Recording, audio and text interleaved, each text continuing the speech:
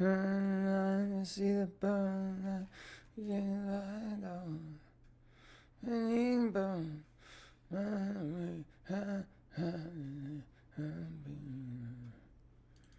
Waiting for.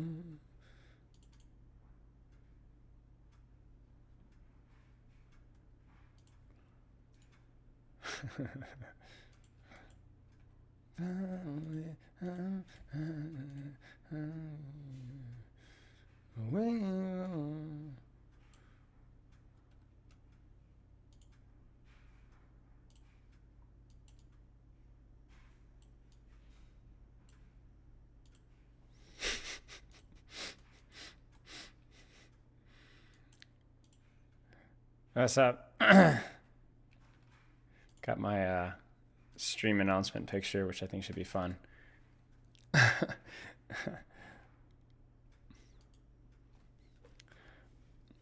Hello.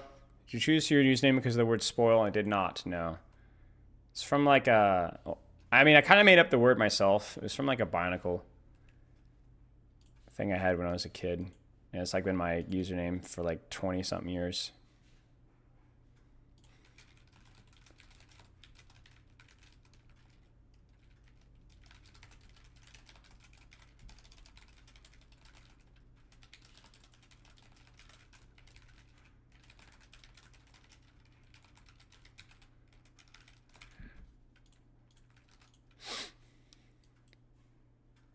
What's up, mate?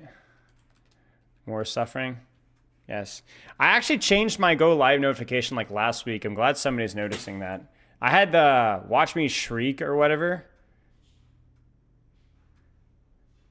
Watch me shriek as like my notification for, I swear, like 5 or 6 years. And I was like, I probably should change that at some point. So we try to find something that's like, you know, on brand, but, you know, so we went with it. Hi, Spilo. Hello, Virulence. Let me get my I gotta just ping my Discord really fast. By the way, I try to see you be there. What's up, y'all? Is there anything better? There's a few things that are better, yeah. Wow. I do enjoy the tomato smell, though. Also, I don't know what type my potted ones are. You're the mystery tomatoes, but the flowers. You guys like my Discord ping notification? What is it? The little buds. Yeah. Are like totally prickled. You know, like tomato plants have like those prickles almost on them. Yeah, yeah. They're like hairs. Yeah, they're like super prickly. I'm weird. Like, that is strange. I don't know why. Oh, did you see her? Yeah, she's loafed up. Very Ramattra coded. Listen, I'm a big fan of the Ramattra hero. I just don't like the hero design. You know, I like the character. I like the voice acting. I like the lore of the character is sick. Does Spilo do any legitimate code? Oh, is it this the Christopher copy pasta? Does Spilo do any legitimate coaching, or is this all a Spilo meme? I swear, over the last 6 months, I've probably seen 15 to 20 hours of Spilo coaching. And in that time, I think I saw him suggest one thing during a match that Overwatch did, and it started showing immediate positive results. The result of the time, yes, exactly. That's a good one. That's a good one. It's not Photoshop.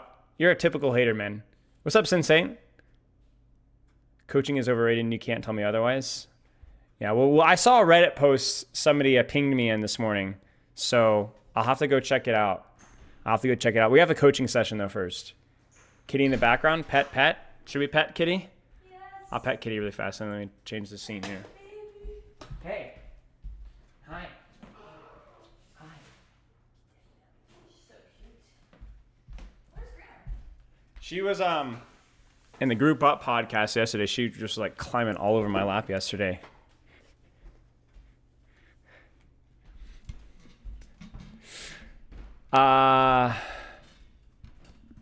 Can't go with that Reddit post. Yeah, I haven't read the Reddit post at all. I saw the title. Somebody pinged me in it. I was like, oh, it should be a good read. I'm hoping it's a good read because I kind of agree, but I got no spoilers. Check the reactions on Twitch. Yeah, you guys are super funny. Freaking, thanks for the gum. What? The lobster, man.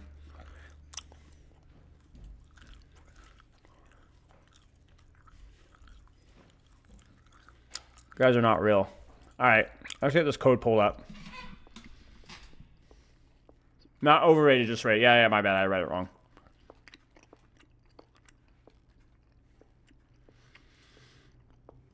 Funny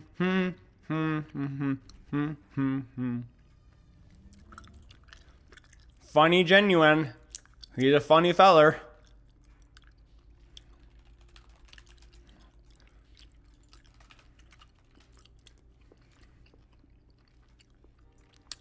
What's up, mate? We're doing good. We're doing good. We're doing good. We're doing good. Well, I got Ram here. Winston. Ram. Good. Every time I see Spilo's face, I get happy. Same, bro. Freaking love that guy. What a cool dude. What a cool dude. My mom must be super lucky. Funniest man, you know? That is true, actually. That is true. Can we please see more Winston gaming? I should say I'm such a good laugh. Maybe. We'll see. I've thought about it. I had this realization. I think people only like watching me play ranked to see me like absolutely melt down.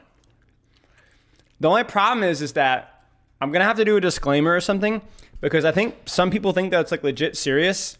And I'm like obviously like playing it up a lot. Like I know I'm trolling. Like I know I'm feeding. You know what I'm saying? I jumped off the map like 3 times. I have like the widest primals of anybody I know. But I feel like some people are like, bro, you're legitimately trolling your teammates. And yeah, my teammates were idiots too, but I'm just as stupid. So I was like, bro, okay, all the flaming is like, it's a joke. Like I'm gonna have to do like a command. Like it's all in just good fun. I actually like, dude, last stream, was it Thursday when I was freaking out? Like dude, like look at my, I played a couple quick play games last night, but I lost 8 games in a row on that stream. And that was like the most fun I've had playing in a long time. It was so much fun. But I think some people were like, bro, you literally mad? And I was like, no, I'm not mad. It's just fun.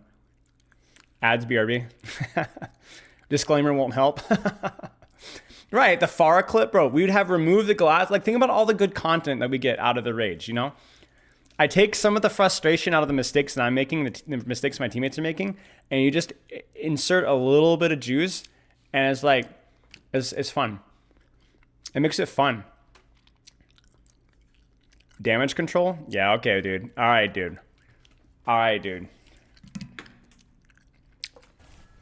Yo, thank you for the sub. 1 month away from getting a flashy new badge. By say flashy, I mean, actually, I can't trash the badge because Lightwave's made it for me for free. And I think she did a pretty good job with it. So if I trash Lightwave's also as well, she will pummel me because she's going to Dallas. Clip the jumping off the mat clip because the man had me crying. Yeah. Yeah. I didn't realize how rusty my mechanics were on Winston. Like, I was just trolling so many jumps. It's actually not even funny. All right, let's get to our review here. I'm gonna let the student know. Okay, we are starting our review. We'll do the replay codes for now, if that works. Is Midtown priority? Do you want to look at oh god, just as much. Esperanza. Is Spilo doing paid coaching right now? Yeah. This is a replay review, which is the 30-minute sessions. All right, let's go through the form really quick here. Arissa Ram Reinhardt, this is Masters 5. So I will adjust the rank here. Alrighty. I hope to get a better understanding of my weaknesses to further improve my competitive and team play. So this is actually a scrim code here. Play around 6 to 10 hours per week. Oh, that's not much. That's actually pretty impressive that you're actually able to be masters to that little bit amount of playtime. So that's actually pretty impressive. All right. This Midtown is more important. What do you feel is holding you back from improving? A combination of mechanics, mentality, and understanding. Mechanics, you can tighten up your hero pool to improve your mechanics, but I actually don't think your hero pool is that broad. Arissa Ram Rein is like a decent hero pool, especially if you're scrimmaging. The problem is obviously like you're not playing the game very much, so mechanics are always going to be a problem. And then mentality, understanding of the matchups along with fight initiations. Okay, so mentality we'll talk a little bit about, but it might be that if you don't understand the matchups, that's what's frustrating you. Like for me, that's how I'm able to play Winston into counters. Like I know it's not the same thing as Ramattra, but it's because I understand the matchups. Even if I'm really bad at them, I understand the matchups. So like I might be molding for content, but I'm not. I'm overall. I'm like I feel like I have control over my own fate in terms of like what I'm able to do. 7 hours a night for sleep on average. Okay. I feel like I'm trending backwards since the previous coaching session. Right. When did we coach? Your name doesn't ring a bell. When did I coach you last? I don't see any DM history with you.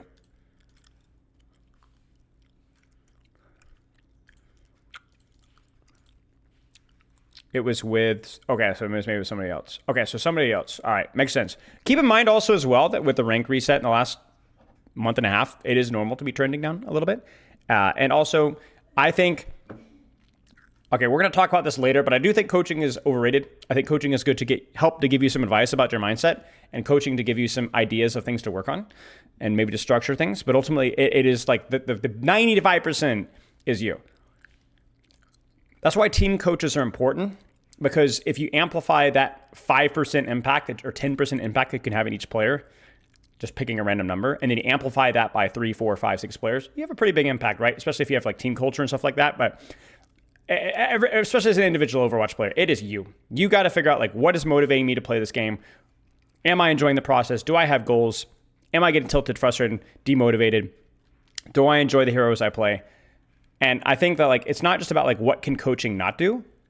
No, console players. I coach console players frequently, but yeah, I think it's really important that you find out like what's demotivating you, what is you are struggling with, and I think that that's not just a good short term thing to worry about. I forgot to upload something. Give me just 1 second, chat. I have to actually start uploading my previous session. I almost forgot, but yeah, you have to always be self-aware of exactly what you need to be working on. It was a birthday gift. Makes sense. So really, really important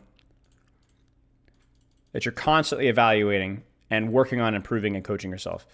I don't know a single player, again, we'll talk about this later. I don't know a single player that was successful to Grandmaster that didn't make significant strides. And their ability to self-coach, like, I think people look at me and like, oh, you just were naturally good at the game, or like you just knew, but I really wasn't. I got a little bit of coaching from the outside that helped me to approach ranked in a more healthy mindset, and then to prioritize cover a little bit. And then I pretty much taught myself everything else about the game just by playing it over and over and over again. And so the only thing that I learned from grinding the game myself that helped me to coach better is that how it's really important for the individual player to grind the game to get better. Just because you have a coaching session with me does not mean that you're entitled to rank up whatsoever. Hellfire, we'll be looking at Spilo later today. So, I know it's a bit of some broad statements there, Turbo, but I would evaluate what do you enjoy about the game, what do you not enjoy about the game. And if it's truly your understanding that's hurting you from enjoying the game, then you need to study and figure out like what you need to be doing differently. But for most people, it's not just an understanding issue. It's not just an understanding issue. It's the way that you're approaching the game and your mindset regarding the game. So I'll give you some goals of things to work on, but if you don't enjoy the game, you're not going to get better. If things are frustrating you, you're not going to get better. It's going to be the key thing. Turbo, I see that you're in a voice call. I usually do these without voice, but if you're here, we can jump into a call if you'd like to. I don't mind.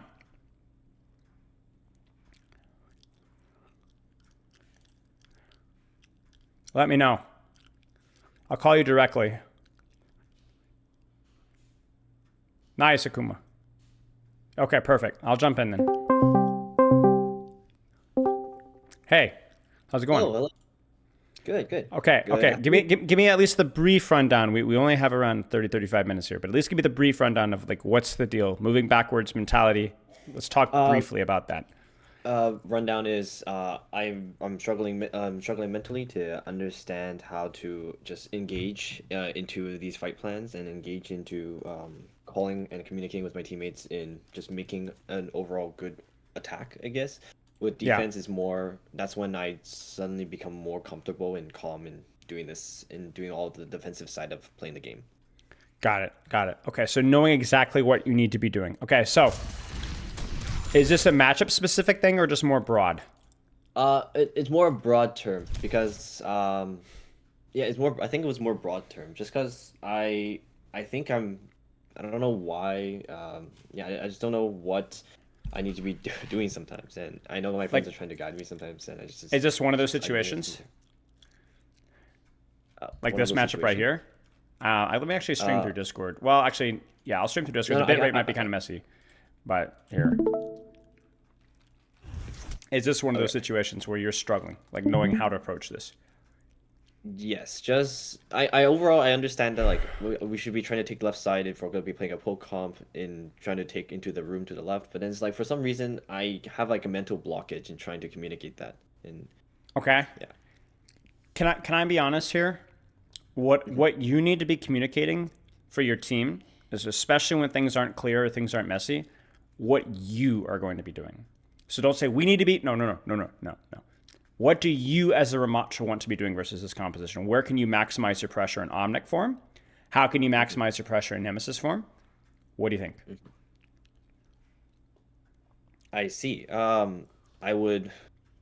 I tend to use my shield early by playing like playing possibly up to the bus stop on the left, and then force them back a little Yeah. bit to get a You're lagging just a little bit. Can you still hear me?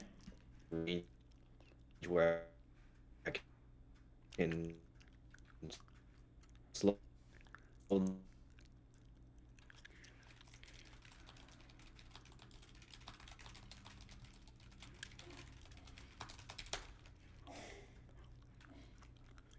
Yeah, it might be Discord. Sorry, that was my internet. No problem. So you said come up to here. The last thing I heard was talking about shielding and putting out pressure from here. Okay, next step. Keep going. Yeah. And then afterwards, if I can get them to push back towards the fire truck, then Yeah. I would use my slow field to punch the squishy that's closest to the Sigma because Okay. they're go- they're gonna try stopping us from getting into the room to the left or onto the point.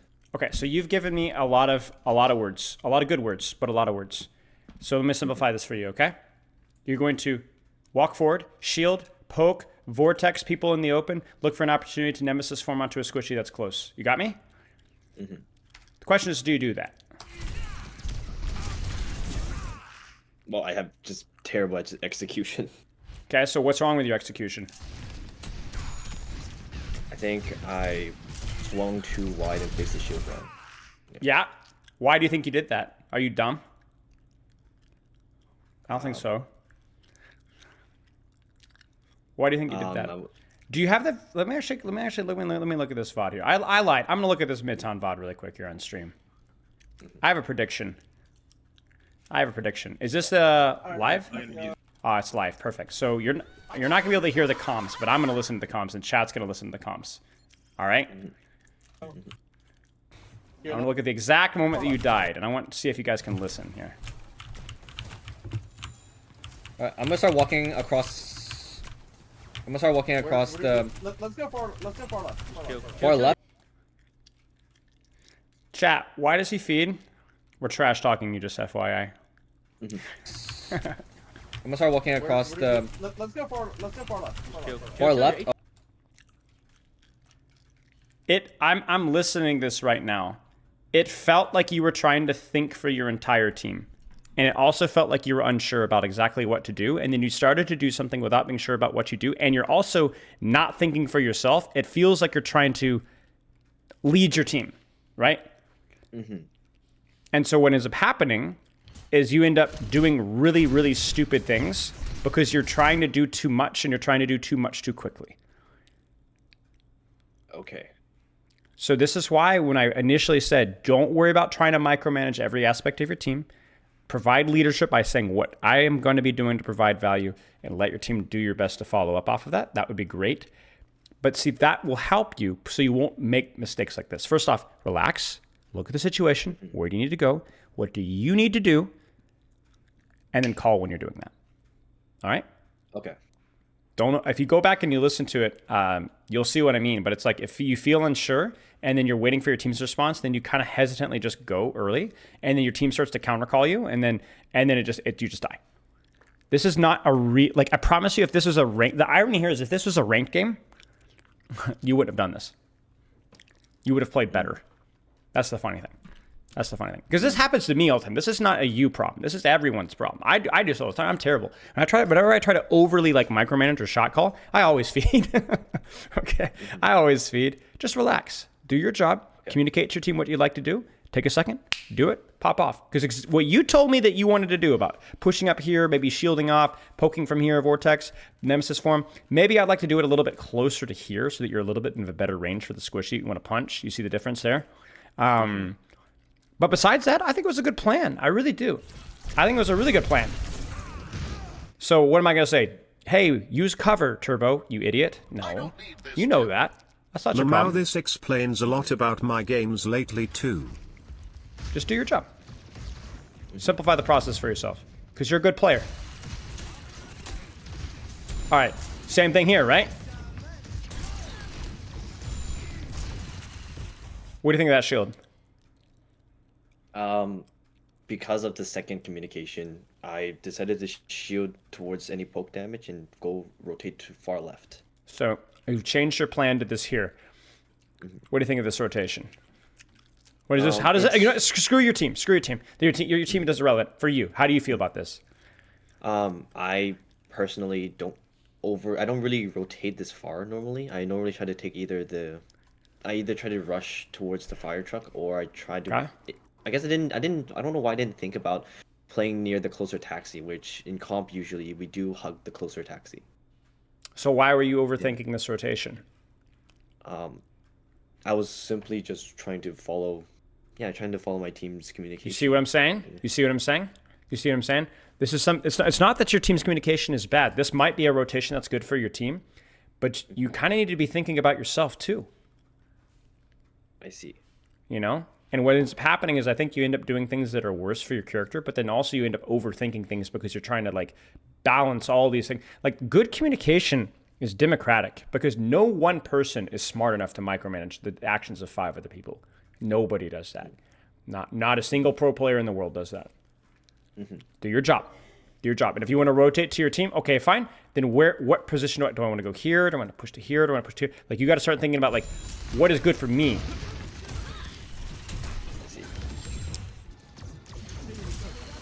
Because you're right. This doesn't necessarily feel better. And it's the same mistake. Okay, now I'm going to do it again. I'm going to pull up comms at this exact moment, and I'm going to listen, all right? So you're going to have to listen. You're going to have to sit there awkwardly again as we make me and chat sit here and have a little laugh, all right? Because I guarantee you it happens again. Let's listen. Okay. I can No fly, no nades either. We can take room. Let's go. Go room. Okay, go room. Why am I stuck on? You're not walking into the room. Oh my god. Yeah, you walked past the. Oh boy. So you screwed up. You screwed up. You followed the team's call. You messed up your rotation. Your team flames you. I think halfly joking. And now you're screwed. Yeah. Dude, relax. Do your thing, man. Like, it was like such a messy attack, and it's yeah. It's all right. Like the thing is like, okay, let me comfort you again. Everybody makes these mistakes. GM players, top 500 players, Overwatch. I've literally seen Overwatch League players lose team fights because the tracer blinked into a wall. I've seen it happen many times. It happens. Just relax. Again, the question is would this ever happen in ranked? And the answer is yeah, but I feel like there's less pressure on you in ranked. Because you just need to do your job. I think you need to ask yourself, how do I need to be changing my mindset or the way that I'm approaching these scrims so that I can still follow, like help my team do my job, right? But I'm focusing a little bit more on my own value and not overthinking these complicated rotations and plans. Because this is the second time that you've made a brain dead bronze mistake because you're thinking like 12D chess when it's just not that complicated. Relax. Okay. Relax. That's all there is. That's the only mistake worth mentioning.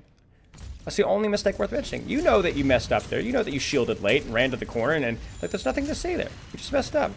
Relax. The question that you have to ask yourself is like what's specifically causing you to put that pressure on yourself? Is it trying to communicate or listen or follow the team's plan? Is it some team dynamic? I don't want you to air your dirty laundry out here, but I do want you to think about that in your own, right? What's feeling like that immense pressure, at least at this point in this map? You know? Like I feel like it happens for every map too. It's just when it comes to trying to initiate as the tank role, I'm trying to I get lost in trying to figure out what the engagement should be. Right. Right. It's like I understand like the three key types of comps that we have to play. There's poke, rush, and dive. So it's like when playing a certain comp, it's like Yeah. I hear my friends' ways of describing it, which is like you have to learn to take the correct approach on which hero you want to fight first, and you have to choose on how you want to fight the other. Yeah, the other team. yeah. I see what you're saying. But remember what I asked you. How would you play this composition? Screw your team. And you gave me a very clear answer very quickly. I just want to close the distance with backline, poke with my shield, whatever. Yep. That's all.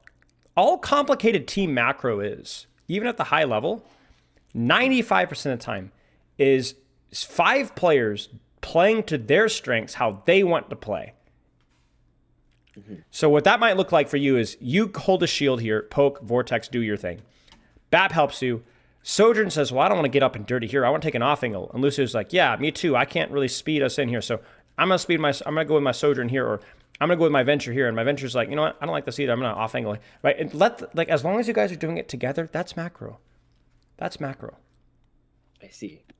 It's not you entirely, very rarely is it you entirely fundamentally change how you play in scrims than you do in ranked. Usually it's just you're picking characters that synergize and they'll want to do similar things. It's the same thing. You don't play Winston differently in ranked than you do in scrims necessarily. It's the same character. You just might be playing versus different heroes, but the result's still the same. If I'm playing Ram, I'm going to poke people with shield and punch them in the face. That's it. Just relax. Don't overthink it. I think you're getting too lost in the advanced team macro crap here. You just need to do your job. That's it. Play ranked. Does that make sense? Okay. And that's what we're gonna have to practice. I think that makes a lot of sense. Okay. Let's keep going here. JID the rapper? Is that a rapper? I haven't listened to his stuff. Thanks for the sub.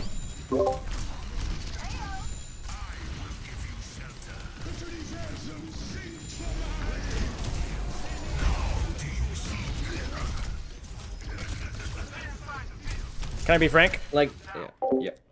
Like, again, it just doesn't feel like you're really providing any value right now because you're trying to force a rotation. It's not the end of the world, right? Like, you are, like, if you get this rotation, maybe it's okay, but, like, you haven't done anything. You haven't done anything. Like, that's it. Yeah. It's hard to. That's one thing. It's probably hard to VOD review the attack just because it's just a complete shambles of. But it's perfect to VOD review. It's perfect to VOD review because it's exactly what's wrong, maybe potentially with your gameplay in other situations where you're trying overly to think complicated about team macro instead of just thinking about what does my character do and how can I do that. Fix that problem. All right, you're right that there's nothing Ramattra specific that we've learned here. Nothing. There's nothing here. This is just goofy deaths over and over and over and over again, right? But it is a good, like, warning flag about how you're approaching scrimmages sometimes. I see. Like, even right now, it feels like you're poking so much, like, right, like in front of these comps. Good vortex, good shield. See, this all feels good because now we actually feel like we can get up and dirty with it, right? Like we've actually closed the distance, sort of, kind of, right?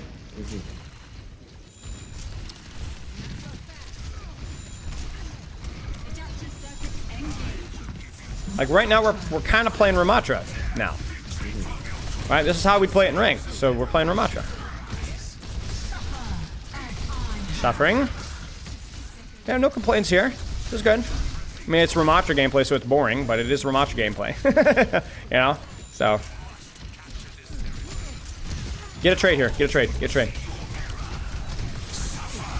I don't know about that.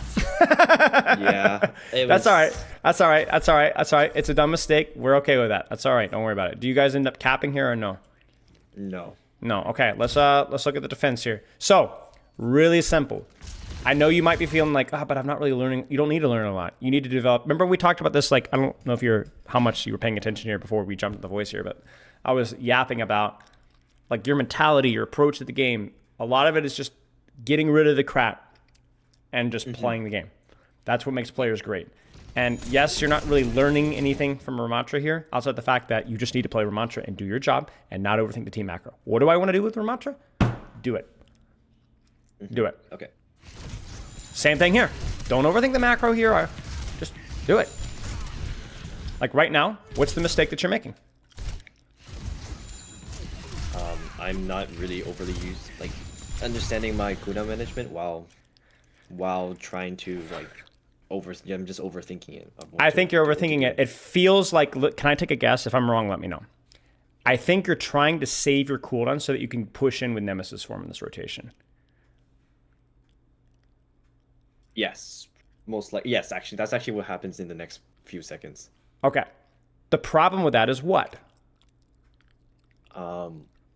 What's happening to your HP, right? My HP is low and I'm not managing. Yeah, I'm not managing my HP.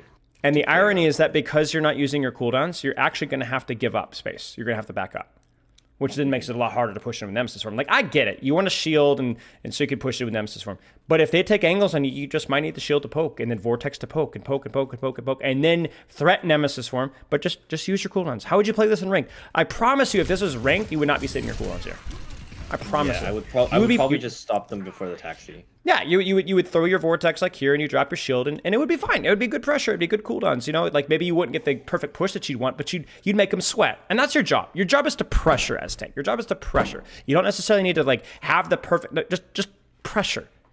Use your cooldowns as long as you're not getting it forced when they're in spawn, right? They've committed, right? Your Mei can see, your Hanzo can see. I don't like your team's setup right now. I would have preferred an angle here with your Lucio, right? So that you can actually have a bit of a pincer here. But you're doing fine.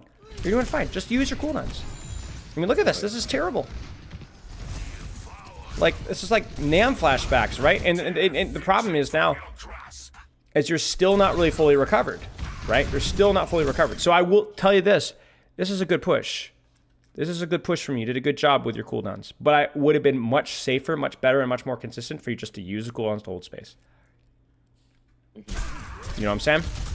Remember, don't overthink it. Do your job. What would you do in ranked? Would you use your cooldowns to shoot? No, hold damage. It's totally fine.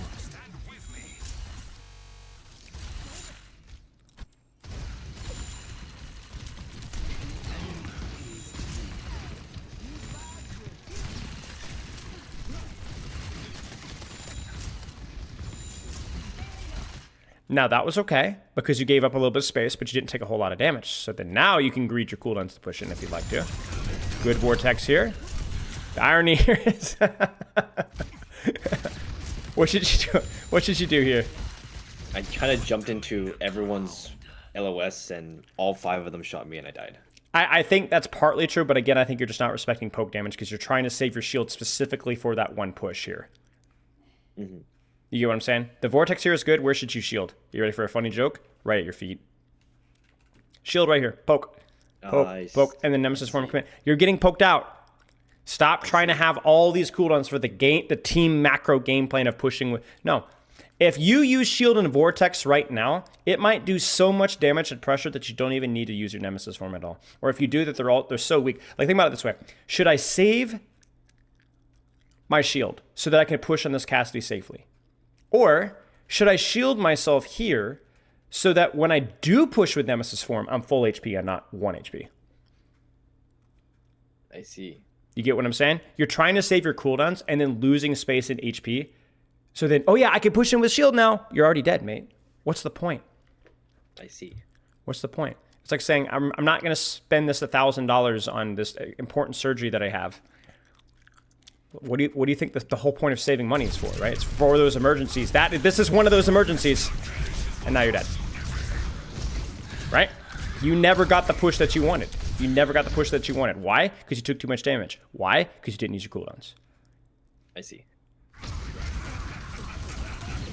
Just use your cooldowns. And again, that's just one of those situations that never would have happened in ranked. You would have used your cooldowns, I promise you.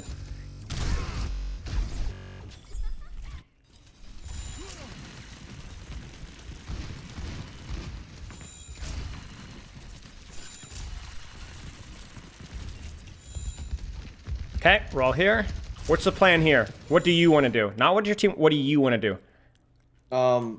Typically I want to hold a little bit closer near the police car. Okay. And then back up to the wall to the right on the high ground. Okay, like up to here if you need to. Okay, yeah. Sounds good. Knowing that they don't really have a long distance hit scan, we could play the closer corner. Right. So then the question is, why are you here? Is it just you didn't have time to think about it, or what? I didn't think about it until I had visual line. Sure, that's okay. If you didn't make the decision because there's too much going on and you didn't have time to think about it, that's all right. That's all right. Takes practice. There you go. I don't like this shield. Why? Which is ironic considering that you've refused to use your cooldowns up to this point.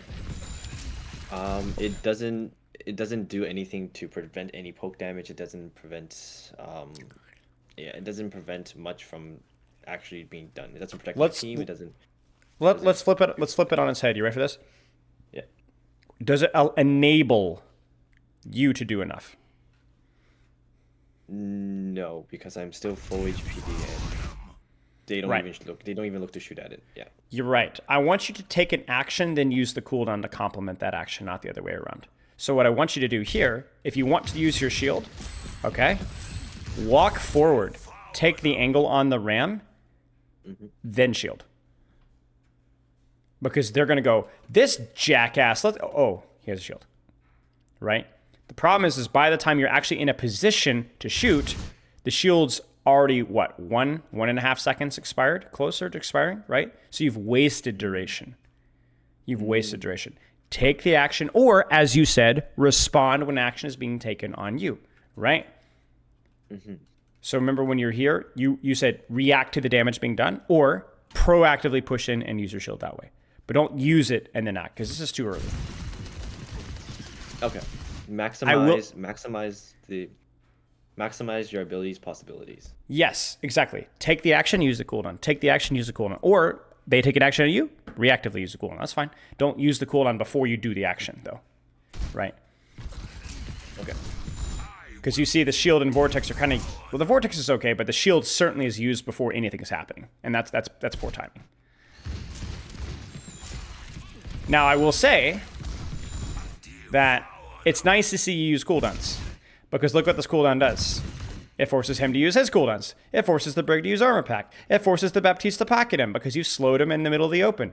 This is good. So yes, if you wanted Shield and Vortex to push in aggressively, you wouldn't have it. But also, he doesn't have his cooldowns either. And then what you've done is you've forced more cooldowns than you've used. Because you've used 2 and you forced 3 or 4. Right? And that wasn't even good cooldown use. Right? Imagine if you had been a little bit greedier with your shield placement. Maybe even gotten a little damage on the BAP here. Like, it would have been great.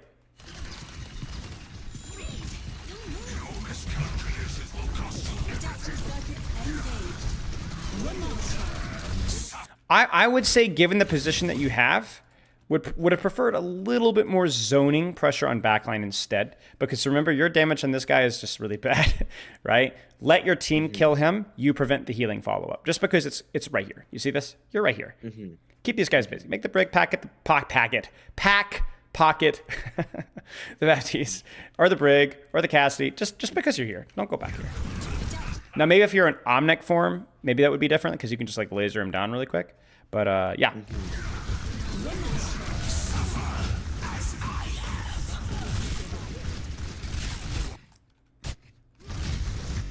One other little detail as well.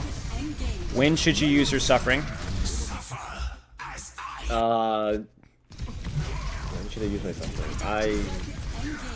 I think you're supposed to be using suffering when their abilities are forced and you are. And don't overthink it. Yeah, don't overthink it. Right now, look at the duration on your Nemesis form. You see I didn't have to stack it. I didn't have to. Yeah, I didn't have to. Yeah, so you need to wait for the full duration. Because let's be honest here. What are you using your Annihilation for? Just to live, right? Just to live, right? So you don't need it right now. Just block. 1, 2.5. Ult. You got me? Okay. That way you get the extra little bit of duration here. I mean, there's some micro with shields and the RAM, but like, I mean, this is fine. This is RAM value. Right? This is certainly a well-designed tank. I think this fight was okay, just I think you could have used the Annihilation sooner, and I think you needed to focus squishies because they were available. I'm just grateful that you actually used your cooldowns. That's it. That's it. And yeah, lost duration of shield, my chat saying, yeah, I agree. Okay, any questions with that fight? No. I think that if I possibly could survive 2 or 3 seconds more, anyone else could have done so much because I lived longer. Of course, Because of I course. used my And abilities. and Yeah. and even if you would still lost the fight, it's still good to know that you have the habit of sometimes canceling it for survivability a little too soon, and you also tend to turn the focus away from squishies on a tank when the tank is low, when you probably should just keep pressure on the squishies so the tank can die. And also that when you engaged with the shield, you use the shield before you really needed to, which is ironic because we started this attack with you using the shield way too late, right? So those are some details. Those are some details to work on. Even if they wouldn't have won you the fight, the good habits to necessarily take a look at and fix.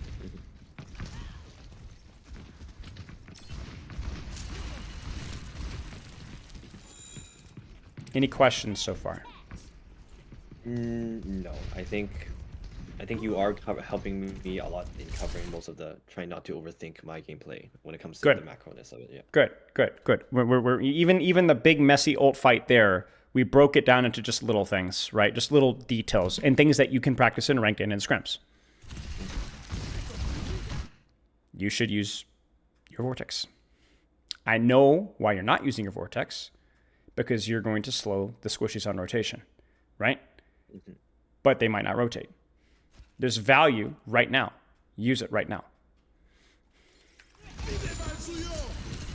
You understand what I'm saying?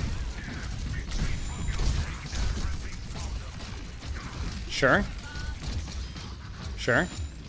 Good stuff. Whoa, good.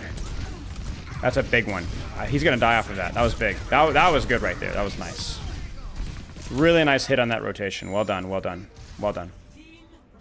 Thank you. You did use your cooldowns. Maybe I think you could have used them even sooner, but I respect it. You used your cooldowns. You did damage. That's it. Not complicated.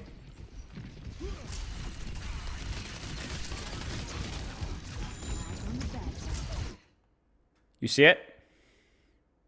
Yeah, the ram rotated. Right now. Right now. Right now. Like, too late. Missed opportunity. I could see. I know what. I knew it was coming. You're waiting for BAP. You're waiting for BAP. That's fine. But again, the question is don't wait for the perfect opportunity when a good opportunity presents itself right there. As long as the fight has started and you're not like running forward and using your cooldowns before the fight starts, use the cooldown. Use it. I think this is where, again, it's partly the team play, where it's like the team coordination, where I'm going to try and slow the BAP on rotation. No, screw off. What if the BAP doesn't rotate, right? Just hit the first guy you see. Because I promise you, what happens if you vortex this Cassidy? Tell me. Tell me. The Cassidy either gets killed because everyone Yes. on my side is shooting him, or he has to back up, or it forces the BAP to rotate out. To Exactly. kill him. Exactly. And you probably force Lamp. You probably force Lamp and at least an armor pack too. That's a great cooldown trade. And now, yeah, you don't have your Vortex to slow the Baptiste on rotation, but the Baptiste doesn't have Lamp. Right?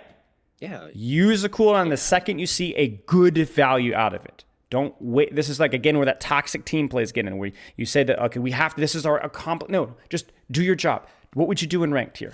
You'd use the Vortex. You'd maybe even use the shield so you could poke more.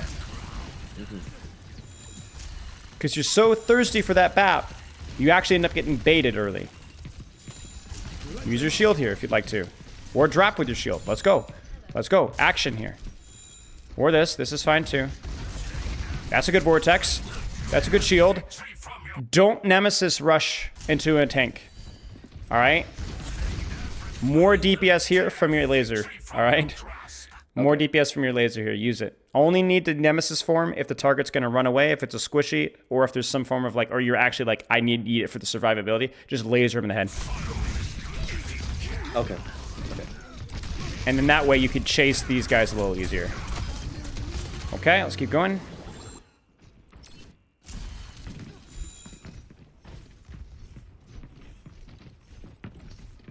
All quiet on the western front. Use it. Use it. You see it? Use it. Right there. Right there. There's your opportunity. You can even use it there. You see how much space that you've given up? I'm going to be honest with you. If you had Vortex right now, she pops a rally right now. And that is so awful for her. So awful for her. You get what I'm saying?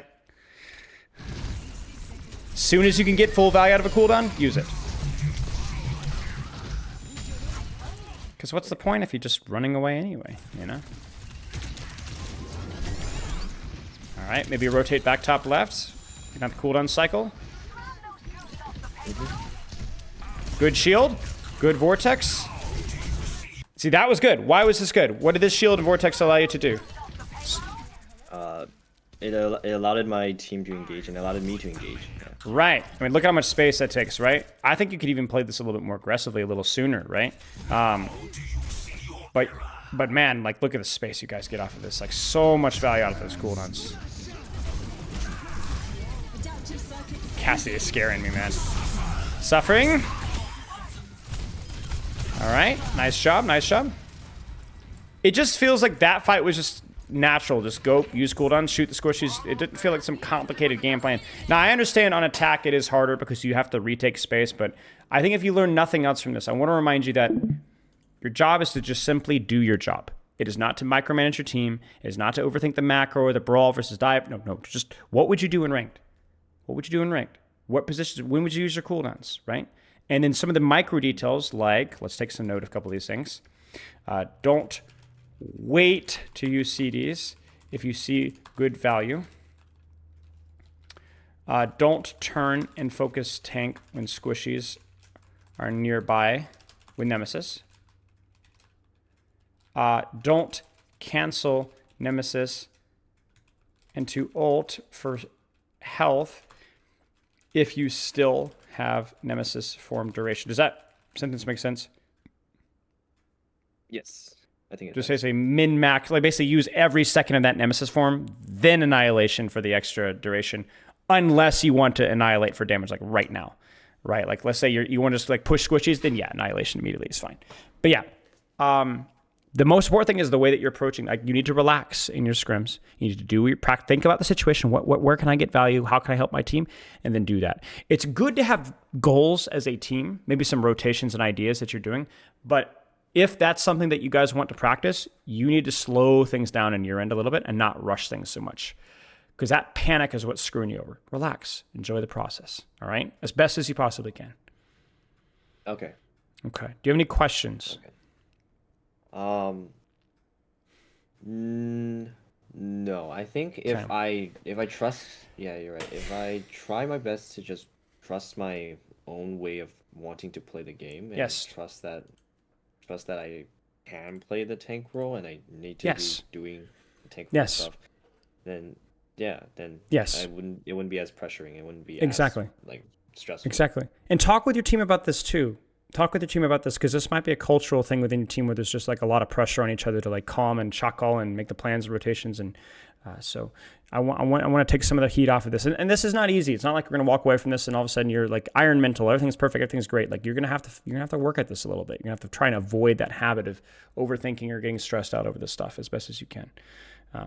But you did fine. When you were relaxed and just doing your job on defense, obviously it was a little bit easier because you're on defense, but I think you did a really good job. What's ironic is though is that you didn't do a really good job until second point. First point, there's a lot of trying to save cooldowns for that push when you just use your cooldowns. Just play the game. Relax. Don't overthink it. Okay. Okay.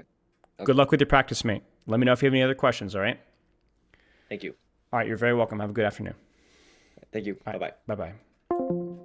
Okay. I figured it out that was somebody that I'd coached their team a long time ago. So that was where we had been coached before. I had forgotten. Gold free and playing Masters because of my duo. You said you got a link or something for me. A link?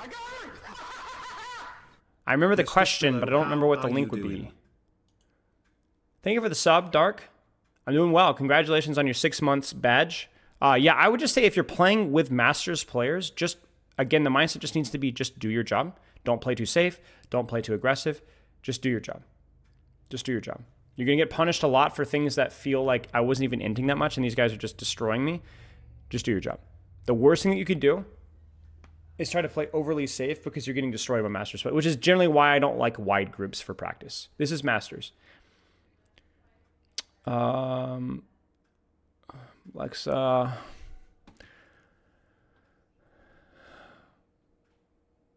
Nice, Lexa. Nice, Lexa. Good stuff. Good stuff. Glad to hear it.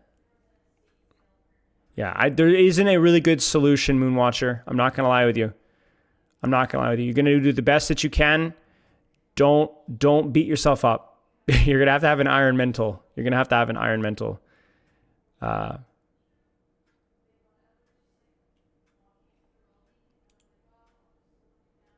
Can't wait for your session on Tuesday. It makes one of us. Can I play Winston? We'll see. You're not the first person that's asked that today. We'll see, Urag. We'll see. Okay. Let's take a look at this post here. So I got pinged on r/competitive Overwatch. And I just looked at the title of the Reddit post. I was like, oh, this is going to be juicy. This is going to be juicy. And it says, opinion, Overwatch coaching is generally overrated. All right, well, we will take a look at this.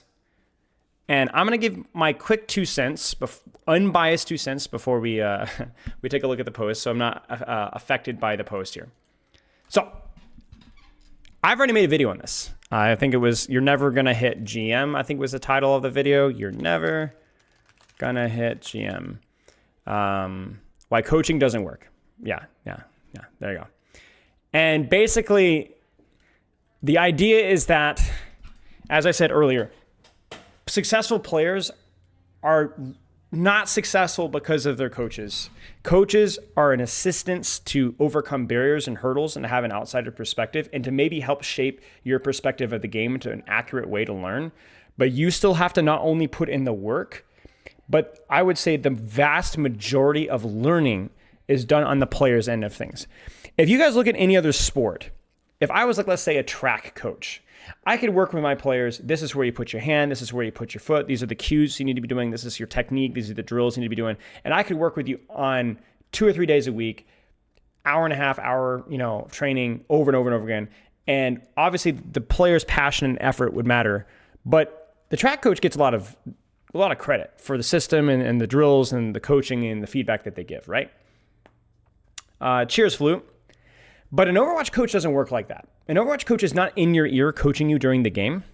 And even if he was, if you've guys seen any of my live coaching videos, you notice that a lot of my live coaching is really, really brief and really short, to the point, very simple, because the game is way too complicated. Imagine if a sprint coach was yelling like 5 different cues as you're running. That would be the equivalent of like trying to live coach and micromanage every single thing in Overwatch. You couldn't do that. What it does is you set up drills. But that's so Overwatch is this live action game where the player has to learn and develop habits on their own with some feedback from the outside. It's too fast paced. It's too fast paced. It doesn't work. And the other thing as well is because Overwatch is so unbelievably complicated and there's so many micro interactions, the best way to learn those things is just to be exposed to them over and over and over again. So are Overwatch coaches useful? Yes, obviously I that's my job, so I would like to think that I'm useful. But most of my value as a coach is giving you new perspectives, giving you advice on good habits, and giving you simple things that you can think about in game, with the hope, with the need that you don't just follow only what I say, maybe in the short term, but in the long term, that you actually use what I say to like inspire you to coach yourself, right? There's no such thing like as a team, as a player that is successful strictly off of the coach's impact. The players have to be able to coach themselves. Like I think the most coach-oriented team that I have ever known or worked with was the London Spitfire in 2023. When they crapped around on dive, did a terrible job, couldn't do anything, and then went like Symmetra, whatever. And Christopher and X, I know, spent a lot of time locking down every single TP spot, a breakdown on how to play every single map. And they played a comp where they could essentially flowchart it, right? They could flowchart almost everything. And even with that team, which was the most one-dimensional, coach-led, alpha chad, genius, simple composition in the world, still demanded players of Hadi, Backbone, Landon's intelligence to be able to execute that on and make adjustments on the fly. And most teams have nowhere near that level of coaching impact, at least in that regard. A lot more of it's cultural, a lot more of it's coaching the basics of the game, and so on. Right, exactly. So the funny thing is the vast majority of successful players are successful on their own merit. successful in the remote. And the most coaching impact that I've ever had is establishing basic systems, enabling smart players to do smart things, and at teaching the basics of the game. Like, we need to be taking an off angle. This is how we communicate, right? This is, the timing is important. Like, teaching the giving them the concrete, and the asphalt and the bricks and the mortar by which they build their building. And maybe even like, but like, you, even at the highest level, like, it just doesn't, you need people that are smart, right? And certainly for individual improvement and for ranking up improvement, you need to be able to coach yourself. Like, coach, not like live coach, but like, you need to be able to give yourself feedback. You need to be able to have goals. You need to be able to have a good schedule where you enjoy the game, and so on. So I think, without reading the context of this post, the title of this post is accurate. It is true. It's not even a question of like, oh, it's an opinion. No, I think it's fact. I do think it's overrated. I really do. I do think it's overrated. I think that's why I put so much work on making sure that I'm not just giving you tips and tricks. I guess we can just keep it full screen here, because that only gets you so far. Okay, so a very small percentage of the player base gets coached for encouragement or because they think that's how things should be done. After learning the fundamentals of the game through the game's tips and some videos on YouTube, there's almost nothing that coaches have to offer. And this is what I completely disagree with. I think I see this a lot about like why you shouldn't get coaching. Oh, it's just like you could just get tips and tricks for free. How many of you guys have watched my Tracer video or my Tracer coaching sessions? Why is he saying bookmark? How many of you guys have seen my Tracer coaching sessions? I know I have worked with a couple people who have watched every single one of my Tracer coaching sessions. I know people that have watched like 15, 20, 30 of my Tracer coaching sessions. Like, you guys might need to see a doctor about that, right? But like, seriously, okay? If you've watched one of my Tracer VOD reviews, especially one of my recent ones, right? There are differences in each session, especially in how I communicate the ideas. But usually it all boils down to about the same thing. Off angles, timing, shoot what's available. It's like the same thing. So what's the point of watching a video? Because it's not about new information. It's about how it's presented. It's about catering to the person, providing feedback directly, communicating, meshing, and it's scientifically proven that it is easier to learn, understand, and relate with feedback when you have a relationship with the person you're talking with. That's why I do the form. You guys want to know? Okay, you guys want to leak? Okay, you guys want a little insight as to how I coach? I'm letting my big man, think of it sub, by the way. So I'm letting out trade secrets. So any of you coaches out there, congratulations. You're going to be able to steal ideas from me. 90% of the value of the form is not the facts of the form about what they need to be better, or their training schedule, or even things like sleep. I mean, it's important, but it's more because it sparks a conversation. It gets us talking. Not just even about the game, but about their life, what they enjoy, what's frustrating about the game, what got them into Overwatch. I want to know them, because I will be a more effective coach helping them to remember these ideas and learn and improve better if I develop a little relationship with them. And it's not even like I'm trying to be their friends. Like, oh, it's like I'm interested in them. I want to know, right? You're a more effective coach when you do these things. And that's why there's a lot of coaches out there that aren't as effective, because they don't have that part of their coaching. It's just gameplay. And it's like, you're not going to be as good at coaching if you don't at least develop a mini little bit of a relationship about like what's going on with their life or what they enjoy about Overwatch. That's very important. And that's why this is false, right? It's I understand where this conception comes from, but it's false. You have to build a relationship with people. And it's also learning games tips and learning the fundamentals of the game, how it applies to a character, I think is very important. And I think it's not always something like, even I don't really have a video on the fundamentals of Tracer unless you go to my coaching sessions. Right? Exactly, Winter Cal. The ability of somebody to talk with you one-on-one and explain things one-on-one and answer your questions directly, and people are unique with unique problems, is very important. Right. You can learn alone by practicing and using your brain and improve at the same rate, if not better, as one who got coached. And I disagree with this as well. I would say generally getting coaching is almost always useful, just to have a second set of eyes or a little bit of feedback. I got coaching once. I was exposed on my rank anxiety. I was exposed on my lack of cover. And you could hold me at gunpoint, and I could not remember a single detail about the rest of that coaching session. But do you know what it changed about me? It made me a lot more serious about playing, and a lot more self-critical. And that alone was the price of the session. This was like 6 years ago. Because I was a lot more self-critical of myself. And so I taught myself because of the mindset that I kind of adopted after that coaching session. Now, not everybody's like that. Not everybody's like that. That's why coaching doesn't always work. Some people are just bad and stupid and don't want to improve. There's 20, 35% of the people that I work with, maybe more, that I'm going to work with and I'm going to enjoy working with, but I know they're not going to rank up because they're not serious. But that's their problem, not the coaching session's problem. So it makes you think about it. It makes you think about it more. All right. A coach that almost doesn't play the game is going to miss some errors that a GM player in a platform playing a specific would have seen since they don't play a game. This is also objectively false. I don't understand where this perception comes from. I think it's because the people posting this, no offense to Cassie's girlfriend, just don't have enough real life experience, or maybe they just haven't thought about this. There's not a single sport on earth where the coach is as physically capable as a professional. There's not a single sport, basketball, football, baseball, track, heck, even board games or other video games, even mathematics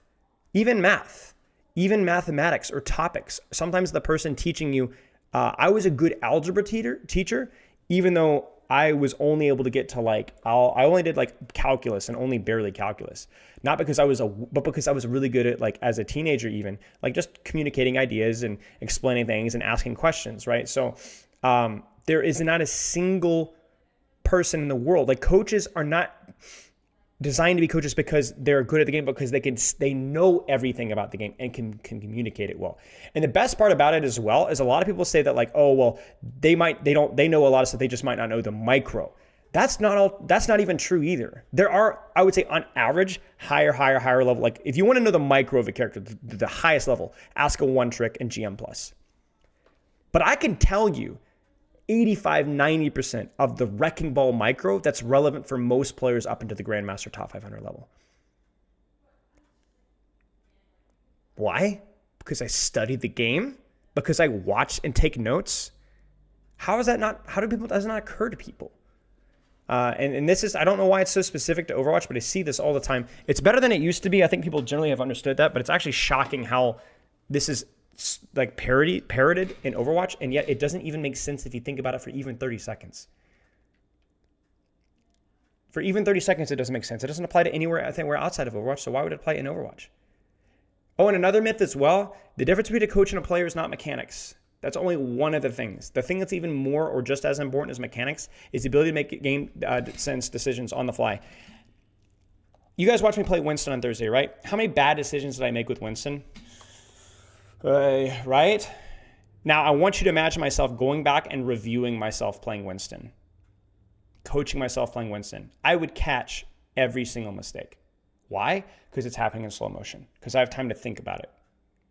Because the ability to be a pro player is not just the mechanics, but the ability to make these decisions on the fly quickly. Not because you're a quick thinker, but because you've done them so many times, you don't even have to think at all. You don't even have to think at all. You just act. I don't play Winston enough. I haven't played Winston seriously in 3 years, 4 years.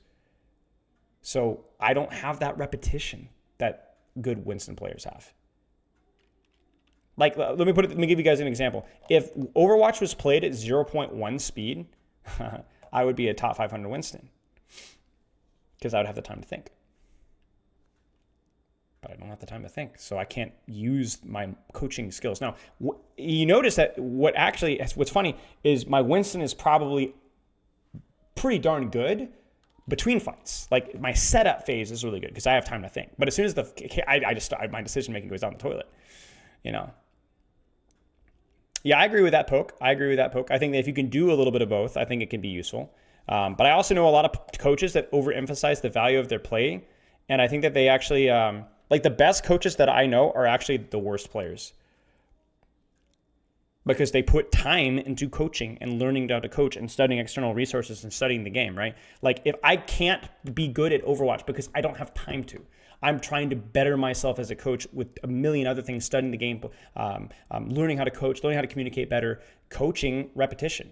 The problem is that you can't be good at the game and coach because being good at the game takes time away from coaching. So being really good at the game will compromise your ability as a coach. It's like saying, oh, I would be a much better athlete if I did an hour of abs every day. Maybe, but think about what you're not doing with that. Think about how many physical resources that you're burning that could be spent in probably more pertinent athletic or muscular skills. Good players are usually good intuitively, so not great at coaching, right? A lot of the time, yes. Yes. There are exceptions. But yes, there are some really good players out there that are like coaches out there that are really good players. And I think sometimes that those coaches should think about the way that they approach the game.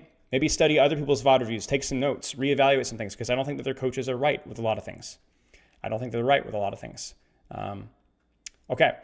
I have seen some coaching videos, and some of them the coach goes through the VOD review. What does he tell the person? Tell me now. Where should you have positioned yourself?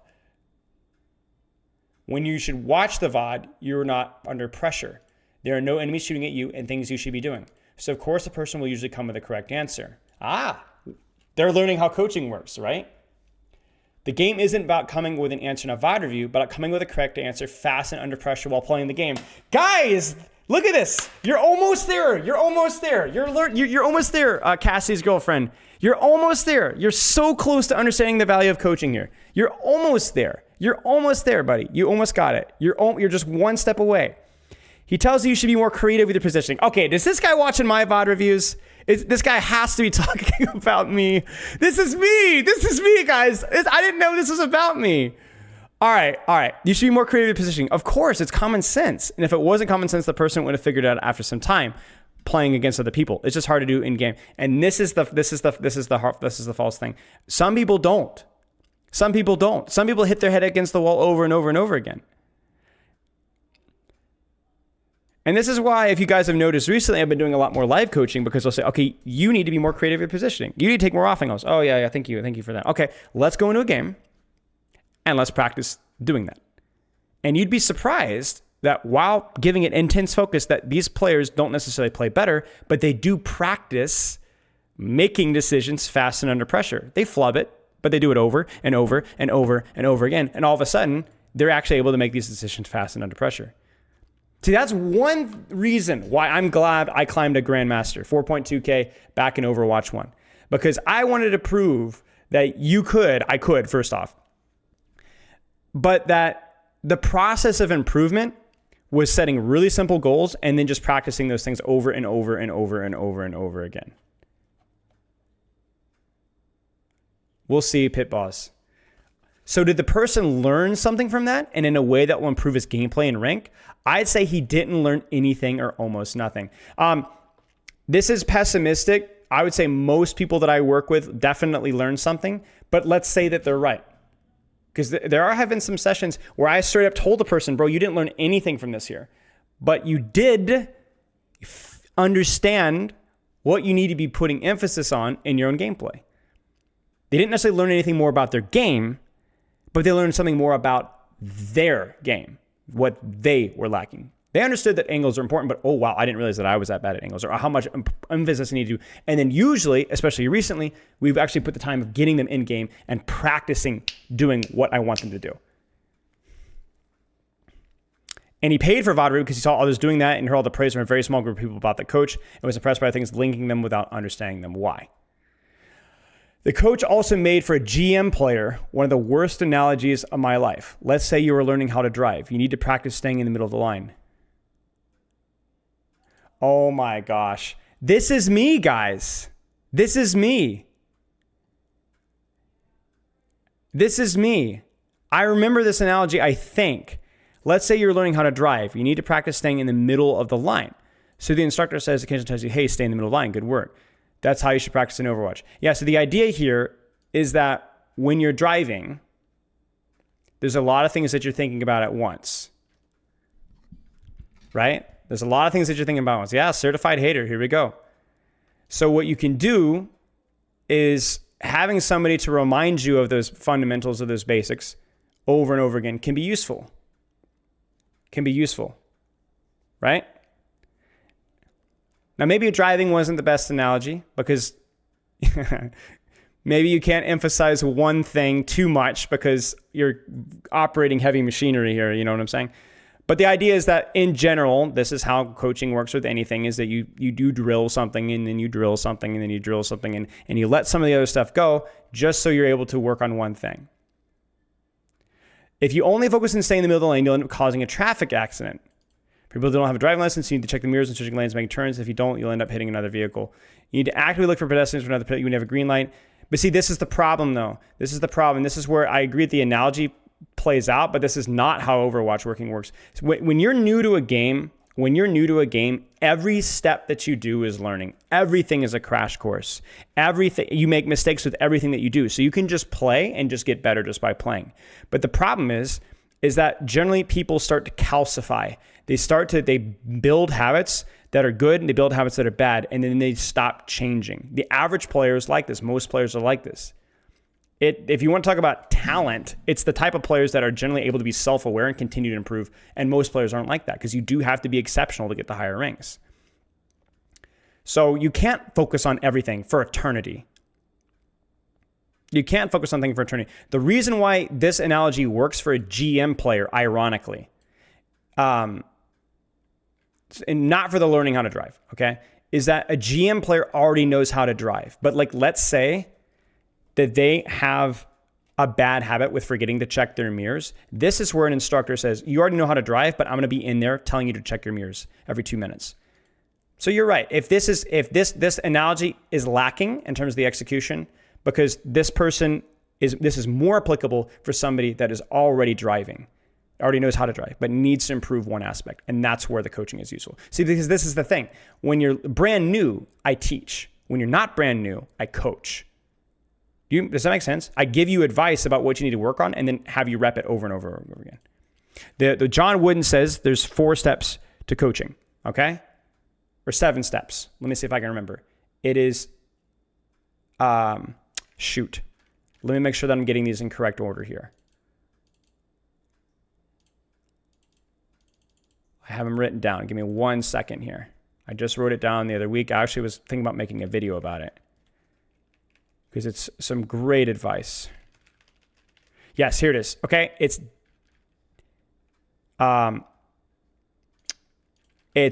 demonstration.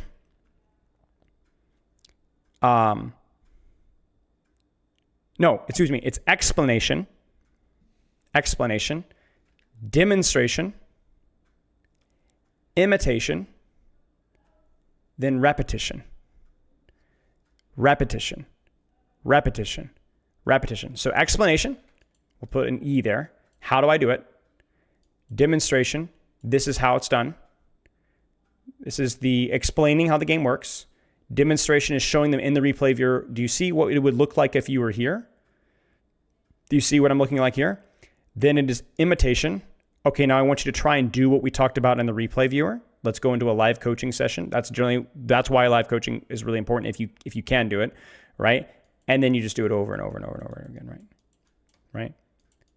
The thing is that a lot of time high-ranked players don't need the explanation as much. Sometimes they do. And sometimes they don't even need the demonstration. They just need somebody to be in their ear. I've had people, brilliant players, come to me and gold. They know how the game works. They just don't know how to put it into practice, right? And that's, again, where coaching is useful. You get somebody in your ear telling you how exactly you need to be, what kind of mindset you need to be going in.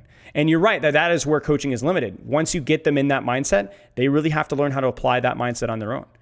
But saying that a coaching can't help with that is crazy. Oh gosh, this is like the most crazy. This is like the most schizo breakdown of a bad analogy. Not even a bad analogy. I don't even remember the context here. I'm taking their word for it, but regardless. Okay. I can provide a link to that video. Oh, please do. You have to combine. In game, I can tell who listened to his advice based on gameplay. Rare, but it happens. It looks ridiculous. Oh, man. I could tell they're a Spilo student. What?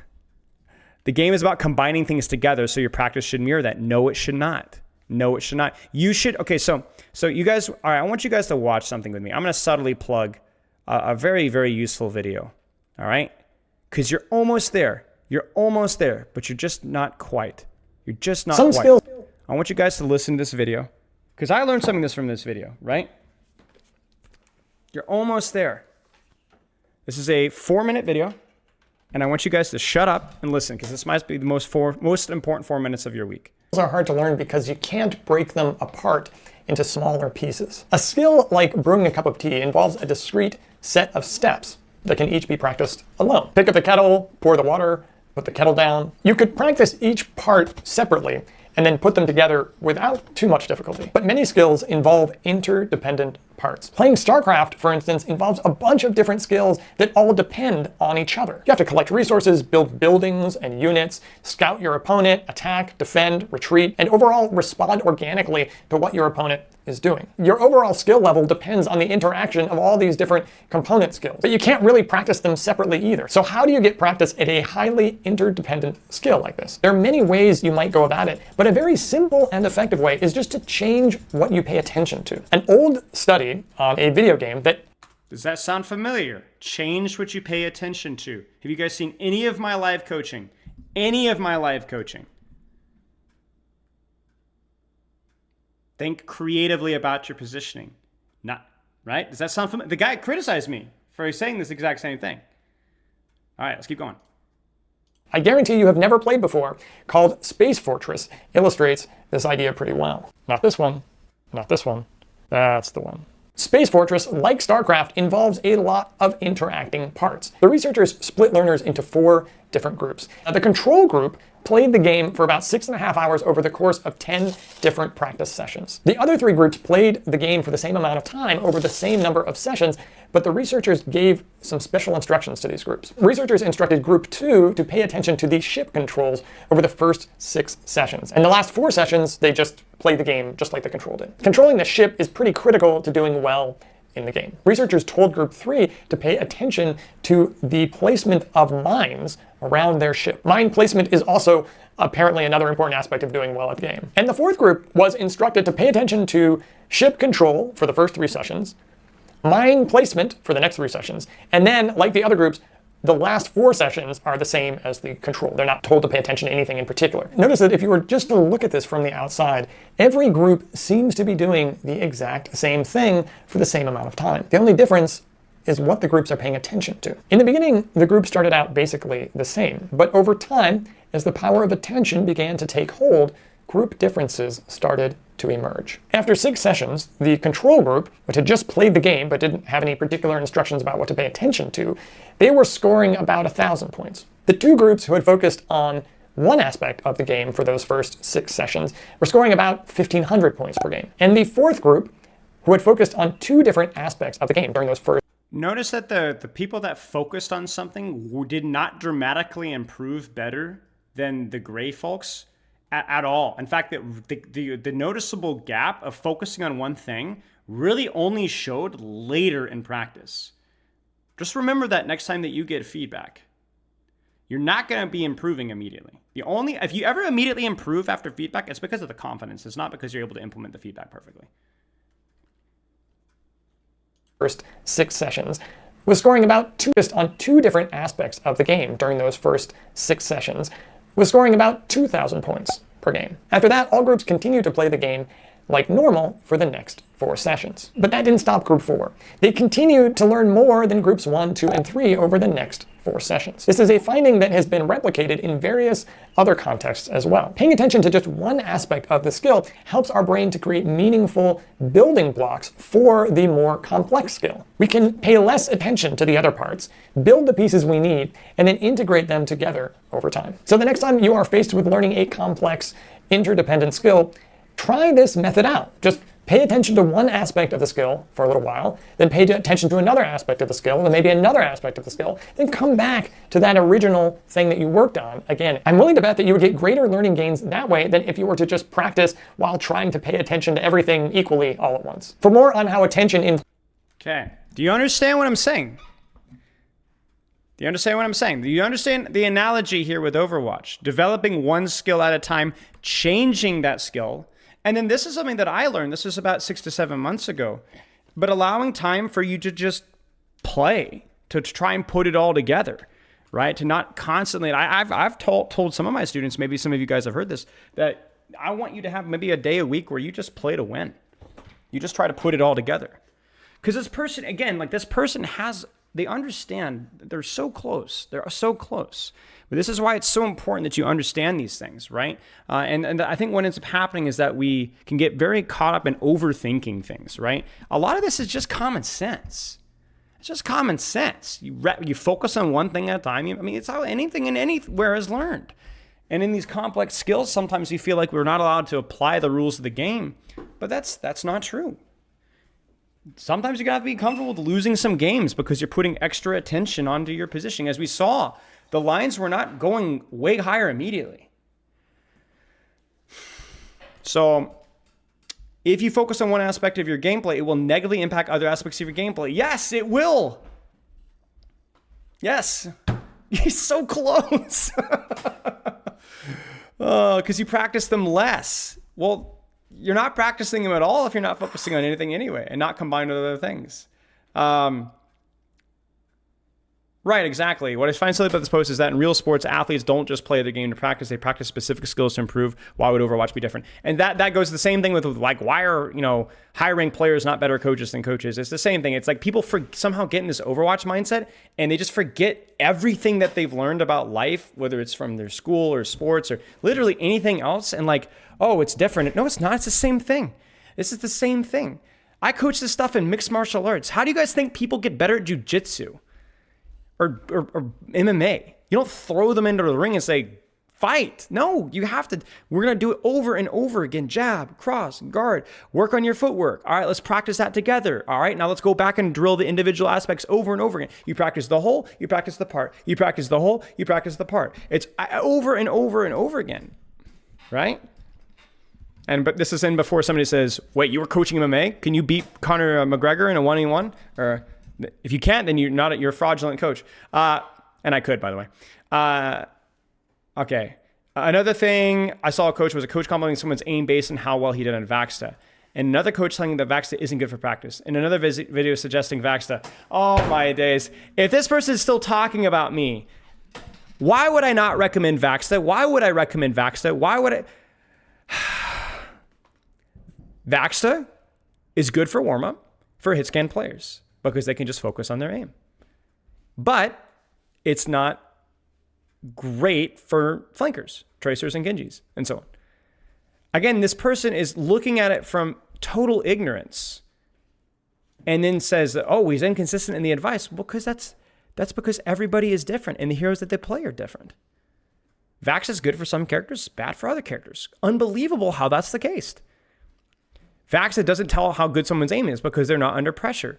Well, thank you, Captain Obvious. It's I guess, guys, that you're not allowed to aim train or warm up unless you're under pressure, I guess. Thank you, Cassie's girlfriend. Vaxa didn't help me to improve my aim because in Vaxa, you're not under pressure. Interesting. So you're only allowed to develop skills under pressure? Interesting. It's impossible. Okay, let me give you guys a question. Have you guys, okay, let's go with the driver's ed analogy. Have you guys ever taken a driver's ed class? Have you guys ever done the driver's ed testing?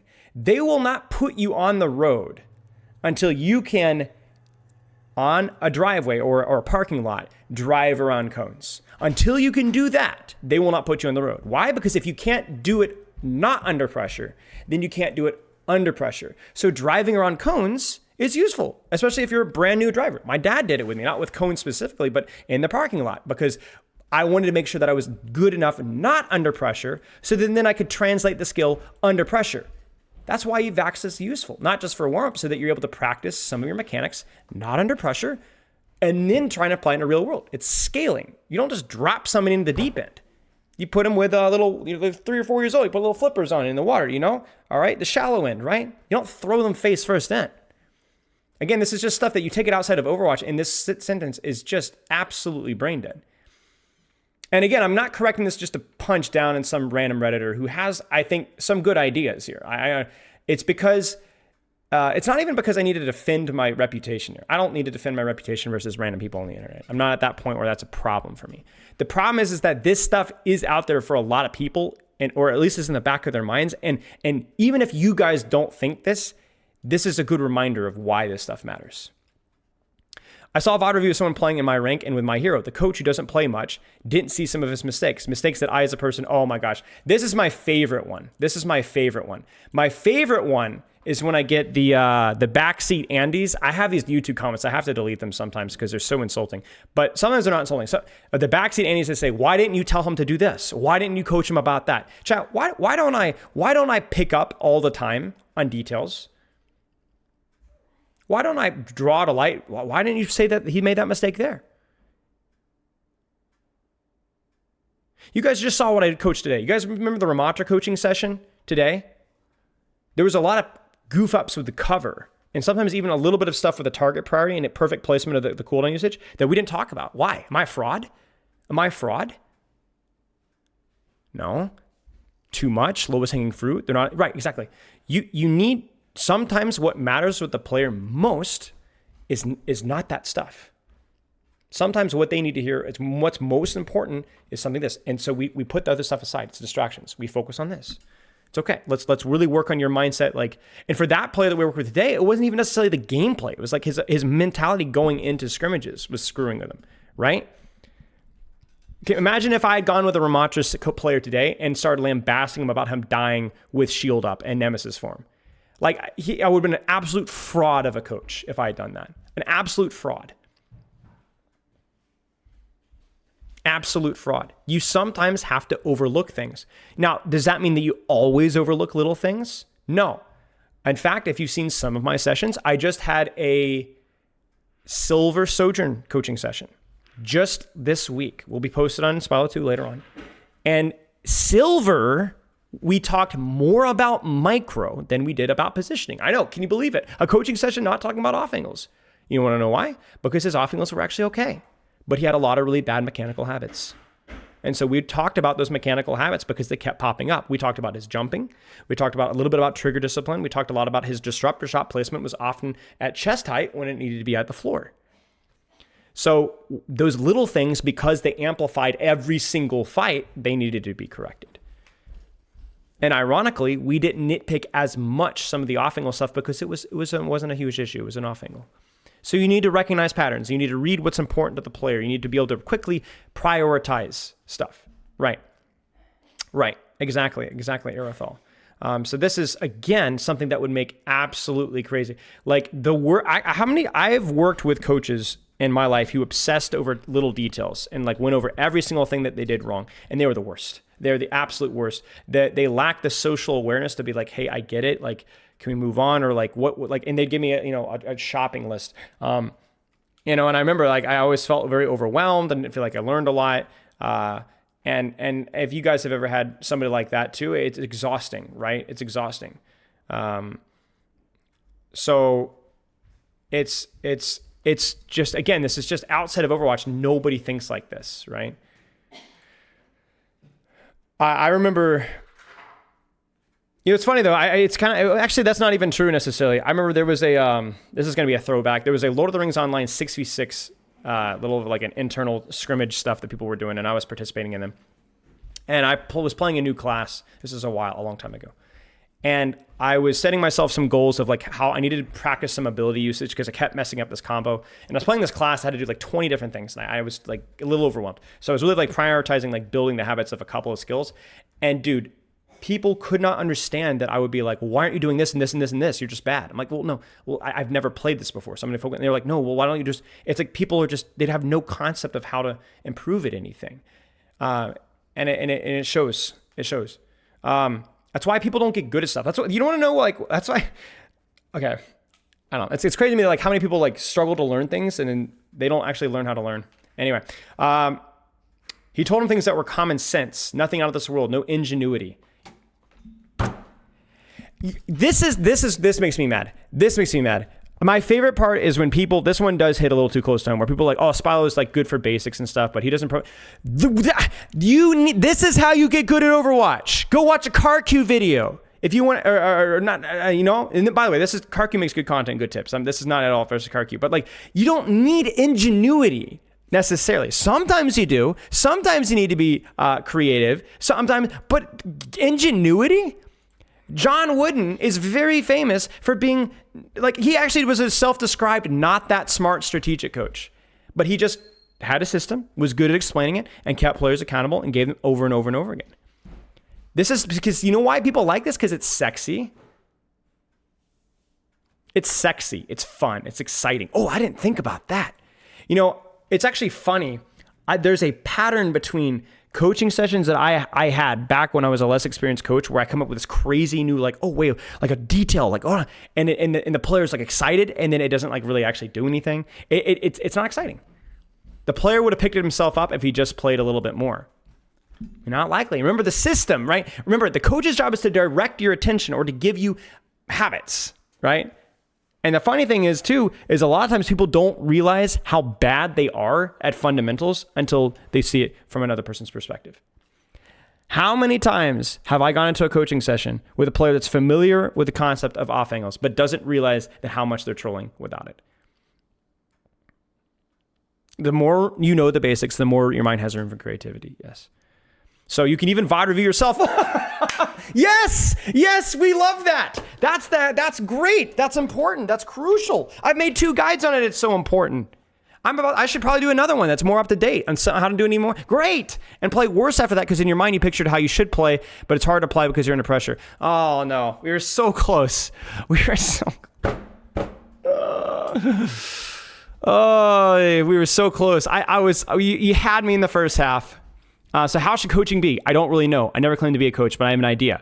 Only do live coaching. And when you do live coaching, try to instill how higher ranked players think in the person getting coached as they play. Like what? How does a higher ranked player think? You tell me. How does a higher ranked player think? See, that's the problem. You know what's an absolute myth? That higher ranked players think more than you do? At one point, maybe that was true on their path to improvement, but they don't think more than you do. I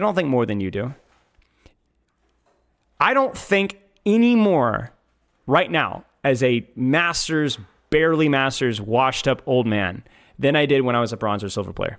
In fact, I thought more as a bronze than a silver player because I knew less and had fewer skills. So I had to think a lot harder to try and do what I thought to do, and I wasn't very good at it. I think less now. Now, you might have to think to get to that point.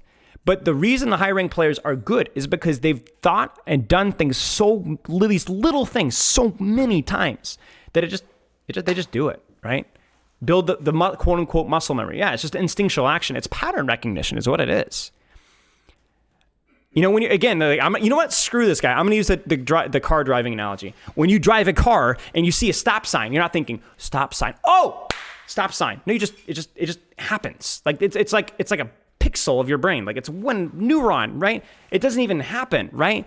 And that's why you guys ever notice the joke about like whenever you're looking at directions, you always have to turn down the radio because there's too much going on, right? Anytime that you have to think, you can really only focus. There's multitasking doesn't exist. High-ranked players only multitask because they're not thinking about anything. It just happens. It's just a mechanical response. But to get to that point, it takes conscious practice. Too predictable? Hey, listen, that's right. No ingenuity. I should have torn down this guy's arguments with more ingenuity. That's right. I was too strict to the facts. I needed much better analogies, a lot more charisma. Yeah, my bad. So we need to instill how high-ranked players think. You know what how high-ranked players think? Yeah, tracer. So it's Kiri. Okay, next fight.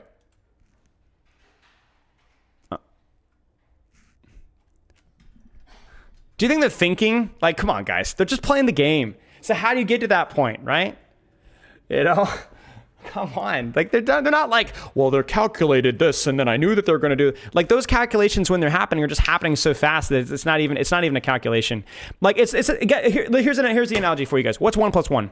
You didn't have to think. It just didn't answer. 7 × 7. Now, some of you guys had to think.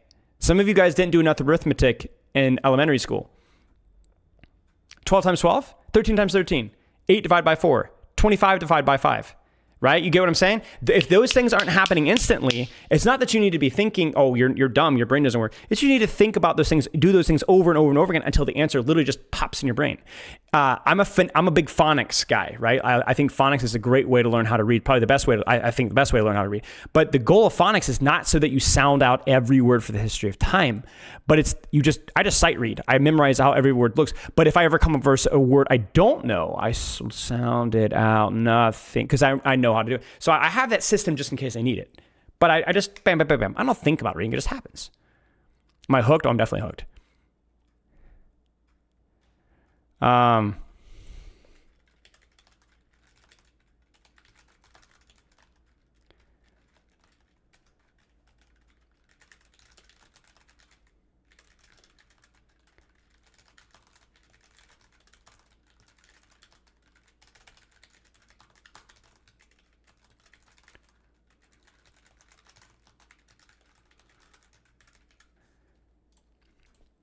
Can you offer to coach cast a girlfriend?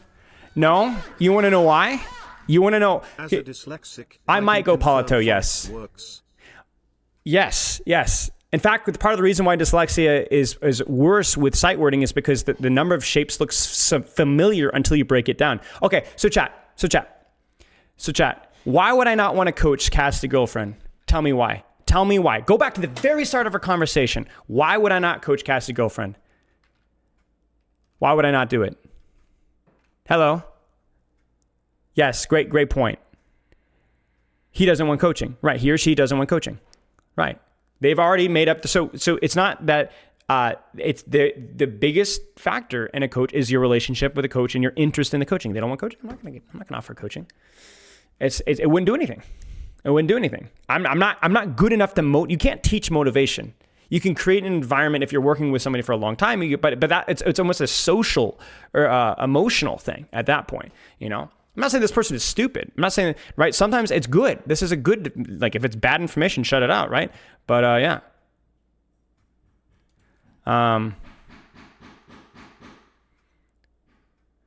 So.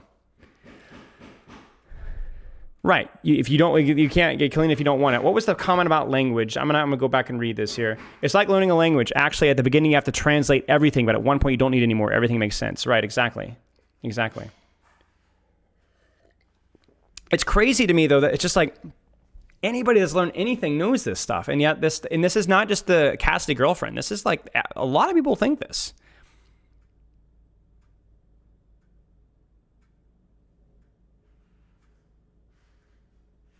I think the largest issue is that coaches are really thinking from the level and perspective of the student. Yes, this is really, really important. This is why it's so important that you're like asking a lot of questions. The irony here is that this person is being critical of me for asking questions when that's exactly why I do it.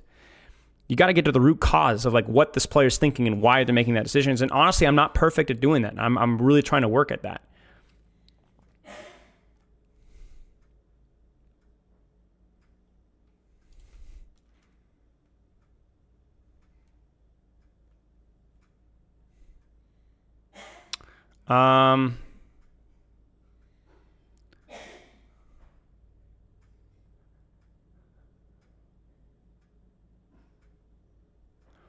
Oh, it's temporal. Temporal swinging in.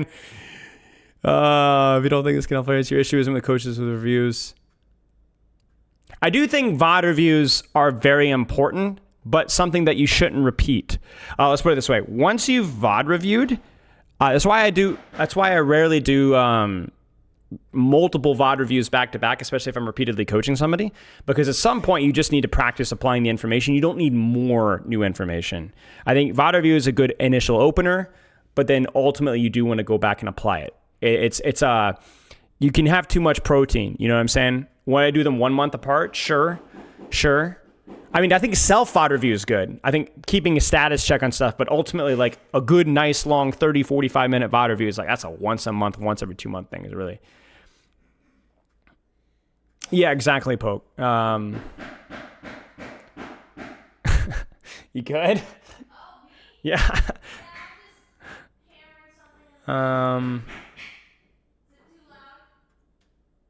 I think that live coaching is a little underrated. I've learned to like it more once there's once you actually have a concept to practice, because it helps the player get in the right framework mentally of how to practice, you know?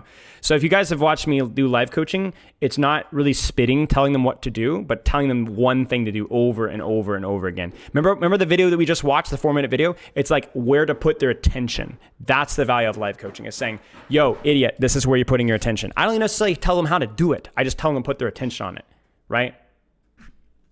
The dent in my head, oh yeah, I got some nasty... heavy second to this. Nowadays, most coaching and games and knowledge can be found free from YouTubers Wizard Yang and Coach OC. I'm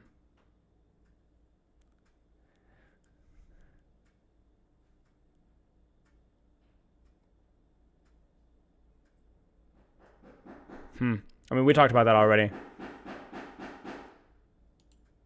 The innate abilities aspect. A person can hire the best basketball coaches, but the coaches can only help you if so much the player.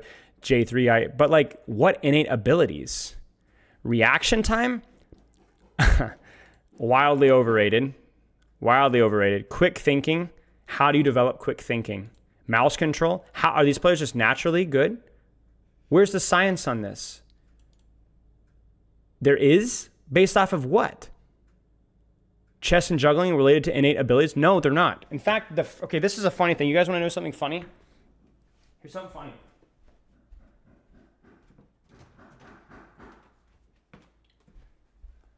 The first story in this book is about somebody that wanted to prove that innate talent was mostly overrated by training their children in chess from the early age.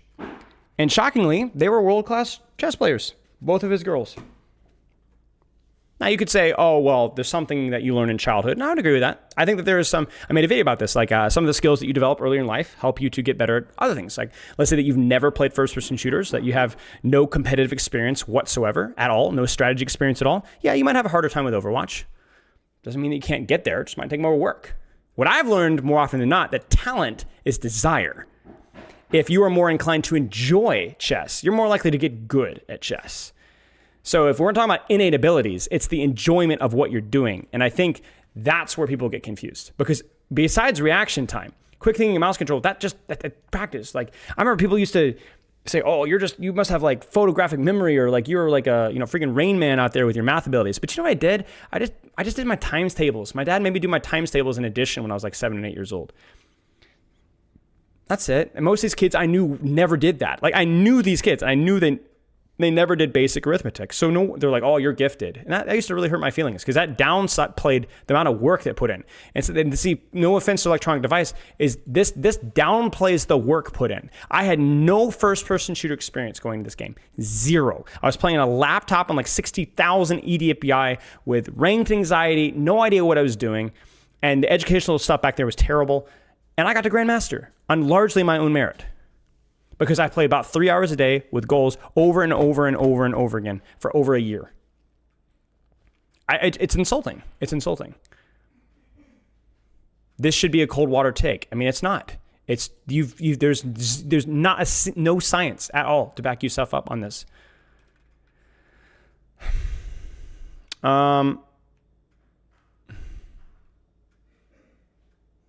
Let's see, this is more Spilo stuff. It goes over other student things necessary, if they want to do live coaching. So one is kind of which angle student. You'll notice he doesn't say the player's going to play better because they aren't. It's hard to do well with somebody yapping here. The point is not to win, it's to learn the concept. He then goes over the game they just did, and they figure out together if the decision the student made the correct ones. The point is to give the student the tools to analyze their own gameplay when practicing the skill, rather than say you slowly explain the way you made it right. And that's the key thing, right? If I can succeed in making the player like be able to be self-aware, that's the most important thing, right? Because that's what they're going to be able to take out of the session, right?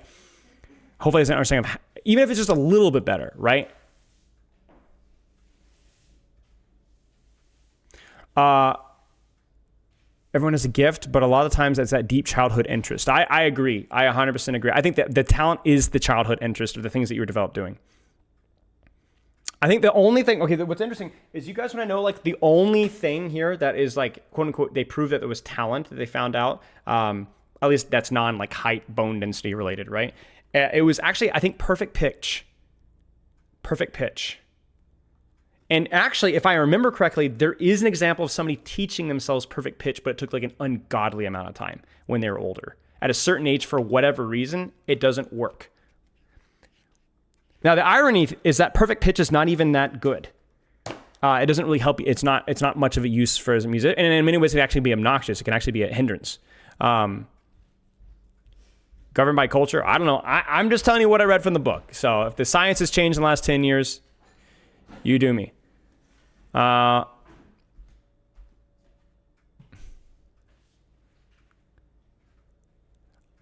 There you go, Alexa. Alexa is evolving. You're thinking of relative pitch. Well, relative pitch, I feel like comes with practice. I've learned relative pitch. I'm talking about perfect pitch. That's why I said perfect pitch. Because my point was that, again, that it felt almost impossible to teach perfect pitch. Yeah. An example of one of those rare skills that I think does come like early on and then is pretty much impossible to learn later on. The book is Peak. Yeah, you can absolutely learn to sing. Yeah, it's obviously a fairly silly post, but I am grateful for this person for giving their opinion and doing so,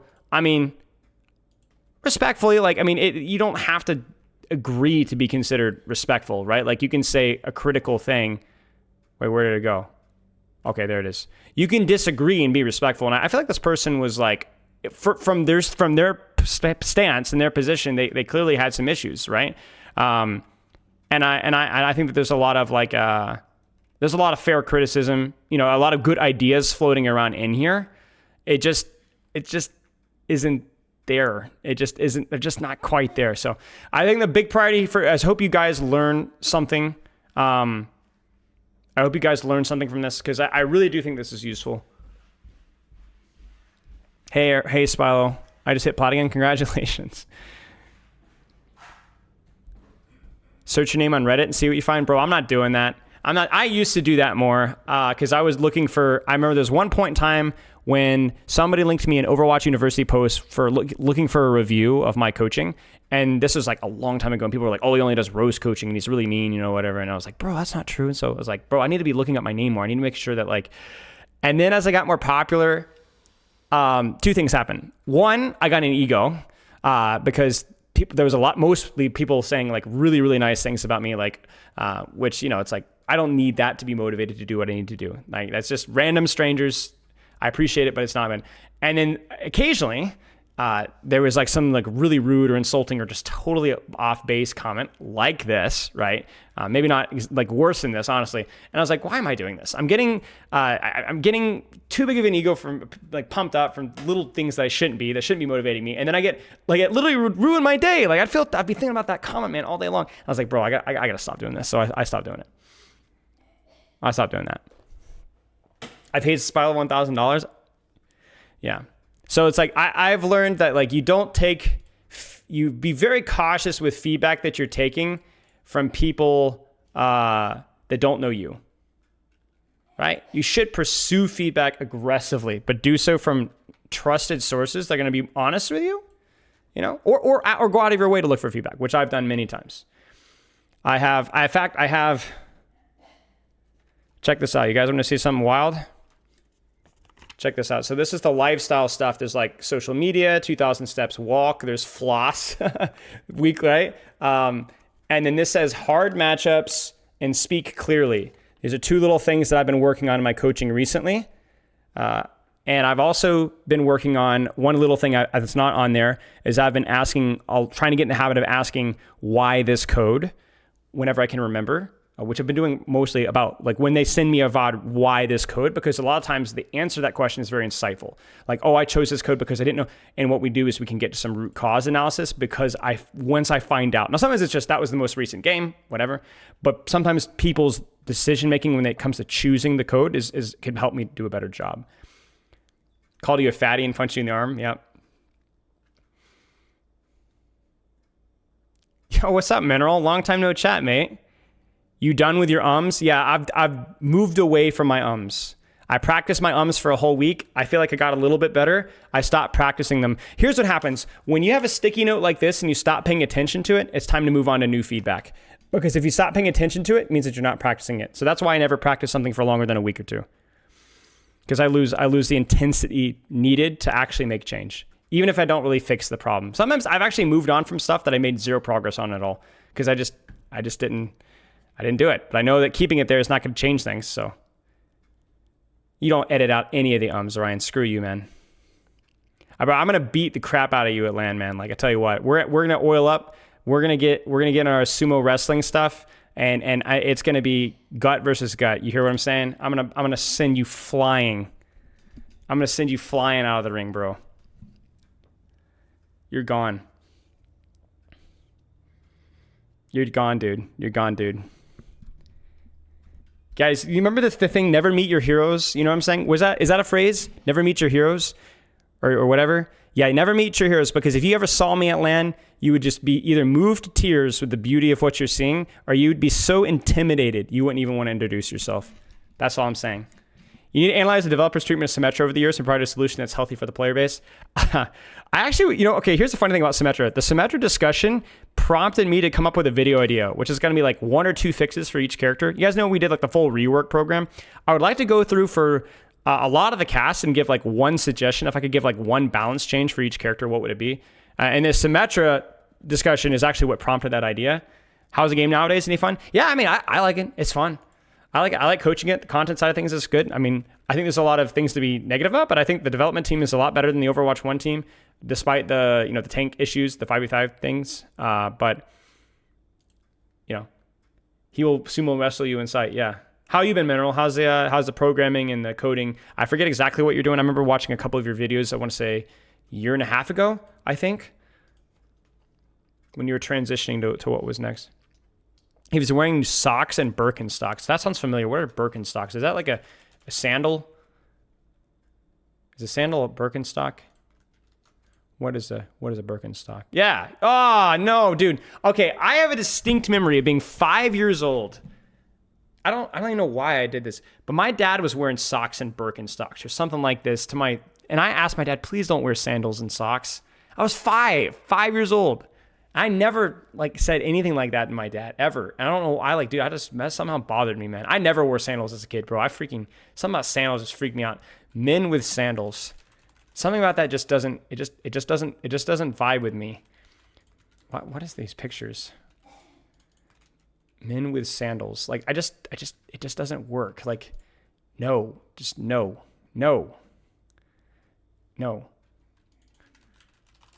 It just doesn't do it. You know what I'm saying? I just don't know. It just doesn't work. It's just not a safe space for me mentally. You know what I'm saying? It's really important that we say no to men with sandals.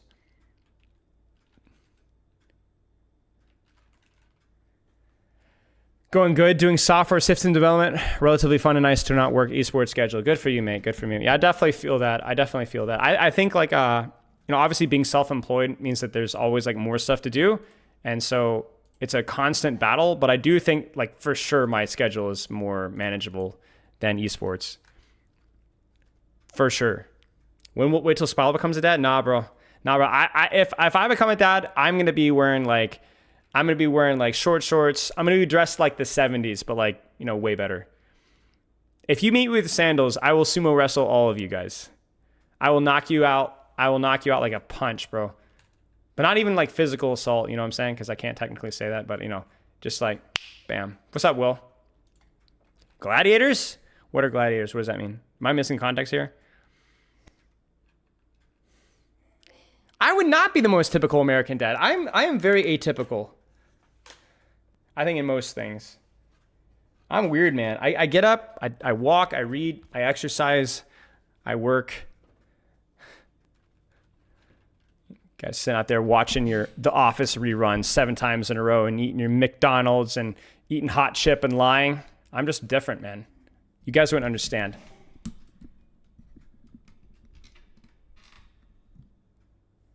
Coach Hayes and Spilo. That's right. Now we just have a bald man. Yeah, exactly.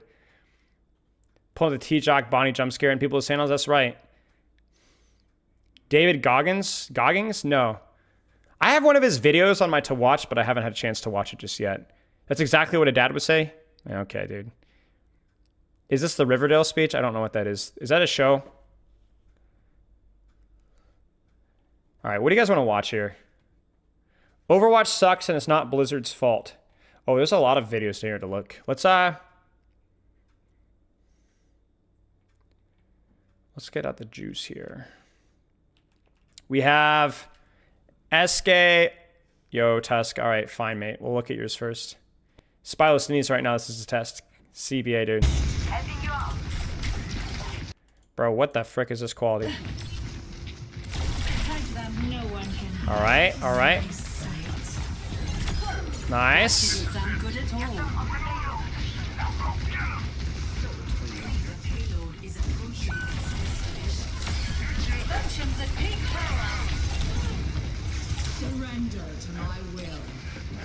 Nice. Sticky. Nice. Nice.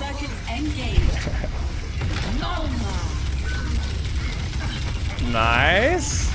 Lock him up. Lock him up. Lock him up.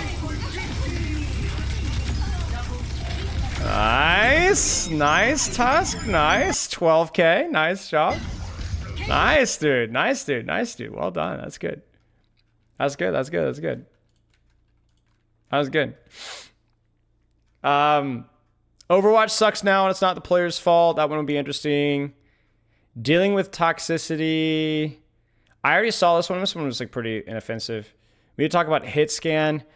Bro, maybe we could talk about Sprixie, but last time I watched a Sprixie VOD, I like lost brain cells, so maybe it's a different topic, but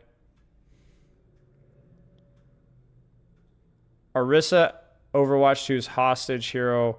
Orisa. Okay, let's make a poll here. And it wasn't all that. I don't know. Sprixie just, I don't feel like puts the effort in. I'm not gonna lie with you guys. Sprixie, our problem with Hitscan.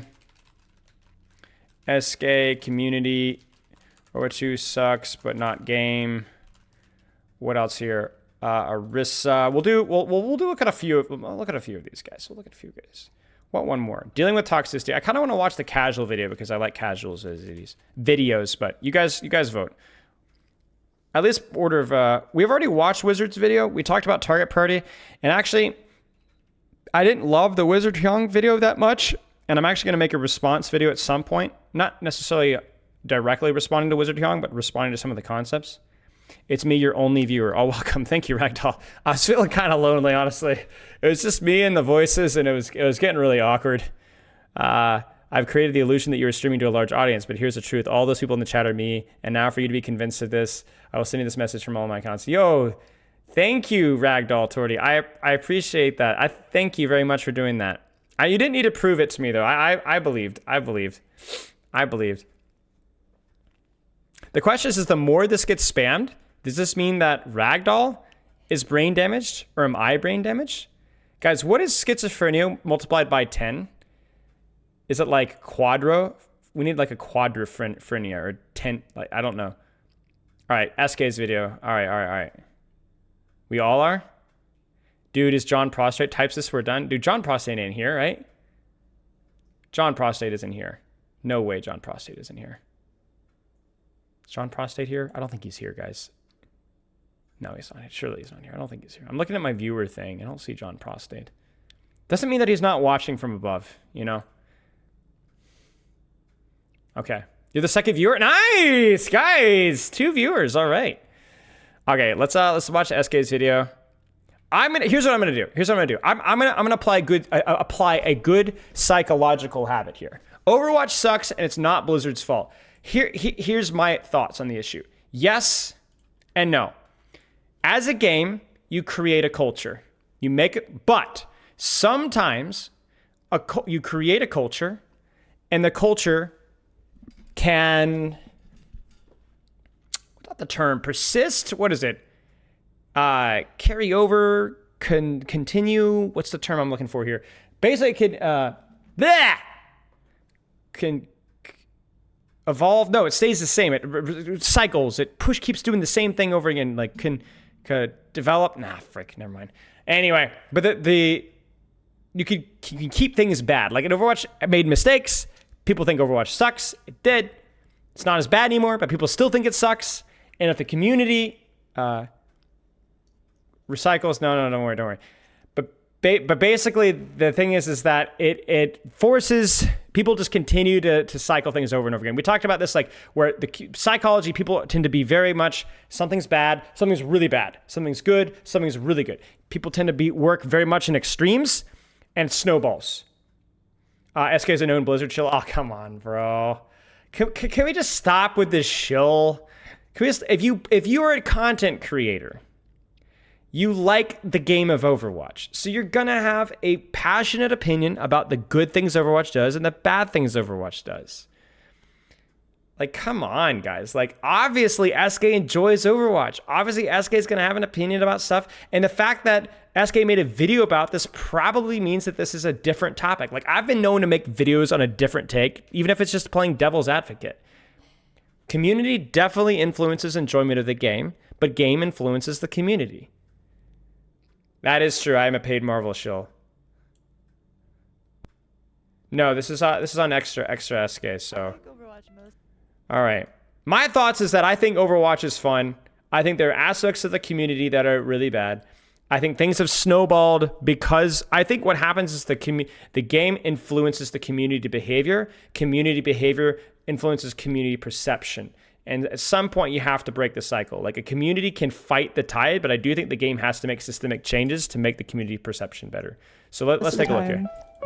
Right now, I'm getting graveyard vibes right now. Like that game reminded me of when Overwatch 1 was dead. Actually, the game's today. No, okay. Okay, Zoomer. Weirdly enough, when Overwatch was dead and no one cared, Ranked had games like that really often. Because everyone knew each other, and most of the toxic people were gone. No, I don't think it's because of the actual game. I don't know. I think it's just because of how the player environment has changed. Like when Overwatch 1 first released, everyone talks about Season 2 of Overwatch 1, the golden age where Overwatch is the most fun it's ever been. But if you look at that and compare it to the game now, it's so bad. But it's just because everyone was new, and I suppose less bitter. And we were all just figuring things out for the first time. And that's what made it so great. But now... We talked about this on stream yesterday with the Marvel Rivals discussion, where it's like when the stuff is fresh, it's exciting, right? And people are more willing to paint it with a positive light and more willing to put more effort in. But the problem is that not only do people solve the game, but I think the esportsification of our community impression of games is we're less likely to take games casually and more likely to apply ourselves more. And I don't know why that is. I don't know if that's just something that started with esports. I don't know if that started with people like gamers, streamers, like all the streamers are like high level players, so everyone wants to be like the streamer now. But people optimize the fun out of everything. But I also think it's just the novelty is gone, right? And I think that to prevent Overwatch to being a dead game, you need to make sure that whatever, there needs to be motivation for improving and applying yourself. And then there also needs to be harsher punishments for negative behavior. And then there also just needs to be something to be exciting about. I think this is pretty normal. Games go in up and down cycles where people are excited, people aren't excited. People are excited, people aren't excited. Right now, Venture's release was fairly exciting, but there isn't a whole lot of, especially with all the Roadhog, there isn't a lot of cool stuff, excited stuff, So it's, I don't think it's it's not untrue, but it's also not something to be, I think, super concerned about, I don't know. Now we've all figured it out, and everyone knows that... No. Listen. As long as I'm making my 6 figures from Blizzard Overwatch, I'm gonna keep taking it, Mo. Counter swaps, and the meta, and which characters are good. You get insulted if not playing the right one, whatever. Ooh. So it's not so much that the game is worse now than it was then, it's way better. It's just the players. And I feel like that goes for every game. The players ruin every game. Valorant is so miserable just because of the players that play it. That game is amazing. But when I queue ranked, I have to babysit 16-year-old Andrew Tate fans screaming at each other. Valorant ranked would be so much fun if everyone tried and calmed and wanted to win and no one threw or was toxic or... And it's the same thing with Overwatch too, right? Imagine a world where everyone wants to play team comps that work with each other. You don't have any one tricks. No one gets mad at each other. We all support each other. There's no throwers. No one's flaming. Overwatch. The problem with that is it's a lot of the reasons why people throw or are toxic is because people see other people and think that they're... here's the funny thing.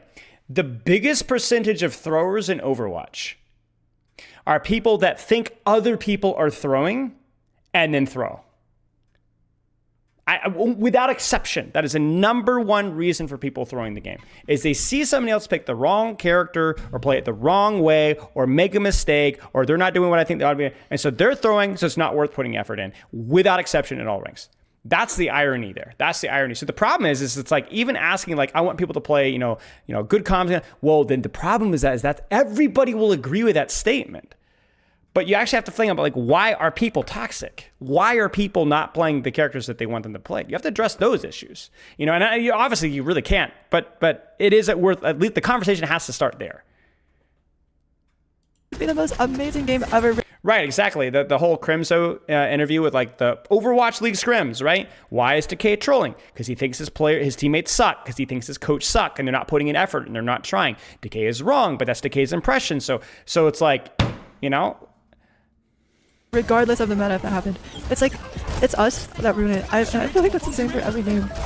Rust is another It is true example. for every game. Rust is such a The difference is that other games have different. This is a PvP game, right? So a lot of times, you're playing versus somebody else, but it's not just a PvP game. It's a team-based PvP game. So both the highs and the lows, you're going face first into it. I do think that there's things that you can do better to improve the culture of what you're doing. I think things like private profiles make things worse. I think things that like not showing your preferred characters is a big thing that needs to be done better. I think Overwatch in general has done a really crappy job of banning toxic people in voice and match chat. Like ironically, their account activity is super inconsistent. And I do think it is a cultural problem too.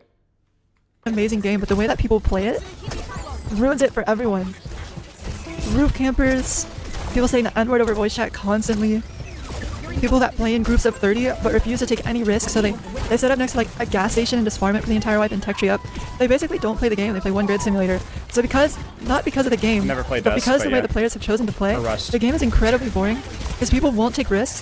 They'll just win no matter the cost, even if there's no risk involved. Well, that's the thing, is people are, as a rule, risk averse. So this is where you get into the systems. Okay, you guys you guys ready for the real spicy take? This should not be spicy. This is, I think, okay, maybe it's not objective truth, but I feel like it's true.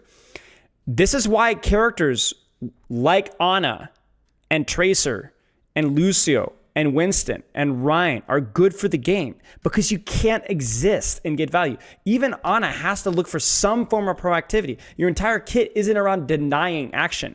People are risk averse, so you can't lean into that more with Rissas and Roadhogs and Bastions and Idiaris and all these defense. I might get to a Reddit post later that I was going to review on my own, but maybe I'll do it on stream. It actually made me tilted, because somebody said it to me and it was like, bro, this is a joke. Because people were like, oh, Spilo doesn't like defense heroes. Yeah, jackass. It's bad Overwatch.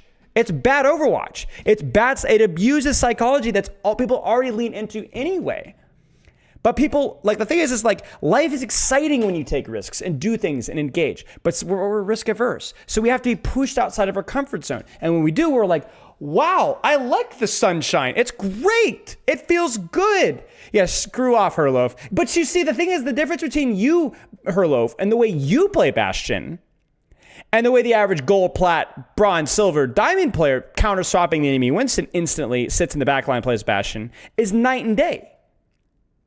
You gotta do stuff. You gotta try stuff, right? And there are certain characters that lean into that. And that's where, like, okay, it's a community problem. It is a community psychology problem. But as a game, you can be aware of that and counteract that with action, with balanced decisions and hero designs and systemic things. You know what I'm saying? And the funny thing is like, being AFK isn't even like it doesn't even make you necessarily a good player, but it feels good, right? Like, you think about, like, they're talking about, like, all the people in Dust or Rust, like, AFK camping, like, that's probably, like, a noob stomper strategy, you know? But it doesn't even have to be effective for people to want to do it, is the thing. It's not even like a cheese to be really good at the game. It just feels good, you know? How many times have I said that with tank bounce, you know? If something feels good, even if it doesn't win you the game, people are going to do it. And that's what you have to address. Just because, oh, well, it's just a skill check. Well, gee, that makes me enjoy the process so much more. Screw off, man. if you allow people And to it goes feel like good that for every playing competitive game. poorly or not taking risks, then your game design is bad. Even if the higher ranked players are rewarded through wins, winning isn't enough of a reward in a game environment. You heard me. It's not enough of a reward. I think. Like, comp games just suck because of us. like it's the players that ruin competitive Great games. timing. That's why Look what comp is happens. miserable in every single game you ever play. No one has been able to figure it out. You can punish players all you want, but you can't stop them from making 50 different accounts and avoiding the punishment and always, like, being a problem. Fighting games have a good community, mostly true, but there's also people that intentionally... You can't stop them from making other accounts. Chat, this is where you gain systemic issues. You can't stop people from making accounts. That is true. But you can encourage them and motivate them to play on their main account. If that's something that leads to better quality games, and it might, how do we do that? How do we motivate? What are some external rewards? What are some systems that we can incorporate that encourage that better? That's how you that's how you fix the overall issues with Overwatch outside from balance. You know what I'm saying? You could do things like that. There's certainly ways that you can motivate players to play. Yeah, happy EDR. so that they have an advantage. There's people that unplug their internet so that their loss doesn't count as a loss. Like, some people smell bad. Not Like, me. no matter what, there's always It's all someone great. ruining something. Think about how many good things we've had to lose because some people will abuse it. Like, you know the reason that we can't have reduced loss for when you have a lever in comp? It's because people will queue with their friends and just leave the game if they start losing so their friend loses less. So many good things. So then is there another system that they could do around that? I would have to talk with Gavin about this, but what if you are not, you get only reduced stuff in bronze, certain ranks if you're not grouped? You know what I'm saying? Like, you know, we could address that. You know, we could. Things that we could have, but we can't because people abuse the system. A few bad apples ruin it for everyone. Queuing That with is your true, friends, though. The whole reason they added this like insane grouping system that, in my opinion, is a lot worse than last season's, is because people were abusing it. They were stacking us. Oh fuck. Oh shit. Oh shit. Oh fuck. Okay. They were stacking or like max ranging GM4 queues. Okay, 2 pro players queue together, but one of them goes on a GM4 account so that they get faster queues and easier matches. We have to. I agree that that's stupid, but also at the same time, the system shouldn't allow that. Like, I do think stress testing the system and then bringing it to light publicly isn't a bad thing, because I'd rather somebody doing it in good faith publicly than in bad faith privately. Now SK might be referring to somebody doing it in private, but yeah, anyway. To add this insane grouping restriction to encourage them to both play together, because some people are I abusing do the system. agree. People 5 stacking at off hours. The reason that we can't have normal SR gains and losses when playing in a wide group is because people would abuse it and boost their friends. Ouch. What else can I rant about? Any other games to rant about? This is why single player games also are just the best. Like, you play Civ 6, it's amazing when you play alone, and then you start going into competitive 6 playing against each other, and everyone just ruins. It's like ruined. Impossible balance. Everyone's developing metas and shit. Crazy stuff. It really is. As much as we complain to the devs, it really is us that ruin everything, huh? Cheaters! Oh my god, I haven't even talked about cheaters. Cheaters that escape from Tarkov. There's a cheater like every other raid, and you don't even know. Because they just have ESP. And because you know everyone has ESP, it becomes easier for people to justify getting ESP. Oh, I'm just putting myself on the same playing field as everyone else. That's why I ESP. It's because everyone else is too. Imagine, like, however many hours you spend in Tarkov, and then you buy this amazing kit and your head gets taken off instantly by a cheater. Or how many amazing moments, how many plays have been stopped by someone cheating, or how many moments that you wouldn't even realize you missed out on because of a cheater, because it would have happened later, but you just died at the start of the raid. Or people that play Tarkov and watch Netflix and sit in a bush for 30 minutes until they hear footsteps, and then they shoot them. But see, that's a system problem. That's a system problem. A cheater obviously is built to go around the system, and obviously there's ways of dealing with that, I guess, but like that's obviously a constant war. But like if a game player rewards camping, then that's a system problem. That's a system problem. Seeing through walls, got it. Or people that lie at the extract with a sniper rifle, waiting for other people to play, watching TikToks or something, and when they hear footsteps, they stand up and shoot them, get the freest kill of their lives, and steal all the stuff that person. Because you look at that kind of person that does that, and I remember this back in the Call of Duty camping days and modern. That's not fun, right? It's fun in the sense that, like, what the frick is happening to my rug? Okay, it's fun in the sense that, like, oh, there's that little dopamine hit of getting a kill. But it's the fun in the same way of like doing heroin, right? It feels good now, but it doesn't really, there's no sense of long-term satisfaction or development, right? And so you literally have to create the system that discourages that, not just for the sake of the people that have to play versus that. But you ready for the crazy part? You need to prevent that for the cheaters.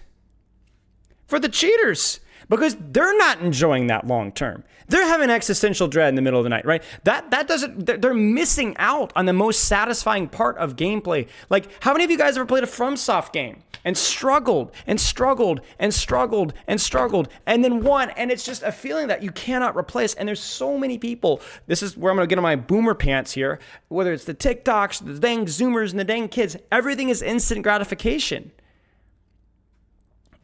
Instant gratification. And there's no like long, like, dude, like nobody knows what it's like to work hard for something and actually achieve it and how good that feels. You're screwing yourself over. You're screwing yourself over. You're missing out on so many cool things. And SK is totally right. It's totally right. This is like a societal problem. Hey, You were having a rager today. yeah, I mean it's rough, That's man. A lot of raging from you. It's like it's they're missing out, man. They're screwing themselves over. And they don't even know it, you know? They don't even know it. They don't even know it. Got for playing the raid. It's the people. Cheaters in Overwatch. How many times have we lost to a cheater without even knowing? In all of my Overwatch spectating cheater videos, there's people in the comments that are like, oh no, they're not cheating. What? She was just mad that she lost. And it'll be like the most blatant aimbot you've ever seen. How many games have these people lost to cheaters and they don't even know? Or people selling accounts in Overwatch or Fortnite? How many games have you had ruined by someone who bought an account? Or paid? Bro. The people who smurf and buy accounts are like another great example of that. Imagine smurfing. Like somebody who's constantly doing unranked GMs, bro, you're missing out on the struggle of like actually sweating and playing in a competitive environment and feeling that sense of progress. Like you're beating up on lower ranked players. Not only are you ruining their games, you're ruining yourself. That's not fun. It's fun in the same ways of doing a line of cocaine is fun. It's not enjoyable. Go eat some Tic Tacs or you know, snort some sugar or something. Like it's like having a good steak versus a bowl of Fruit Loops. You get what I'm saying? Like, give me a break. And the people that buy these accounts that like are in like they buy the account to get to Grandmaster and they never play in it, right? Like, what's the point of being Grandmaster? You didn't earn it. That's not fun. That's like the people that, dude, people edit their pictures on social media. It's like, make themselves look jawlines like as good as mine, you know? And it's like, bro, that's not you. Go lose some weight, lift some weight, like go cut some grass, you know, get a haircut. Be the person you want to be. Like, that's the fun. And people will do that. Like, I just don't get it. Like, I mean, I do get it. The path of least, but it's like, it's insane, man. And people just screw themselves over. Unbelievable. Paid for a boost from someone that on their own account, and like they didn't deserve it, and it just like right, exactly boosting. Like, dude, Private imagine being profiles boosted. Like, because how hollow does your life have to be? Spilo, I lost 100 pounds in college. It taught me Dude, that that's there insane. are no shortcuts. It was Good hard, for but you. the most valuable thing I've ever achieved. Good for you, mate. Or I mean, being I bet that there's like a level of like maturity and discipline, and just good. The thing is, people think that like hard work is always miserable. It's not, though. It's not, and it feels so good when you do something good. Like, I'm the biggest proponent of hard work smarter, not harder. to other people because of their profile. But man, some people just need to work. Now we can't check anyone's profiles. We can't see what other people play to pick around them because we had to add this feature because people are being assholes. Like, you could actually go on forever about how we all ruin our own game. But see, I disagree with SK. Was private profiles necessarily the solution that was necessary for that problem? And I don't really know. It's just so doomed. Like, I get on here every single day and I suffer for 4 hours to get the one game where everyone's talking and we don't have a one trick. And everyone wants to pick the right heroes and play a team comp and work together. And that one game makes it worth it. But I have to sit here through. But I agree with the one trick thing. I mean, I understand. But see, you even have to be careful of that argument. Because like now SK's saying that I only enjoy the game if the people play the characters that I want them to play in a composition. But like part of the fun and the challenge is being like, all right, well, we're playing this with that. And like, all right, I remember back in the days, like, I don't think this is necessarily a great example, but it is kind of food for thought where I used to kind of enjoy solo taking before role lock because it was like a unique challenge. I'd play like Rein. I don't know. Like, I think a lot of it is like your mentality when I approach to things. It's like, so now are we going to flame people for not playing the right comps? And then we're creating the toxicity that we're complaining about. Like, okay, is there a way to encourage people to not one trick only without necessarily the social pressure? Like, I don't know. 4 hours of stomps and one tricks on shitty maps and misunderstandings and people flaming over. I do agree with having a one trick on a really bad map, right? Like even when I'm doing the whole one trick Winston thing, like I'm not gonna play Winston into Bastion on Circuit Royale. You get what I'm saying? Because that there's no world in which I can adapt to that. But that also comes back to game design too. Why is Bastion a character? Why is Circuit Royale a map, right? So I think that these problems are fixable. Over the scoreboard, just so I can have that one match that finally feels good. And the worst part is, it's actually worth it. Imagine if every game was like that dream. Oh, Overwatch would be so good. How many times have I queued into top 20 Overwatch lobbies all day for hours on end with professional players in there, and just not had anyone talk. It's supposed to be the pinnacle of ranked. We don't even calm. This is GM4 right now. This is literally top 100. No one has. Okay, to be fair, communication is a little overrated, even in a scrim environment. But I get it. I get it. How many times I was ranked 14 the other day, solo queuing every game, and like 3 games in a row, I was the only one in voice chat. The only one. What? Crazy. TTV/Echo. It's funny because we burn ourselves out because I don't join voice because there's that one guy every 5 or 6 games that flames the ever living crap out of me for something totally stupid, and so I don't want to deal with that. I don't want to have fun with that, right?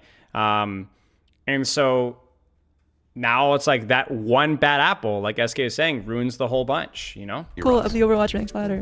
You would think the higher you get, the better your game and it ruins the day. Like it really ruins the day. It ruins the day. Lose, where and I'm so sick of this argument of like, oh, you guys couldn't have handled it back in like the Modern Warfare 2 days. Like we were calling each other the N-word and like flaming each other. And it's like, yeah, you get used to stuff the more it happens, but it doesn't make it any better. Like it's not like, oh, this good comms. It's like, oh, you'll get used to the abuse once it happens more. Okay, then why am I in voice?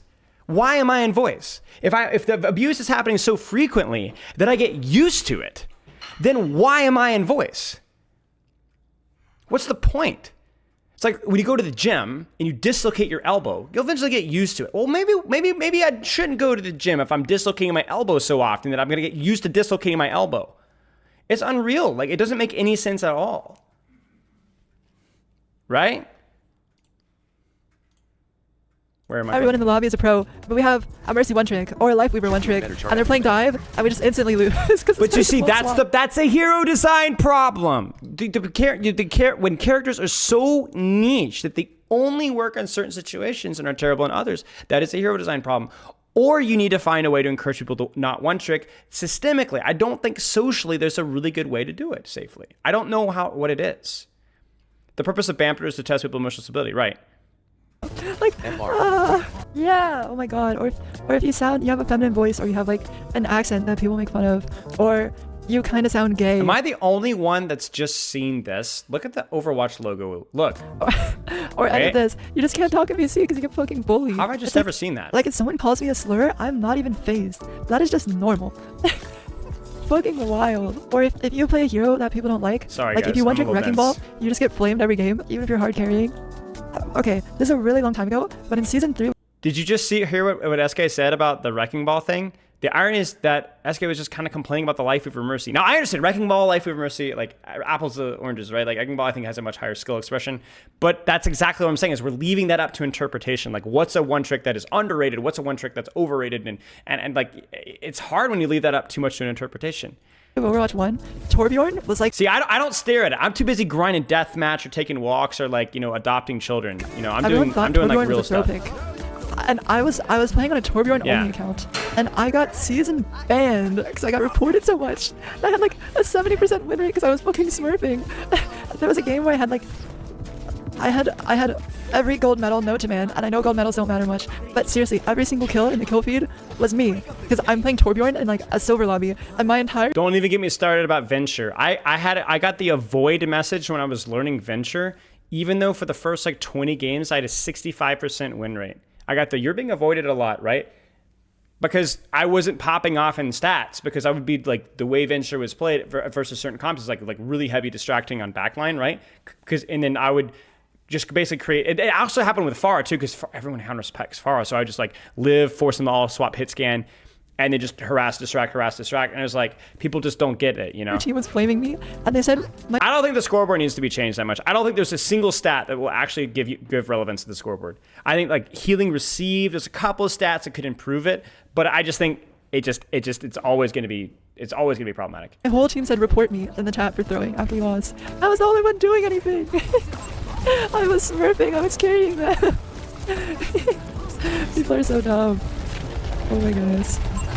Oh. Oh my, what happened over there? Wait, I'm crazy. Well, that's exactly it, Winter Duck. That's Why did my exactly DPS go a it. It's like different way? that's the irony of psychology, right? Like I can't imagine SK is flaming people for picking the wrong character at all. But I will say, look at can you guys see this comment? This is the best part about this. Look. Can we please play with our team, please, at DPS? Look at that. This is a GM. Don't know how the game works. We had Bap and Lucius stacked with the Roadhog. Cassidy Soldier actually taking an angle, and neither support went with them. They both died, and we're wondering why they're dying. Yes. Look! I was the only one doing anything. The only I angle. was carrying them. And Bap and Lucio are stacked. SK needs to be on the angle. This is a shorter sight line for Lucio, so it's a perfect range. Plus, you're helping 2 DPS. You're not going to be speeding a Roadhog in or out. It's a freaking Roadhog. So, but this is my point exactly, right? You got to create a system where even smart people like SK, you know? Wait, oh my, what happened? See, I see that, and my Bab is already complaining to after first fight. What do you mean you really have to be stacking, or I don't know. The state of the game is just so sad. Yeah, you hear what SK just said? Yeah. Because like, we don't really have to be stacking here. It's not because of the devs. It's because of us. I'm contributing to it too because I'm just so used to calming and no one else talking that I've actually given up. If someone doesn't talk before me, then I just don't talk. Okay, we were on an honorable Roadhog mirror, and they went Mauga to counter-assault my hog after losing one fight.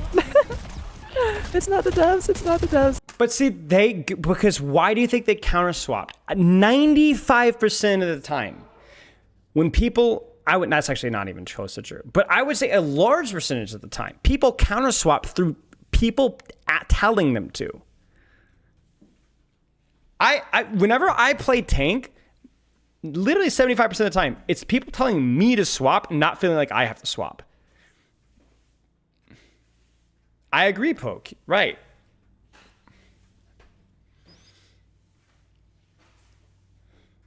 And the best part about it is when it's an obvious counter swap situation like tank, right? Bro, everybody gives up. I had that one Numbani game on Thursday when I was playing Winston into like Cassidy Reaper or something like that. Bro, they were livid that I was playing Winston on Numbani on high ground on first and second point. And my team is running Genji, they were on Bastion, sorry. Genji, Sombra, Ana, Kiriko. Like the perfect anti-Bastion cop. Angles and poke and high ground. Like lots of characters like the ult. And my DPS and supports refuse to take an off angle the entire game because they're too busy typing to me to swap. They're too busy typing to me to swap when I'm literally on backline, zapping, disengaging, perfectly over and over, not perfectly by any means, you guys know my Winston, right? But like I'm actually doing my job, right? I'm not dying, I'm not demanding resources all the time, but I actually lost that game because my teammates were mad at me for playing Winston. And that happens to me all the time whenever I'm playing Winston. That happens a lot with, I was saying the other day, when people are playing Wrecking Ball, people don't like Wrecking Ball in lower ranks. So there's I would say about 5 to 10% of Wrecking Ball games are lost by lower ranks because of them just playing Wrecking Ball, because people don't like to play Wrecking Ball. It's us. It's us. Oh my god. And the Mauga's losing after counter swapping. But why would you swap off in a mirror to counter swap someone? That's so lame. Free to play? No. I don't think it's free to play. I agree. I don't think it's free to play either. It's so hard to fix too because it's like a culture. Honestly, part of it's a culture. I think the biggest thing is the pro scene. But at the very least, in really high ranks, the biggest thing that has made people not try anymore or not calm is the pro scene. Like in Valorant, it's the same thing has happened to Valorant as well. When the pro scene was amazing and everyone wanted to be a tier 1 pro and anyone could make it. Franchising wasn't a thing. You could actually just win your way to the top. Ranked was... I don't necessarily agree with the conclusion there, but I'm not really sure, but I do agree with the sentiment that having some form of motivation does generally make people try a little harder. Although that does lead to a little bit more toxicity, people trying harder, I get it. But again, if it mattered that much, wouldn't people just be counter-swapping even more?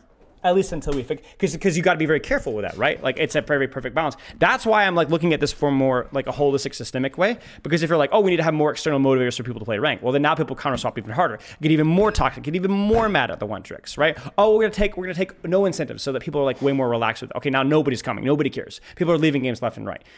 You know what I'm saying? That you can't really fix the issue just from that It was little amazing. microcosm. In Valorant, like, you had environment. people coming every single game. You had people trying really hard. It was actually exceptionally rare to have a team that had even 1 or 2 people not talking.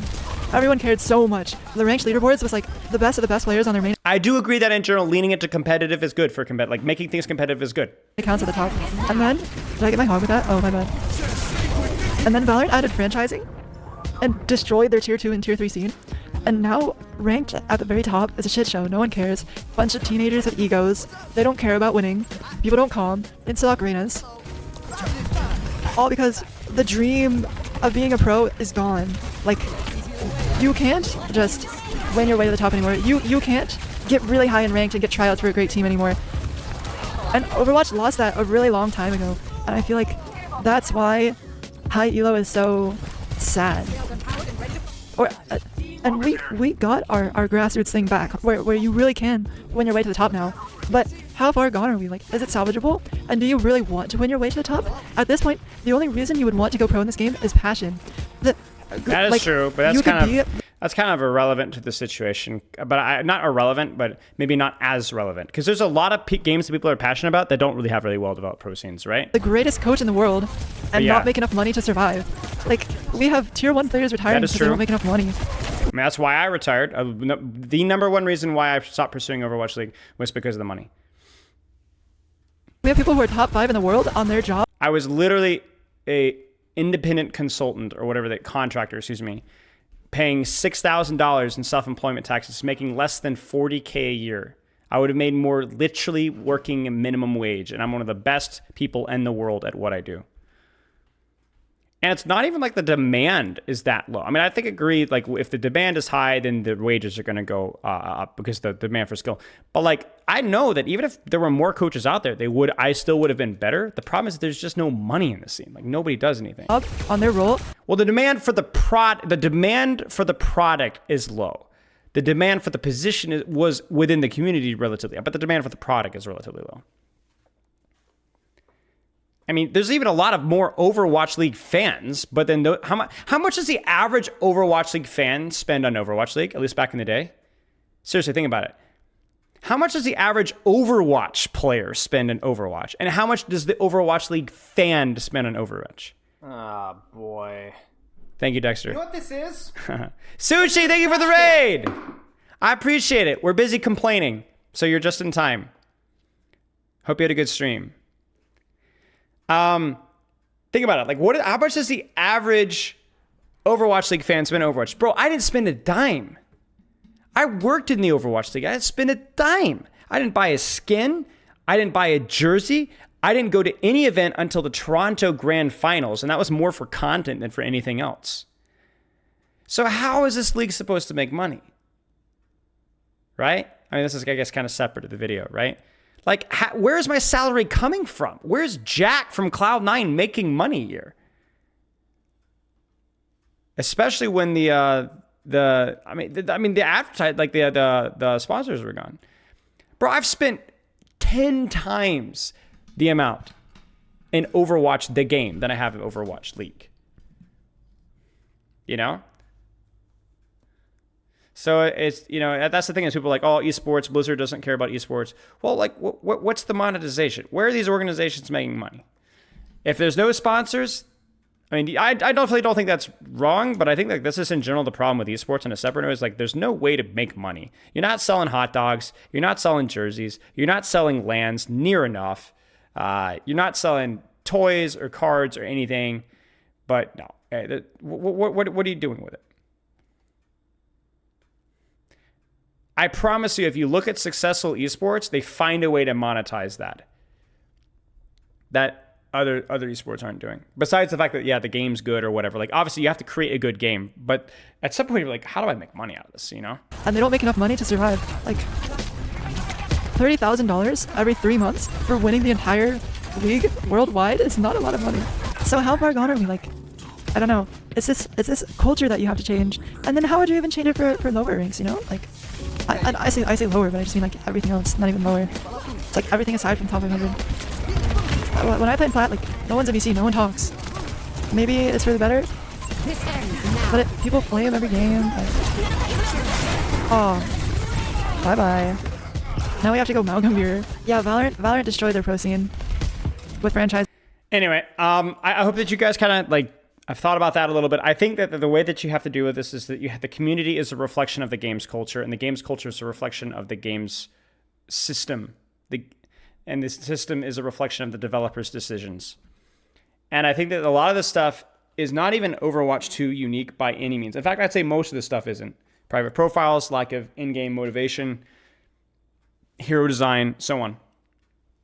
And novelty for sure. So I think that when you look at these, you have to address those root issues like we talked about before to motivate people to not be toxic, to motivate people to be positive, to motivate people to play a character that can function in different situations and to take risks with what they do.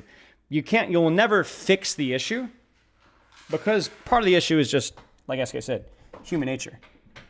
But you could definitely improve the situation. You can definitely improve it. Yeah. Anyway, very, very, very, very, very good video. Very interesting video.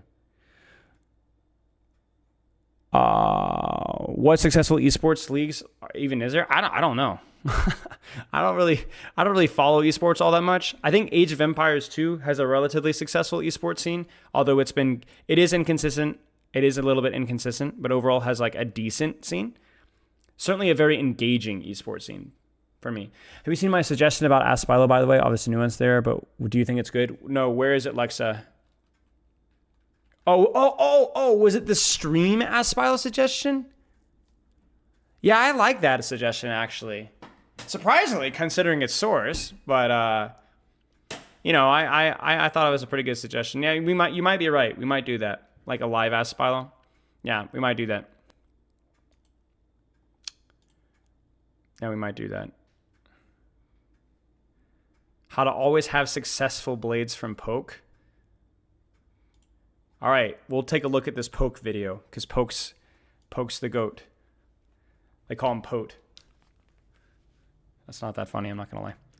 It's okay, it sounded better in my head. In this video, I'll teach you how to always have successful blades, the power of angles, and much, much more. My first objective in any match is to scout the enemy comp, as that will dictate how I should play. I choose to take an off angle and poke, but since my Ana lands a nice sleep, I move up to capitalize on it. Their Ana wasted both cooldowns and was slowed by Ram's Vortex, so I committed to the kill. After that, it's all about cleaning up without dying. Notice how I waited for Mercy to fully use her Guardian Angel before dashing her, preventing her from juking me. With the fight cleaned up, I move up to this window to get a sneaky drop on the backline in the next fight. So far so good. Patience. I need to wait for the enemy team to get past before going in. Well, that was anticlimactic. I rushed my shots in a situation that didn't demand speed.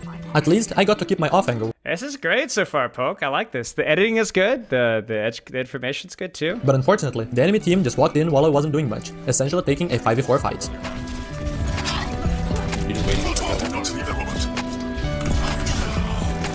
Thankfully, almost everyone made it out alive, so we can contest the bot early.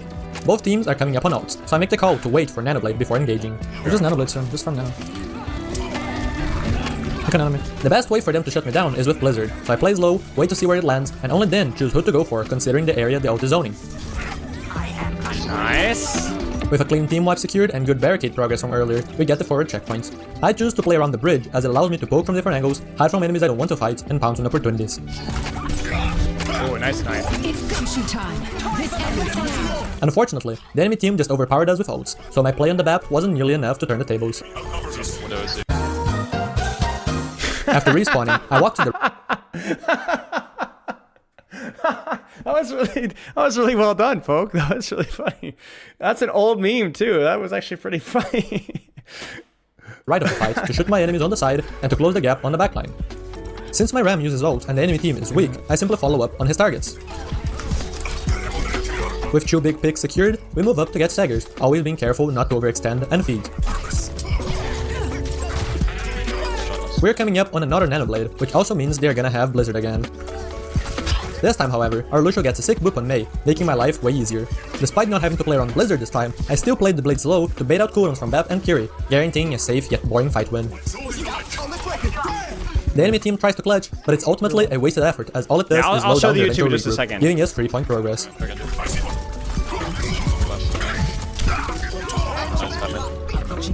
No ramp for like 20 seconds. Kiriko misplays her cooldowns, so we push fast to punish her and keep going with our momentum.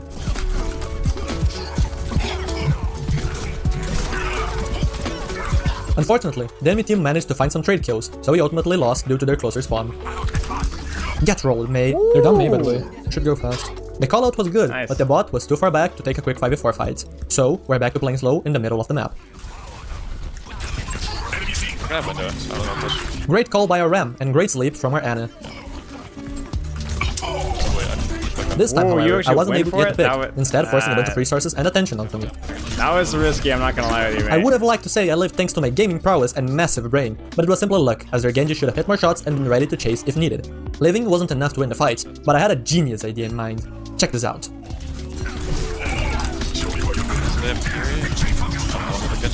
While I failed the assassination attempt, I got what I wanted. I'll go immediately, don't have lamp yet. 3, 2, 1, enemy. Talk about cutting it close, huh? Ooh, He was less true. than 1 second from getting lamp back, but since he positioned too close, I was able to get him in time. With another clean fight win in our hands, I move up to scout while we wait for the robot to move. Both teams have lots of ults, so the fight gets messy really quickly.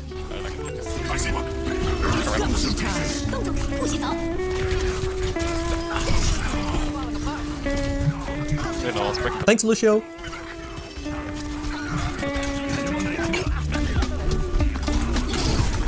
Genji diff.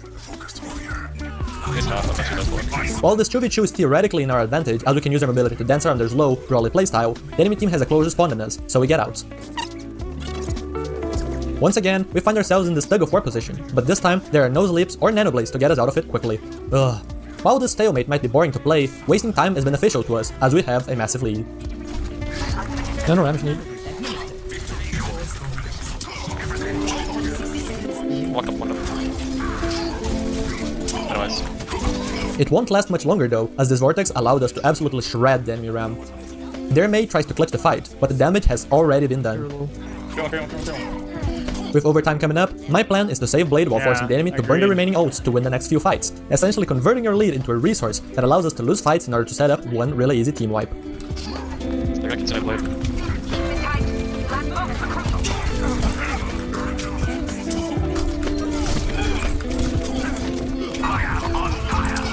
Yeah, I love the demonstration of the angles that you're taking.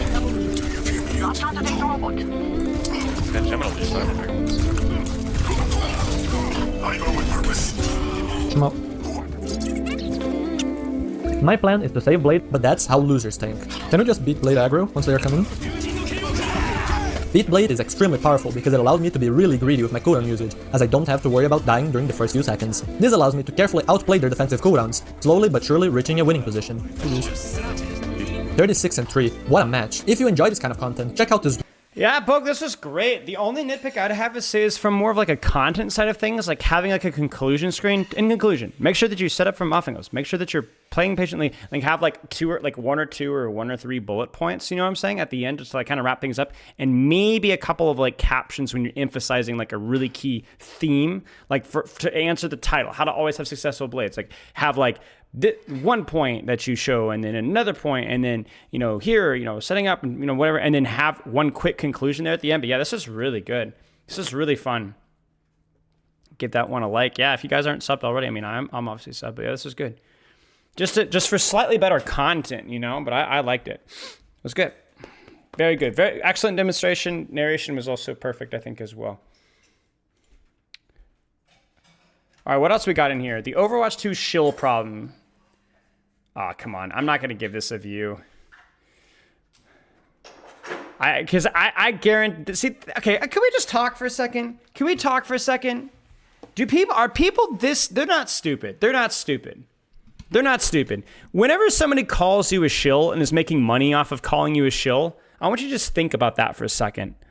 I want you to think about that for a second, all right? Just think about that for just a brief second, all right? I wonder why they made this video. I wonder why they made this video. Huh. Look at this. Overwatch shill take, unfiltered rant. I wonder why somebody would make a video titled like that. I just wonder, like, I don't know, what do you guys think? Surely, I am shilling for shills. Yeah, it's true. I'm filthy with it, man. Actually, shameless. What's up? Oh yeah, do you guys appreciate my new rug? Can you guys even see my new rug? It's my new rug. Got it for what, $60? $70? Yeah. It's like half its normal price. Fit in the car. Actually, look how long it is. Think about how big our car is. 50% rage bait filth content. Yeah, let's actually check this guy out. Let's check. I'm not gonna give this video a view if I can avoid it. But let's yeah, look at this. Come on. 48,000 views in one day. Let me translate to that what you guys are gonna make. All right, so 11 minutes. Let's give a general estimate of what he's making here. Let's find a video that's about 10 minutes long that has 50,000 views. Maybe my stats video is what would be approximately, like, I'm not really good with YouTube analytics, but something kind of close. All right, this one's kind of close-ish. 40K. Yeah, average view duration here is probably gonna be something similar. By the way, this video is kind of outdated, but just bear with me. All right, I wonder how much this guy's making off of this. All right, let's take a look here. Only 130 bucks. But that's at least 130 bucks this guy's making off of this video. And he calls you a shill.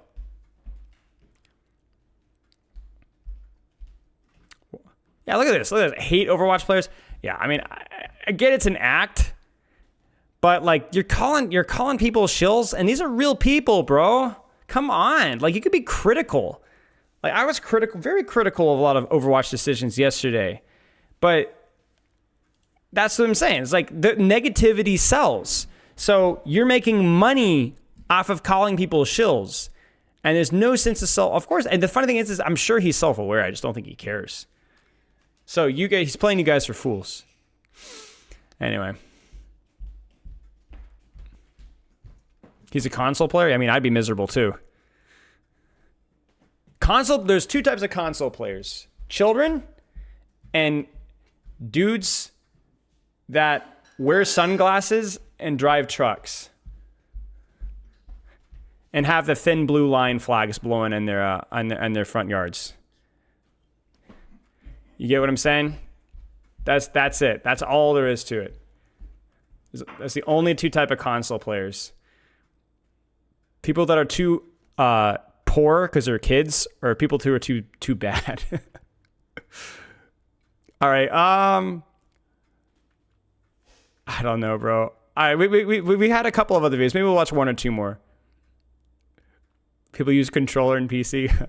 That's a joke, by the way, guys. I don't hate console players. Console players are great. I coach console players all the time. Dealing with toxicity. All right, let's do another poll. Let's do another poll here. Here's the thing. If I'm going to make money off of you guys, I'm going to try and provide some form of value, you know? Some form of value. Even if the value is just my perfectly balanced, well thought out opinion, surely. Without bias. Totally immune from it. Let's see here. Orisa. Problem with Hitscan. Orisa is hostage hero. All right, guys, polls live. Let's you guys vote.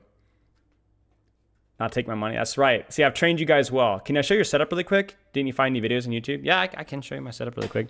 I got some turmeric water. I promise you it's not my gamer girl urine. Ew. That's here. But yeah, this keyboard. There's my cat thing. There's the streamer deck, mic thing, speaker, PC's down here. The mic light here, which is new.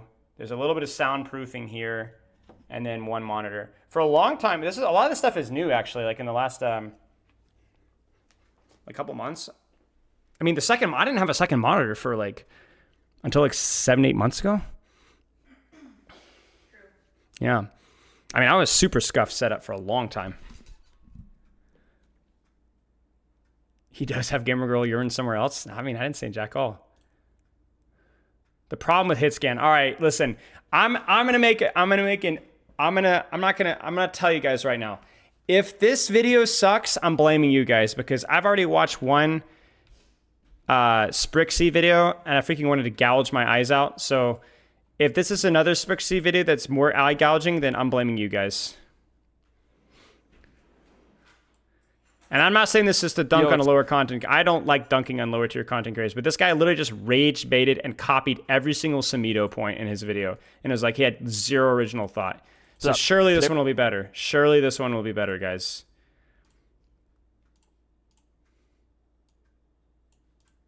We're going to be talking about hit scan bias, if it's real or not, and why projectile DPS are so bad. So where to start? After it is an the interesting Season topic, 9 I will changes, say. a lot of characters had a lot of different things happen to them. In my opinion, a prime example, Junkrat. Okay, but why Junkrat? Junkrat cannot combo people anymore. What's the Junkrat combo? You shoot once, throw a mine, and detonate it as they connect, thus one-shotting. Okay, we forgot to do the thing. We forgot to do the thing. Let's give our unbiased take before we start discussing points here. Not my unbiased take, but my bias before I'm influenced by this. By the way, this is real psychology. If you want your real opinion of things, you need to poll people before discussion starts, so they have their actual opinion. In fact, that's what I've been trying to remember to do when it comes to patch notes, for people to have an accurate representation of how they actually feel about patch notes. I encourage people to look at patch notes first, develop their opinions, then come and listen to my take. But yeah, anyway, my opinion, projectile versus hit scan. Let's make this really simple. Let's pull up the Overwatch hero cast. All right, projectile heroes. Let's get our freaking epic pen. What we're going to do is we're going to make this really, really simple. And we'll say low skill floor character, high skill floor character. All right? Red or medium skill floor character. We'll do pink, yellow, and blue. Pink is easy. Yellow is kind of hard. Blue is hard. All right? Blue. I will say medium skill floor character. Relatively high, low, medium, I guess, for a hit scan. I'd actually say Echo is pretty high. I'd say Genji's pretty high. I'd say Hanzo's medium, Junkrat's low. I'd actually say Mei's medium. I'd say Pharah's medium as well. I'd say Reaper is low, high, medium, high, medium, low, and then high. No, I said skill floor, not ceiling. I agree with you that like a really, really, really high level junk has like really high, but like to pick up the character. So if we look here, let's look at this. So we have hit scan, one for hit scan. Let's get a different color here. 1 for hit scan, 2 for hit scan right here. And then 2 for projectile, right? For low, right? Low. And then I'll do it down here so you guys can see. Medium. Okay, so medium for projectiles, we'll say, this is very rough, guys, so just bear with me. 1, 2, 3, 1, 2, 3, 4. I should be doing tallies. 1, 2, 3, 4. And then for hit scan, 1, or no, we forgot Pharah. So 5, 1, 2. I think it's just those 2. 1, 2. And then high term skill.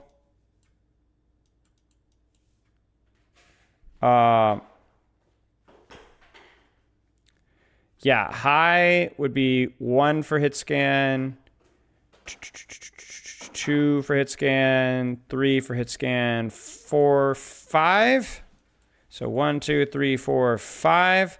And then for projectile, we got 1, we got 2. And that's mostly it. So the key thing here is not the total number of characters, because obviously it's the ratio that matters. There's more hit scan characters than there are projectile characters. But the reason why it's important to point this out, that the ratio is generally that projectile characters, in general, in my opinion, have slightly lower skill floors. It's a little bit easier to pick up and get value out of a Junkrat, a Torb, right? even a character like Pharah than maybe a character like Tracer or Sombra, just in general. And I think this has historically been the case for quite a while. It is a slight bias that where a lot of projectile characters are generally seen as lower skill characters. That's not 100% true, and generally I think the effect is relatively slight, but it is worth pointing that out before we get to the video. And I think that's part of the reason why. And if we actually screw it, I'm gonna go back. The other problem with hit scan bias is that in general, if we were to rate like value ceiling, all right, listen carefully, the amount of value that you get out of optimizing a character, right? Instead of doing this tediously again, let's talk about which characters have very high value ceilings if you're really good at them. Ashe, yes. Cassidy, yes. Echo, yes. Genji, yes. Hanzo, yes and no, not as much. Sojourn, definitely very high. Widow high. Tracer high. I think Sombra's kind of somewhere in between. But you're going to notice this is, again, where hit scan bias is a little bit higher, where you could be the world's best Junkrat and you just can't play in certain situations. You just can't play in certain situations. So that, to me, is the real hit scan bias, is that certain projectile characters, because they're noobier, Torbjorn's a great example, only has, and Junkrat to an extent, only has so much skill expression so that it's very difficult to squeeze value out of him. Because you get better and better and better, but you're not necessarily rewarded for that value. Because there's only so many things that you can do. There's only so many things that you can do. I mean, even Hanzo, right? Like Hanzo ultimately comes down to being simply a worse hit scan 9 times out of 10. Sonic placement matters. Dragon Strike placement matters. Storm arrow management kind of matters, right? But those are overall like significantly less important than things like the cooldown management that a Tracer has to do or a Sombra can do and get value out of, right? And so it's not just that these noob characters hurt. The noob characters hurt the character expression themselves because from Sprixie, who I believe is a GM player, these characters don't have the same level of value when played at a high level, so it screws over the projectile players. So in my opinion, this is why when we address things like Junkrat, it's not just to make him harder to play in lower ranks, it's to allow him more ways to be better in high ranks. So that a lower ranked Junkrat player has more motivation to learn those new things. Because like when you're playing Genji, you can always play better. And you're playing Tracer, you can go, I can always do a little better. And some of these characters don't really have that. There's not a not real reward for applying yourself to the character. Yeah, I'm not talking about hero pools at the higher level. Like I know that a lot of projectile DPS players at the pro level play Sombra, but that's irrelevant to the discussion. I'm talking about the hero designs themselves. So that's the problem. I think a lot of projectile characters are slightly easier to play and certainly less rewarding to master. That is a design issue. I think part of it is due to the fact that hit scan characters always have that mechanics that does improve infinitely. But that can be compensated by projectile players having more expansive kits with more skill expression, but often that's not the case. Hanzo and Junkrat are great examples of characters that have very, very poor kit designs, where there's just not a lot of complexity. Whereas a character like Mei is maybe a little bit better, but overall doesn't have quite enough to make her work. That's my take. Let's see what Sprixie has to say. 200 HP player it connects with. Was this a little silly to play against? Yeah. As someone who did play DPS Doom in Overwatch 1, I get it. The characters are a little corny. But I truly implore you guys to listen to what I'm about to say. And this is not just for Junkrat, but for a lot of other characters I'm going to talk about. So we took Junk's combo away, so what does that make him now? He's a spam bot. Instead of being the assassin character that Junkrat used to be as well as the tank buster, he is no longer either of those. So what does Junk do now? He spams. What I mean by spam. You sit behind your team, you hold an angle, and you just hold mouse 1. This is both not only really, really, really, really boring for the Junkrat player, but really, really boring into the people he's shooting at. I would say it's a bit of an exaggeration, but he is right. And I think that is a really good point. Is when you remove the one-shot identity because there wasn't any other form of skill expression besides the one-shot, then now what does the character do? You've nerfed the character, but you've nerfed the character indiscriminately. And that's a great point. I agree that the one-shot was toxic. I agree. Yeah. A character shouldn't be relying off of that for skill expression. But then that's why a rework needs to do more than just that, right? It changes a lot of breakpoints, and the character went from being something that was a little corny to play into to almost useless. Don't get me wrong, you can still play Junkrat. He has his maps where he's good. King's Road, tight choke points, small rooms. Of course, he's always going to be good in those situations, but the entire assassin playstyle of the character isn't completely gone, but it is way, way, way harder to actually get kills. Also, Junkrat benefits hardly at all from the DPS passive, while characters like Tracer shoot constant bullets through her Hitscan weapon, activating the passive ability on anything you're shooting at within an instant. So what am I getting at? Projectile characters got the short end of the stick, basically. Heroes like Hanzo, Genji, and Mei all got completely destroyed because of the Season 9 changes. I'm going to take a special deep dive into Hanzo real quick, because he is the other character besides Doomfist that I hit my peak on in Overwatch 1, and I think what they did to him is horrible. So, what did they do to Hanzo? Hanzo can no longer one-shot. For some people, this is a huge, amazing moment. Thank God Hanzo cannot one-shot me from across the map with the logs anymore. We actually had an extensive talk about this in the Group Up podcast yesterday. I recommend checking that one out. But basically, we came up with some solutions. Samito thinks that we need to add back the induction and being able to hold the induction while wall climbing. I agree with that. I think Dragon Strike dealing with deployables is also good. I agree with that one too. I suggested having slightly faster induction speed so that he's able to pull his arrows faster, feel a little bit more fluid, and then maybe reduce the damage even further if necessary. I think that these changes could be cool. And for other people like me, it's, oh God, I can't one-shot anything anymore. How am I going to kill anything? Before I continue on, I'm going to go ahead and get this out of the way. Why the hell can Widowmaker still one-shot people, but Hanzo can't? Samito brought up this argument yesterday, and I think this is a bad faith argument.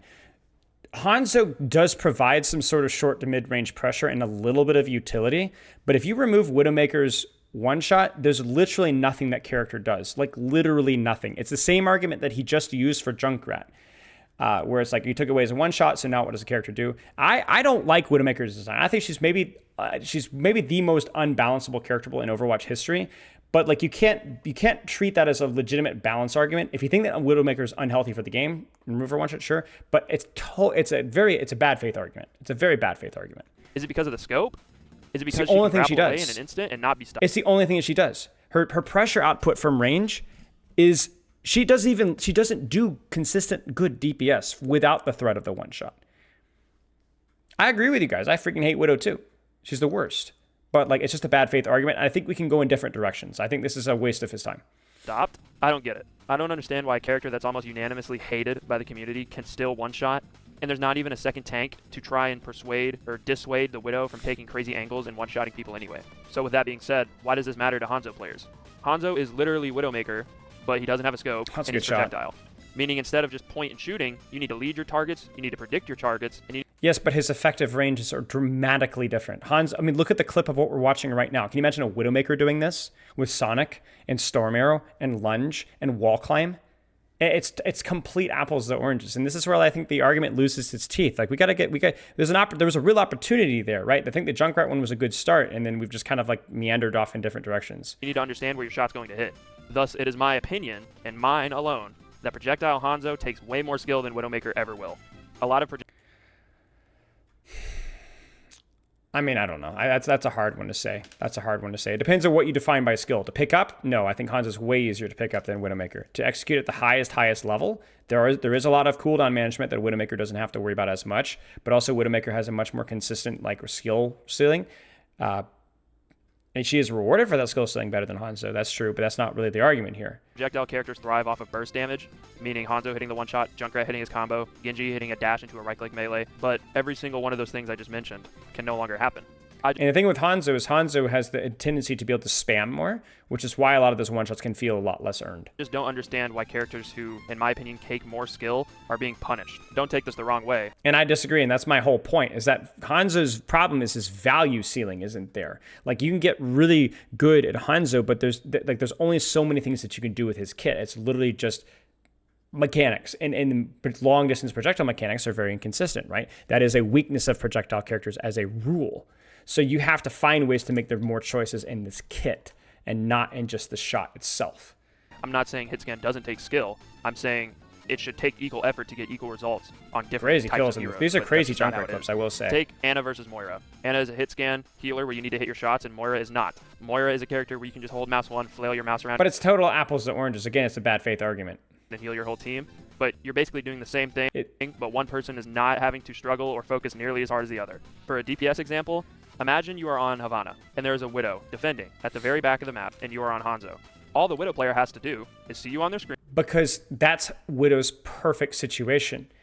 Give the analogy now, but play Widowmaker on Lijiang Tower Control Center into a Hanzo, or on that exact same King's Row clip on early third or second point, right? Hanzo has so many more positioning options and so many better dueling options. Screen, move the cursor over your head, and click.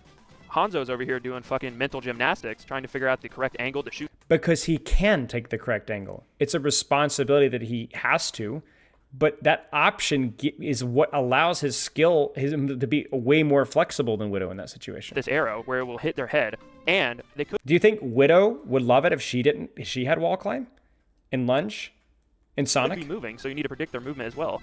Does that not seem fair? The funny part is that Hanzo can't one-shot, but Widow still People don't can. understand the difference. Yeah, exactly, Jolly. People don't understand the difference between value and skill setting. Like, it is actually an unbelievable distinction to make, to say that the amount of value that you get out of min-maxing this character versus how hard it is to min-max the character are two different things. Like, Ball is a bad hero, but he was unbelievably hard to min-max, right? How does it make any damn It's an important sense? distinction. Listen, I hear the argument too. Well, no one liked getting spammed through a choke and getting one-shot by Hanzo.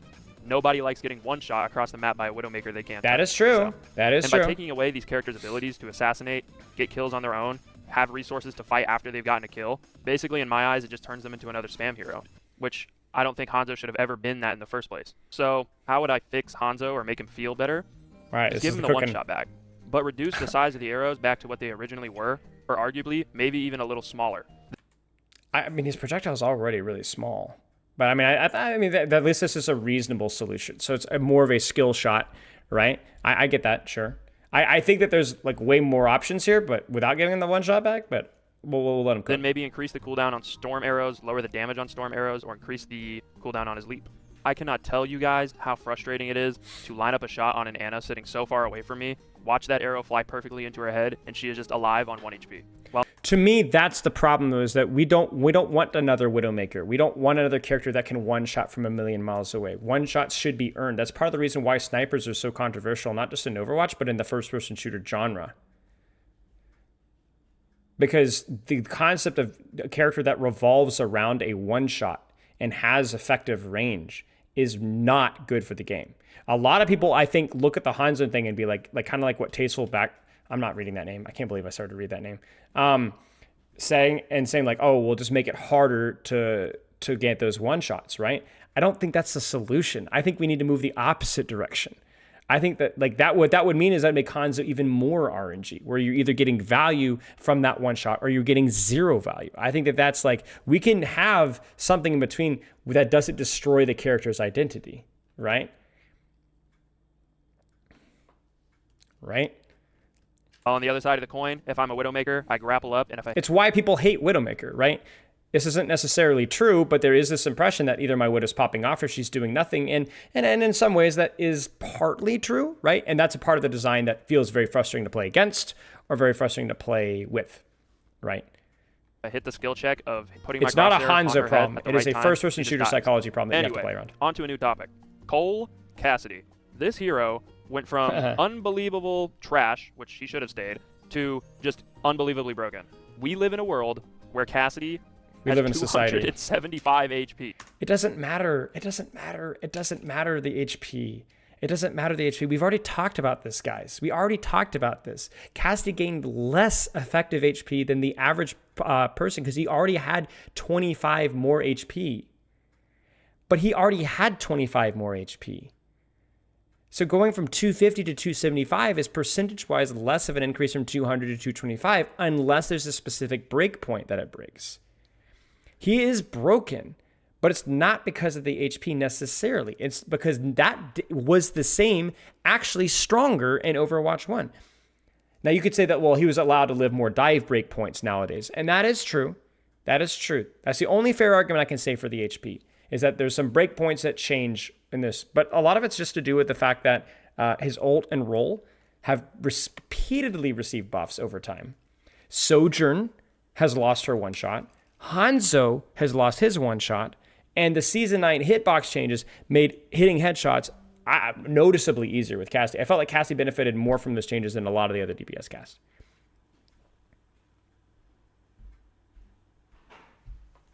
If someone told me back when I was playing Doomfist in Overwatch 1 that Cassidy would have 275 HP one day... But it's irrelevant. It's irrelevant. It's like saying that it doesn't matter. Like, could you tell me if the Doomfist would have 500 HP and be a tank?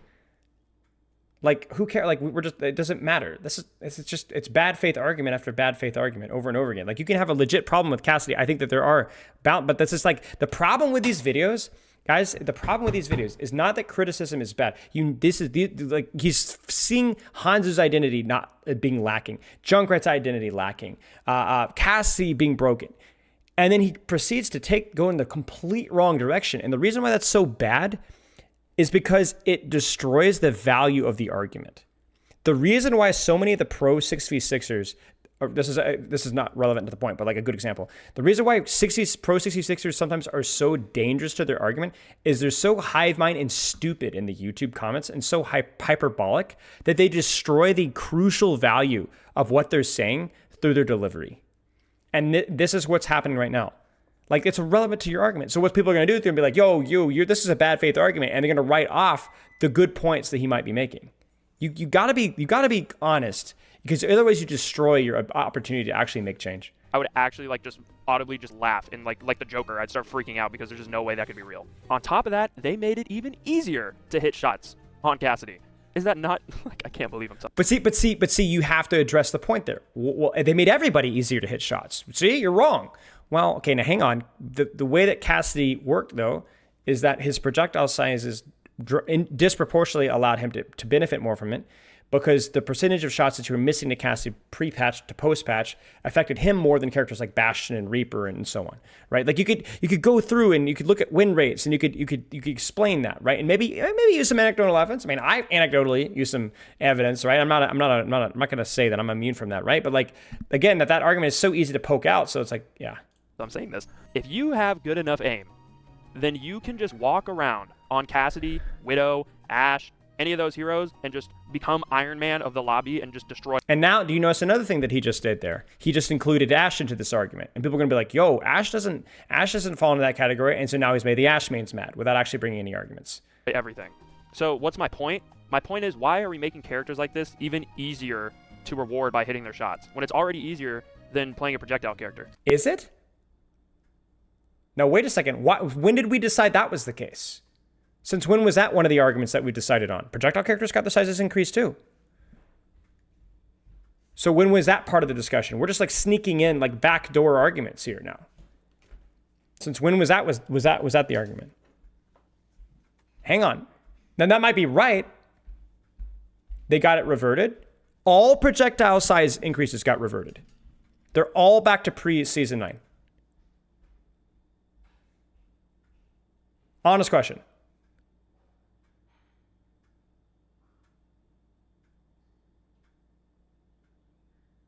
But some. Okay, but you got to clarify that. You can't make these arguments. You can't make these blanket statements. It's lazy. I know that they did a tweak with Hanzo, right? But I still think it's bigger than it was before. No? You got to be cautious with this stuff. Like, I don't understand why we are making it easier for people to play Hitscan when almost everyone who plays against Hitscan doesn't have fun. Have you guys ever played versus Junkrat, Pharah, or Torbjorn? Again, bad faith argument. You got to be really careful with this stuff. I would rather play versus Tracer. I mean, in an unpocketed Sojourn and a Cassidy on most maps than I would versus a lot of the rest of the cast. This is the same argument when people were like, oh, Tracer sucks, nurse Tracer. Well, what would you prefer to play versus? Versus what would you prefer to play? What would you prefer to play? Do you prefer a Junkrat May meta or a Torbjorn or Pharah? Like, I think novelty, is important. Like, having Hitscan be meta for such a long period of time at the highest level because of the issues that we talked about before the video is a good point, right? But again, then we need to address why that's the case. And I repeat, I am not advocating for all Hitscans ever to just be nerfed into the ground and like never playable ever again. But what I am saying is the character should reward skill. So if someone does play Cassidy and they're but remember, they do hitting crazy shots on me before season 9. You know what? I died in a game, so I'm probably still gonna be annoyed. But at least I know he hit the shot, and it's not because the game made his bullet bigger.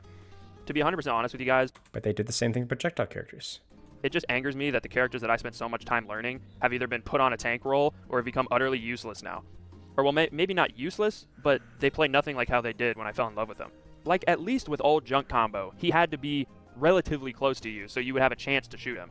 I am aware they nerfed Widow's range to one-tap headshot kill, but I do not care. It is still outrageous. They did nerf Widow after the initial Season 9 changes with her bullet size. But guys, I never played Hitscan in Overwatch 1 except Tracer. Hitscan benefit way more from hitbox than projectile. You might be right. And I felt like the real Kenzo out there on Widow. Like, I was doing crazy shit on this hero that I spent no time ever. I wasn't. But I think it's just because I suck at Widow. I'm not gonna lie with you And then guys, I decided to go play I think Hanzo, I just suck. and I'm just like doing nothing. I'm just spamming. I'm just getting headshots, but they're not. Yeah, it's just anecdotal, couple of game evidence, just killing anything. So why in the hell is Blizzard making hit-scan heroes who are already really good way better? It doesn't make any sense at all. If anything, projectile characters should be getting above.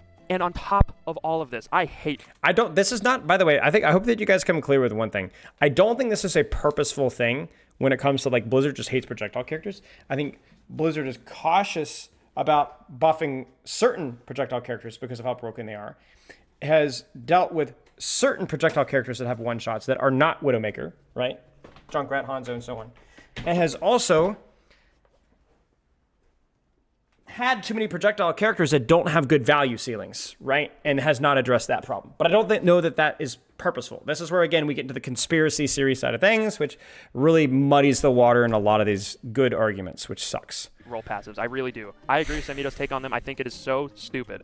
But Hanzo can't apply the role passive like Cassidy can, like Ashe can, like Tracer can. They just can't. He doesn't have the fire rate or the potential to do that. The I agree power that scale the between passive hitscan and projectile has shifted so unbelievably much that whenever I play Hanzo, in the back of my mind, I'm thinking, wow, if I'm playing Ashe here, he's dead. Wow, if I'm playing Cass. And that's probably why you're struggling. Let's not lie. That definitely has an impact on how you perform. I mean, it's proven that has an impact on how you perform. It's one thing. I told you guys, opinions snowball. Opinions snowball. You could be right about your impression, but that your impression makes your play worse. Here, he's dead. But I don't want to swap off a character I enjoy. But yes, the role passive is generally feels more complementary to Hitscan because of how easier it is to apply consistent pressure from most Hitscan characters. I noticed I said most. Where Widowmaker, Ashe, not as benefited from the DP. Actually, that's not true because Ashe has Dynamite. But like a character like Hanzo, no good. Mei is okay. Junk struggles, right? What else? What other heroes are there? Venture, I think DPS passive is very useful. You got splash damage, pretty easy to apply. Symmetra, Torbjorn's pretty easy. Pharah's pretty easy. Echo's pretty easy. But I'd say like Genji's pretty easy to get value DPS. So, you can't even, again, paint with a broad brush here. This is Hanzo and Junkrat mostly struggle with the DPS passive. Maybe a couple of other characters to a lesser extent, right? But then you could also say that Widow, and I guess it's mostly Widow.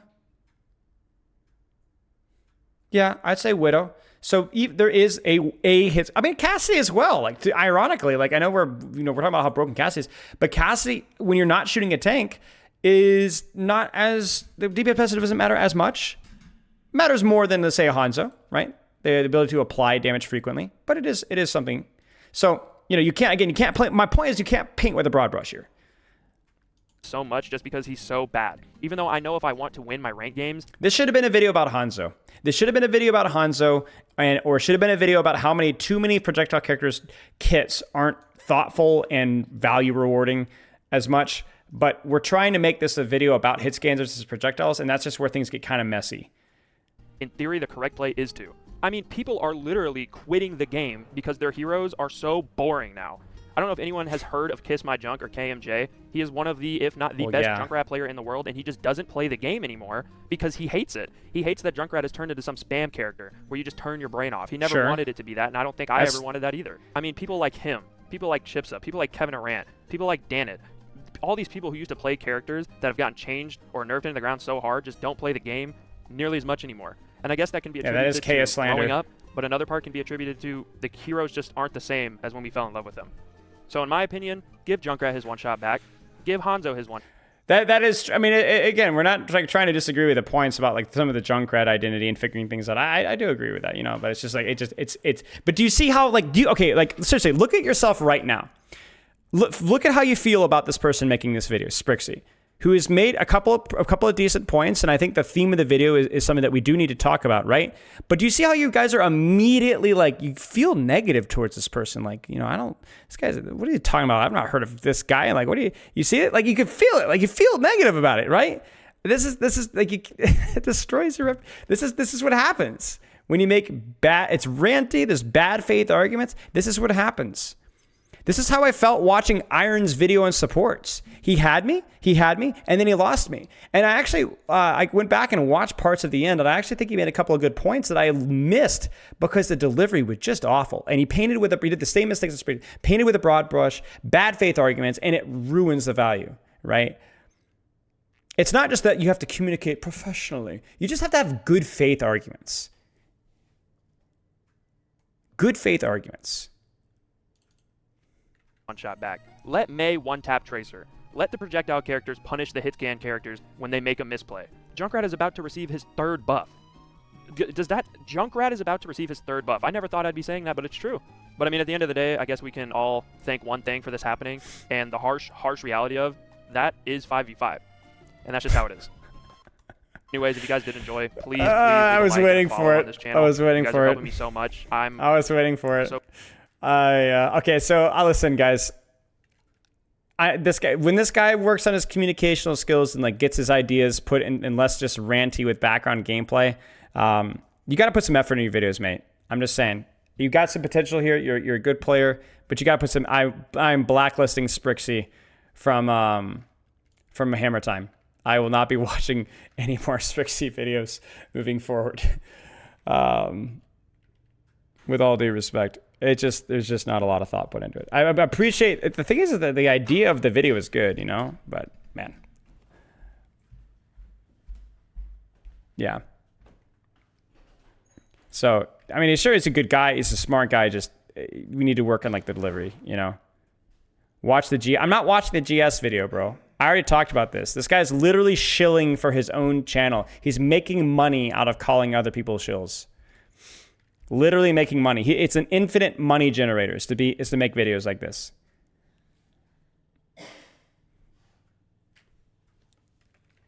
Check it out.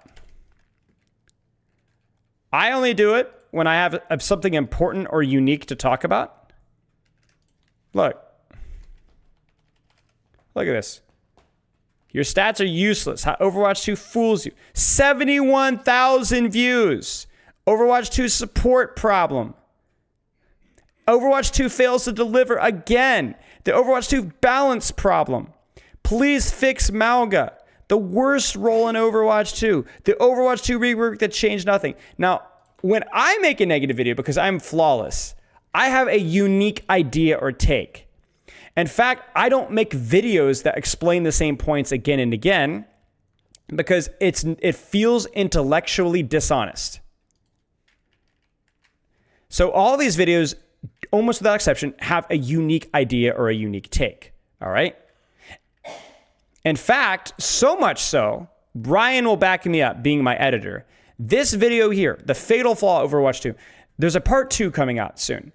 But there's actually like 6 negative videos that I could have made with this content that I combined into one because I felt like it was a more intellectually honest and complete way of delivering the information. So I could have I could have infinite money generated this one. But I decided to do it all at once and condense it to a more intellectually honest delivery. I'm not perfect, all right? I'm not perfect, but I hold myself to a certain ethical standard with this, and I think a lot of other content creators would do themselves favor as well. I also think it's killing the chicken. I think it's killing the chicken, or killing the golden goose, or whatever. You get what I'm saying? Like, I think like if all you do is negative, you turn yourself into like an echo chamber where you make the same type of content over and over. There's no fresh ideas. There's no new content. You don't even force yourself to think creatively in a new, different way, and so you run out of ideas. Because, you know, you got to be thinking of new things to talk about other than just complain. Will I try the 6v6 mode? Yes, I'm actually planning on that at some point. I'm going to do some 6v6 bugs at some point. Definitely looking forward to trying that. It'll probably be a couple of weeks because the next couple of weeks are really busy for me, but I am trying on it. Yeah.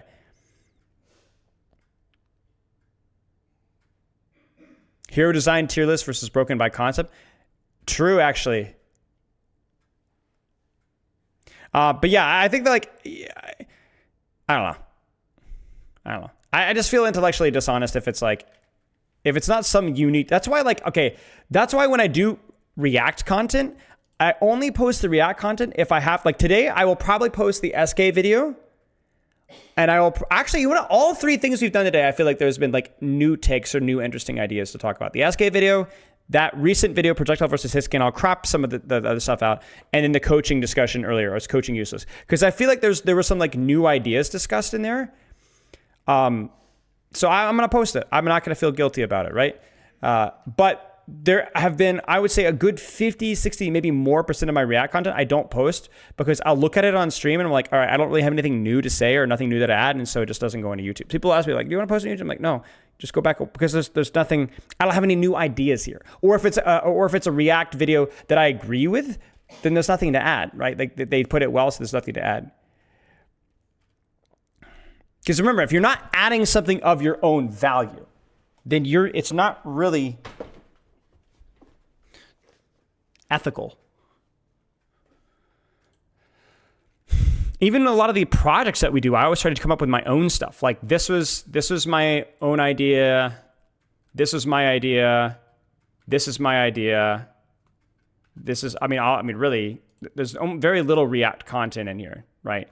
Wow. Okay, we're done here. Let's do one more video. The irony of finishing that statement with, let's react off of something else. Oh, Reinhardt video. I didn't see that. Reinhardt, Orisa, or Toxicity. Rein, Orisa, Toxicity. We haven't done Hammer Time in a long time. It's been like 3 weeks or so, 4 weeks. So, not Pixel Roni. What's Pixel Roni?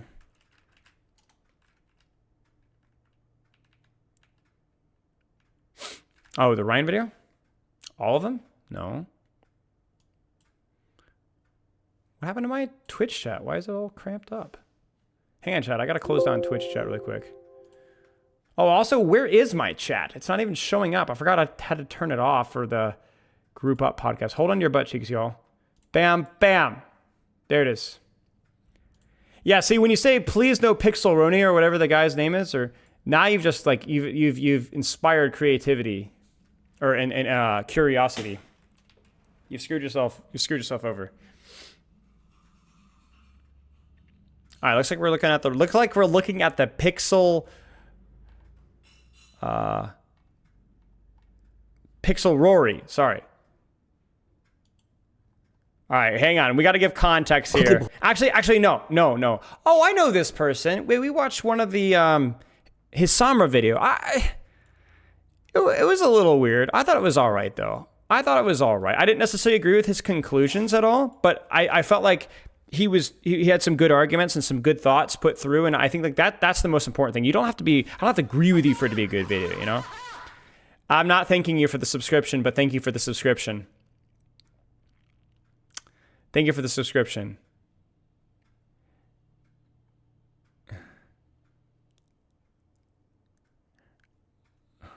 Yeah. Okay, Reinhardt, Overwatch, Shattered Shield. All right, so let's talk about Rein. Rein is big, so Rein struggles with the psychology of 5v5 more. Rein does not have an enabler, and historically Overwatch 1, Reinhardt greatly benefited from an enabler. And I think Relf, who is not somebody I always agree with, but I do think has a lot of really unique takes in the game, and I respect him a lot for that, made a really great point about Rein, that a lot of tanks that are better in close ranges benefited from 6v6 because they benefited from the enabler role. Right? Which was a great point. I never thought about that, frankly. So that was something that I learned from Ralph and has definitely changed the way that I view certain things. In fact, Ralph predicted that Venture would be broken with Zari Bubble because of the enabler playstyle being broken, which ended up not being really true, but it was like not everyone's predictions are true, and it was a really good way of thinking about it, right? So anyway, long story short, Rein needs an enabler tank a lot of the time because he is a little bit slow. I just hit myself in the tooth of the ow. Mm-hmm. I've proposed some different solutions to this, like moving faster while shielding. Oh, guys, We're going to talk. We got to remind me Reddit post when this is done. We're going to get to the motherload of all React content after this one. And this one is about my video. Somebody sent it to me, and I was just fuming. I was just fuming. It was like one of the most depressing Reddit sections. Okay, remind me. Anyway, yeah, I think he struggles with CC sometimes. He's a little slow. He gets countered by tank counters too often. I feel like things. Yeah. Anyway, we'll see what Pixel says. But like I said, I'm trying to get my initial impressions out before we take a look here. Before this video starts, I'm live on Twitch as this video goes live as well. So if you want to come stop by, you know where to find me. Link on screen, in the description, in the comments, and in your walls.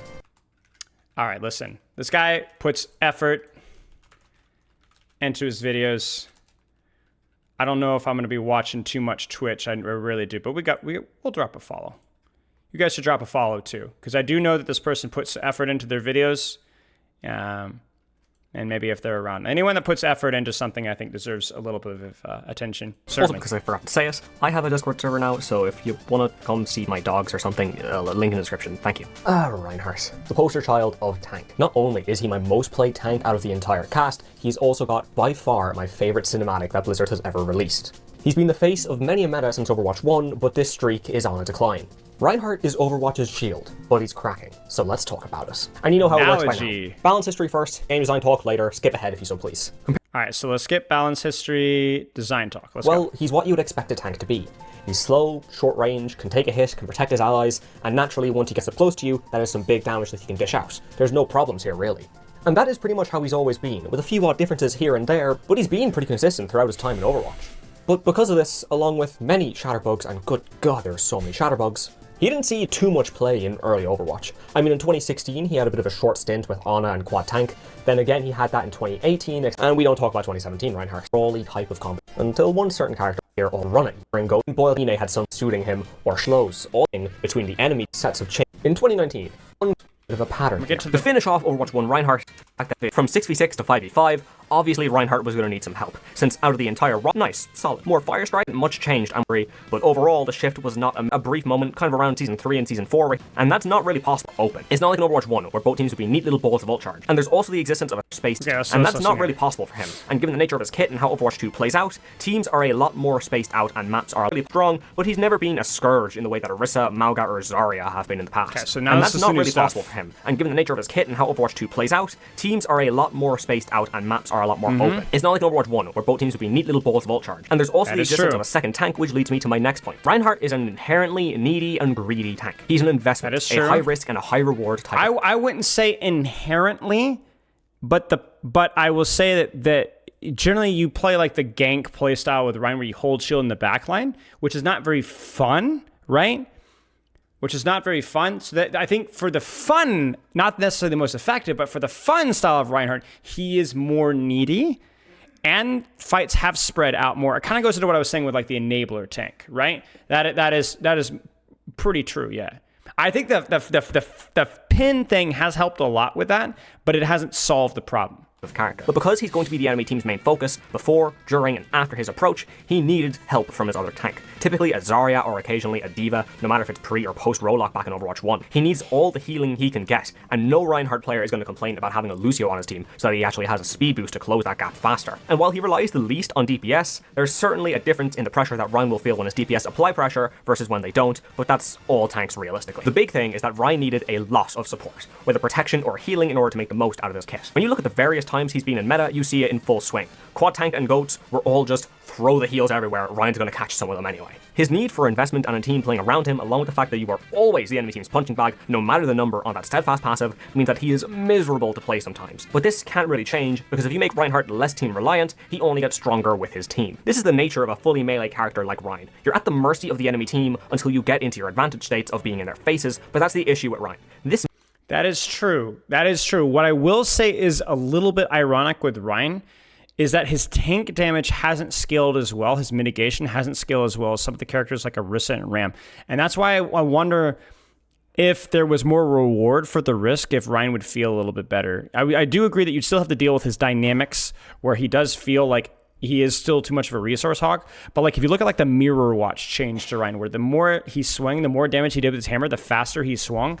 That to me is like a change that would be nice, because to me, if you're playing Rein and you're swinging on a Ram or a Orisa, Like, if you're able to close that distance, you should be rewarded. You should be able to win that tank trade comfortably. You know, you should be able to win that. Like, it shouldn't be that Reinhardt. Okay, this isn't a hot take. I think I think everybody agrees with this. But Rein should never lose a tank trade if he's up close versus the enemy tank and at full HP. Like, if he's able to close that distance and not get CC'd, not lose shield resource, whatever, he should win that tank trade. I don't think there's a single character in this game that should win that tank trade. Or at least it should be closer, right, than it is right now. And then the question is then, you know, how do we balance the character so that, like, closing distance is not automatically win every single time? And I think that like we should take a look at that. But I think it's hard. If Orisa has 100% HP and all cooldowns, they should win. Maybe, but the question is what is a better utility? Shield or Orisa's poke in the closing the distance? I see what you're saying. Like, Rein could theoretically walk forward and hold shield and get close. But I think it's tricky.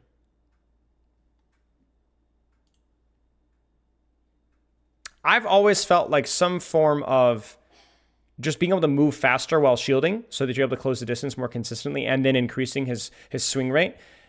I don't know. I think that's something that I'm going to have to put some shower thought time into it. I'm curious to see what you guys have any ideas. Anyway. That's the issue with Rein. This man struggles to get into the enemy's face, even if he has a Lucio now. The counterplay for Orisa is pre-fight poke. The counterplay for Orisa is the same for any tank that has any form of range, including Ramattra, is you need to win the resource trade before the Rein closes the distance. It's the same way how an Ana beats a Genji, or a Cassidy beats a Reaper. If they're able to close the distance on top of you, then they outplayed you.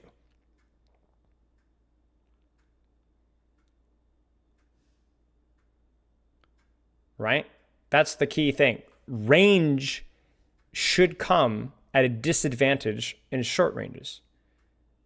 Yeah, I understand your point, Wonder Duck, because you could make the argument that if Rein moves too fast with shield, even if he shield breaks and he gets on top of you and he just automatically wins, losing shield wasn't enough of a punishment. I agree that this is not a simple topic. I think you make a really good point.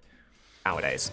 Before I talk about the present day Reinhardt, we need to talk about Overwatch 2 and the tanks, specifically just the tank passive. So say what you want about the role passives, I kind of need to make a full-on video about those if we're ever going to get into that topic. But when Overwatch 2 launched, all the tanks universally were granted Reinhardt's steadfast passive, 30% knockback resistance to everyone. Now there was a reason that Rein had this passive to begin with. He's fully melee, not too mobile, and naturally, because he's leading the charge, the enemy team is going to have their entire focus on him 9 times out of 10. It was a perfectly reasonable passive to give him, because if you booped him away, well, he couldn't do anything about it. But giving it to the other tanks, like D.Va, Winston, even Orisa, the character immune to CC? You can certainly argue that it was needed to help them out because there's only going to be one tank now, and obviously there's going to be a lot more focus on them, and that's actually fair enough. Wait, did you guys hear that render noise? Listen. That it was needed to help them out because there's only going to be one tank now. Do you hear that? That's a video rendering sound. That's Vegas. I think that's Sony Vegas. Now, and obviously there's going to be a lot more focus on them, and that's actually fair enough. But I do think that Reinhardt really should have gotten a stronger version of the passive, considering it was originally made with him in mind. And as I was writing the script, tanks got a buff to their passive. I'm not getting into the headshot thing, so we're just going to focus on the fact that the steadfast portion got buffed up to 50% knockback resistance. Blizzard, I think that's a fair take, because, like, again, this is the problem with the global role passives, is that sometimes they break some characters and sometimes they don't break other characters. I do agree that maybe we should talk more about role passives. I'm going to write that down. I know it's been talked about before, but I need to put some thought into that. Maybe that's going to be our next video project, is the fundamental flaw with role passives, the proposed solution, and so on. Okay. Already tried this once, and you reverted it within 3 months. I hate Vegas. I use Vegas. Quite a long I freaking time, hate it. but in Blizzard standard time, I don't know that's actually better pretty options. fast. So we've already tried this once, and it was already too strong on the character who in Blizzard standard months, and you reverted it within 3 months. I know that sounds like distance. Blizzard, you've already tried to focus on the fact that the steadfast portion got buffed up to 50% knockback resistance. Blizzard, you've already tried this once, and you reverted it within 3 months. I know that sounds like quite a long time, but in Blizzard standard time, that's actually pretty fast. So we've already tried this once, and it was already too strong on the character who it was intentionally made for. How do you think it's going to work when we give it to Sigma? Like, I don't... Oh, God. The tank passive took away a strength that was previously exclusive to Rein and just gave it to everyone, and Rein got nothing in exchange. Here's your shatter He's range just buff, getting I feel like, shafted, or maybe really. not. And all of this brings us to the current present day Rein, who quite honestly is just struggling. But in comparison to the other characters that I've covered, I don't think he needs to be changed whatsoever. Fundamentally, his kit is really strong. It's just simply that the current meta, along with the Overwatch 2 landscape, just being very anti-Rein overall. I mean, if you give Rein some buffs, we're going to end up with a situation where Rein is just way too strong and no one's going to like that, because when the character's too strong, of course they're not fun to play again. I understand that as well, but I will say that I would be more comfortable trying things more aggressively with Reinhardt, because remember, a Reinhardt meta is better than a Roadhog meta. You know? If a character is going to have to be a little broken or be meta for a little bit, I don't have a problem with Reinhardt being one of those tanks. I'm not saying that we need to buff Reinhardt out the cheeks, but we could try some more aggressive changes with the Reinhardt. Scale it back if it's too much, or if we need some meta variety. I don't understand like why we're allowed to have like these Malga or Roadhog or Orisa metas chained back to back to back to back to back, but everyone's like so defensive and cautious about buffing. Like we had a Zenyatta meta for 2 weeks, or not even 2 weeks, and everyone like and whatever, right? Same thing with Ball. I don't know. I think like, I mean, come on, like. I'm not disagreeing with him here. I think for intellectual honesty, it's good to be balanced with your feedback here. But, you know. Granted, he'd simply be overtuned, not overloaded, so it would be easy enough to fix, but it's still a problem, you know?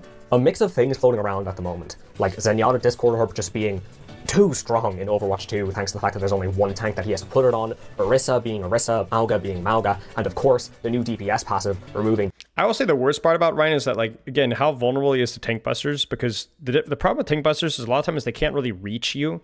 So, like, Winston and Roadhog feels really bad. Doomfist and Roadhog feels really bad. But at least there's, at least in theory, a way you can avoid them. With Reinhardt, even though he's slightly better in the tank trades than like a Winston, he doesn't have the capability to consistently avoid them with Pen. It's not, his mobility isn't good enough to deal with them. So that he is victimized by those cringe cancer tank mains, which just coincidentally have been dominating the meta for the last, 5 months? 20% of the resources that Reinhardt so desperately needs off his teammates is just not really a good situation. And all of those tanks have self-sustain. All of them. With Fortify, Fortify is a smaller heal, but they have the sustain that Rein doesn't have. For him.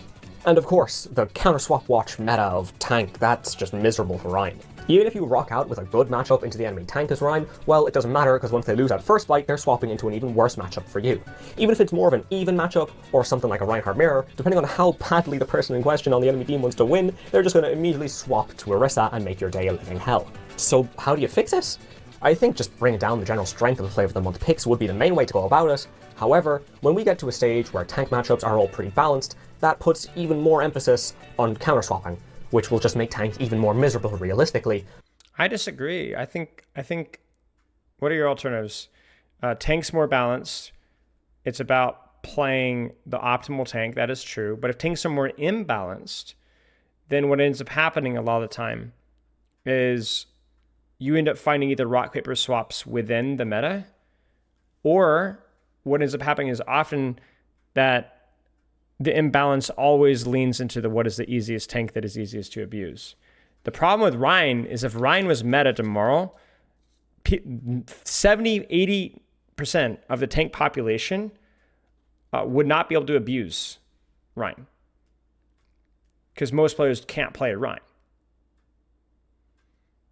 So if the meta is balanced, then yes, it leads credence to you being able to play tanks for the different situations. But it also just as much leans credence into now you can actually play what you're good at without being encouraged to swap to what is meta. Like if Ryan's current state, you might should have played Hawk, right? Because Hawk's stronger. In theory, I'm just making this argument, right? But if all tanks are even, well then it's the player's skill is the more important thing. So I understand the logic here. It is a tricky argument, but yeah. Honest with you, I don't know how to fix tank just as that's not on me to try and give an opinion on how to fix it. That's not happening. And before I finish this off, let's talk about Mirror Watch Rein. Since in my last video that featured Mirror Watch characters, people were asking for my own thoughts on them and if they were actually added to the main game. So why not? Starting with his passive, friend. Well, one of the things that you could do with Reinhardt is, the irony is that people talk about giving Rein more shield. I actually think if you made a lot of these changes, like faster movement speed while shielding, more lethality up close, something along those lines, yada, yada, yada, quality of life changes. Rein doesn't need 1400 shield. Rein doesn't need 1400 shield. Because what is the most worst aspect for Rein in low ranks?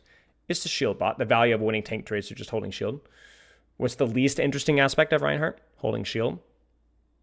Holding shield. subtract 200 shield from the Rein. There you go. Very easy. He's still a shield guy. Still be as an aspect of his mitigation. But he doesn't need 1400 shield. Getting increased attack speed on swings is really fun, though with this hammer doing 100 per swing now, this would be a little too much if it were to actually be added. As for Shatter, this is... I mean, would it? Would it? What does Ram do for punch? What does Ram do for punch, guys? Somebody tell me what Ram does for punch in a tank trade. Just worse Shatter, let's be real. Why am I asking? I can look it up right now. 60, right. So Ramattra does 60 damage per punch. 60 damage per punch. Where are we at? He gains 225 armor. Has a 20% movement speed buff. Cleaves. And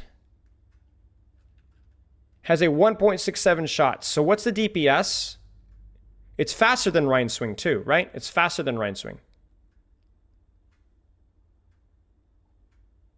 Damage per second, 100. What's Reinhardt's damage per second? What's Reinhardt's damage per second?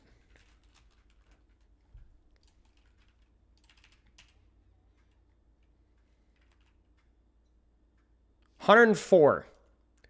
So you have the same damage per second on Ramattra.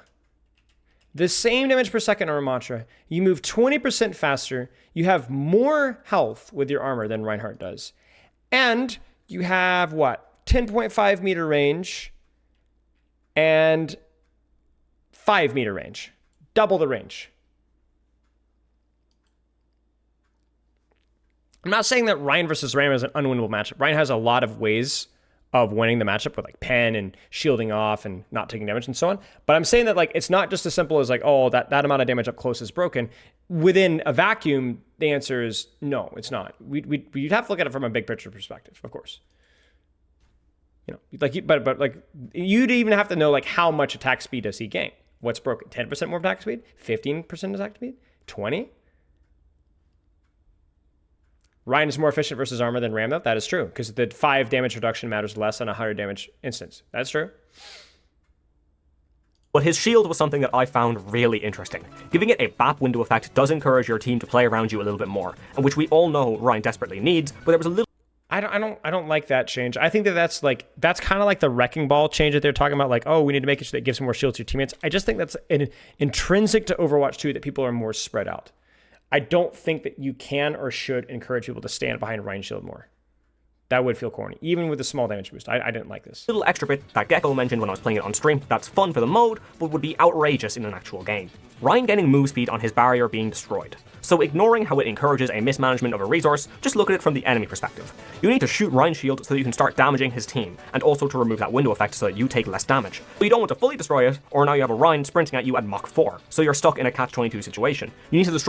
I agree. Destroy the shield so that you can damage his team and take even less damage from the amplification they now get, but you also don't want to destroy it because that'll let Rein overcome his weakness when to close the gap when he normally has no solid movement options by himself. Good. I 100% I think Mirror Watch Rein is fun, but if anything beyond the attack speed was added to his main kit, I'd have to wonder what the hell is in the dev's food. And that's Reinhardt. In my opinion, he's one of the best designed tanks in the game. Yeah, it was good. It was good. Some good thoughts. Don't always agree with everything, but that's not... People don't always agree with me either. So I thought the good thoughts, good points, good discussion, good stuff. Recommend checking out his channel. I mean, it's the second video in a row that I thought was relatively well made, some unique thoughts and some good takes, and clearly put some time and effort and thought into it. And yeah, I mean, I was good. Yeah, that was good. All right, y'all. You guys want to cook for a second here? Actually, no, I gotta pee. All right, I gotta pee. I'm gonna let you. Here's what I'm gonna do. I'm gonna find a really S tier comment here. I found this video. I commented on this because. Okay, here we go. I'm gonna find a particularly juicy comment that you guys will enjoy. What?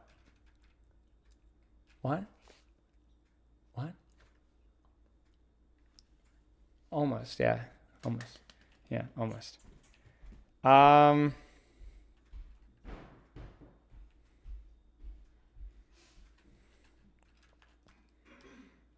Here, let's do this. Let's do this here. Let's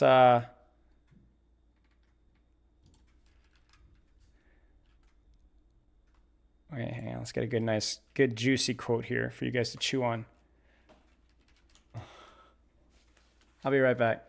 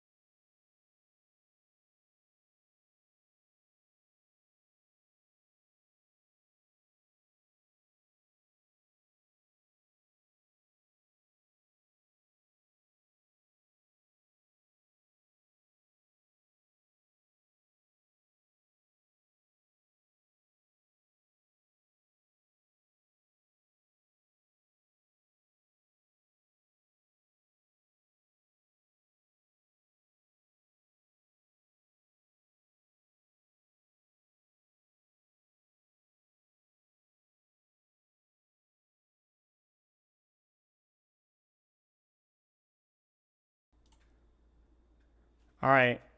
So hope you guys been chewing on this one for a little bit, because my response is, and yes, officer, guilty as charged. Okay. Yeah. So this was a very interesting comment section, because I generally have a higher standard for this subreddit. Competitive Overwatch, I think, is a pretty darn good subreddit when it comes to, but I don't know what happened with this video. I don't know if the reach was different or the demographic was different, or because it's funny, because even within this community. So let me get some context here. So this is a broken by concept hero tier list video. And I think I made some people upset with this video. I'm not gonna lie. There were a lot of dislikes in this video. It was like a 93%, 94% like dislike ratio, which is pretty low for me. Anyway, I go through and I talk about like different characters that I feel like that are hard to balance, because the concept of the character just feels tricky to design with, right? And you can go back and watch the video. It's pretty self-explanatory. In general, I think r/competitive Overwatch is generally like kind of like on the higher skill pilled thing, like characters that have healthier skill curves and so on. But let me disclaimer why I think higher skill characters deserve to be higher ranked. There's a couple of arguments here, okay? Number one, characters with higher skill doesn't necessarily mean that only hard characters are allowed to be meta, but because that characters that reward skill deserve to be higher ranked meta, right? The problem is when we have characters that are lower skill ceilings or lower skill entries, are allowed to be meta, allowed to get more value. It punishes players that spend more time in the game, and that provides a negative feedback loop that discourages players from applying themselves to the game. In addition, it also often is generally the type of kits that aren't appealing to the average player. I made this argument yesterday in this debate right here, actually, where how many Malga mains are out there? Or Bastion mains? I know Herlof's in there somewhere getting mad at me. Reaper mains, right? Now tell me how many Reinhardt players, or Winston players, or Ana players, or Genji players, or Tracer players. People that play as characters or want to play as characters, even when they're not that good, just because they're fun. Right? There's a huge difference. And it just so happens that coincidentally, a lot of those characters are more skillful. So the answer is why? Well, I think there is a correlation, not perfectly here, but there is a correlation here where characters that are more healthy in designs are also more fun to play because they reward your skill better. There's more choices of your positioning. And I think that's generally true. Now, we talked about yesterday, there is the exception of the rule. I think Mercy players, but I think Mercy even has some good design things. I think her movement is very fluid. I think the character personality is really good. So maybe not exactly her in-game, but her out-of-game design is really good. And so, I don't even think Hog is necessarily an exception. There are a lot of Hog one tricks out there, but how much of that is just because the character has sustain? right? Although you might say that is part of the design of the character, but it just feels like a cheat way to just play without playing Overwatch. So I think people, if they could have if they could have people playing around them or whatever, people would always pick a character like Zenyatta or Echo or Rein and Genji and Lucio and so on, because those characters have more interesting and dynamic kits. And I think that is honestly just it's basically objective. Like you could look through the numbers about when do people swap or when do people play Reaper Bastion. Nobody rolls out on Reaper Bastion. They always have to swap because I'm playing Winston. At least that's what they think, right? A lot of heroes fall in that category.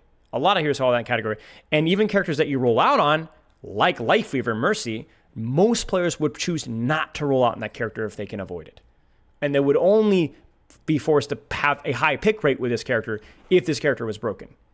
Like you could even run some psychology of like look at all the times when Rein was weak, check his pick rate. Look at all the times when Lifeweaver was weak or Idiare was weak and check their pick rate and compare those and decide, okay, these characters are really popular. That's why. And the thing is like a lot of people say to me, well, Spilo, not everything is for everybody. That's true. That is true. But I made this analogy yesterday where it's like, was it the blueberry oyster pie?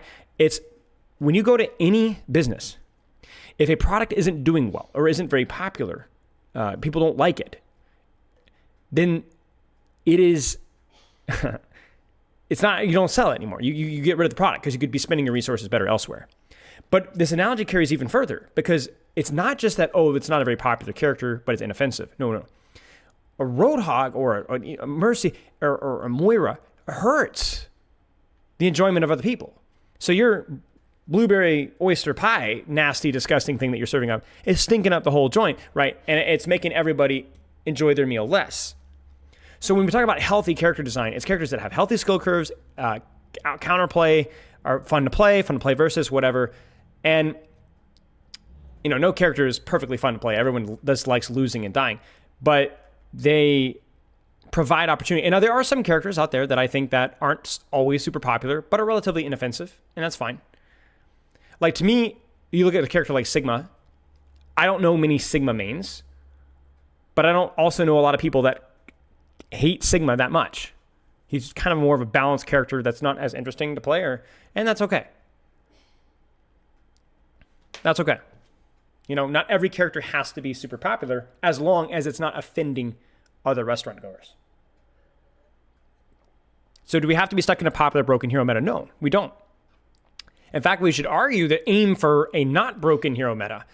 But if you look at the number of characters, just even in the top 2 tiers, we have 1, 2, 3, 4, 5, 6, 7, 8 tanks on an 8 tank loop.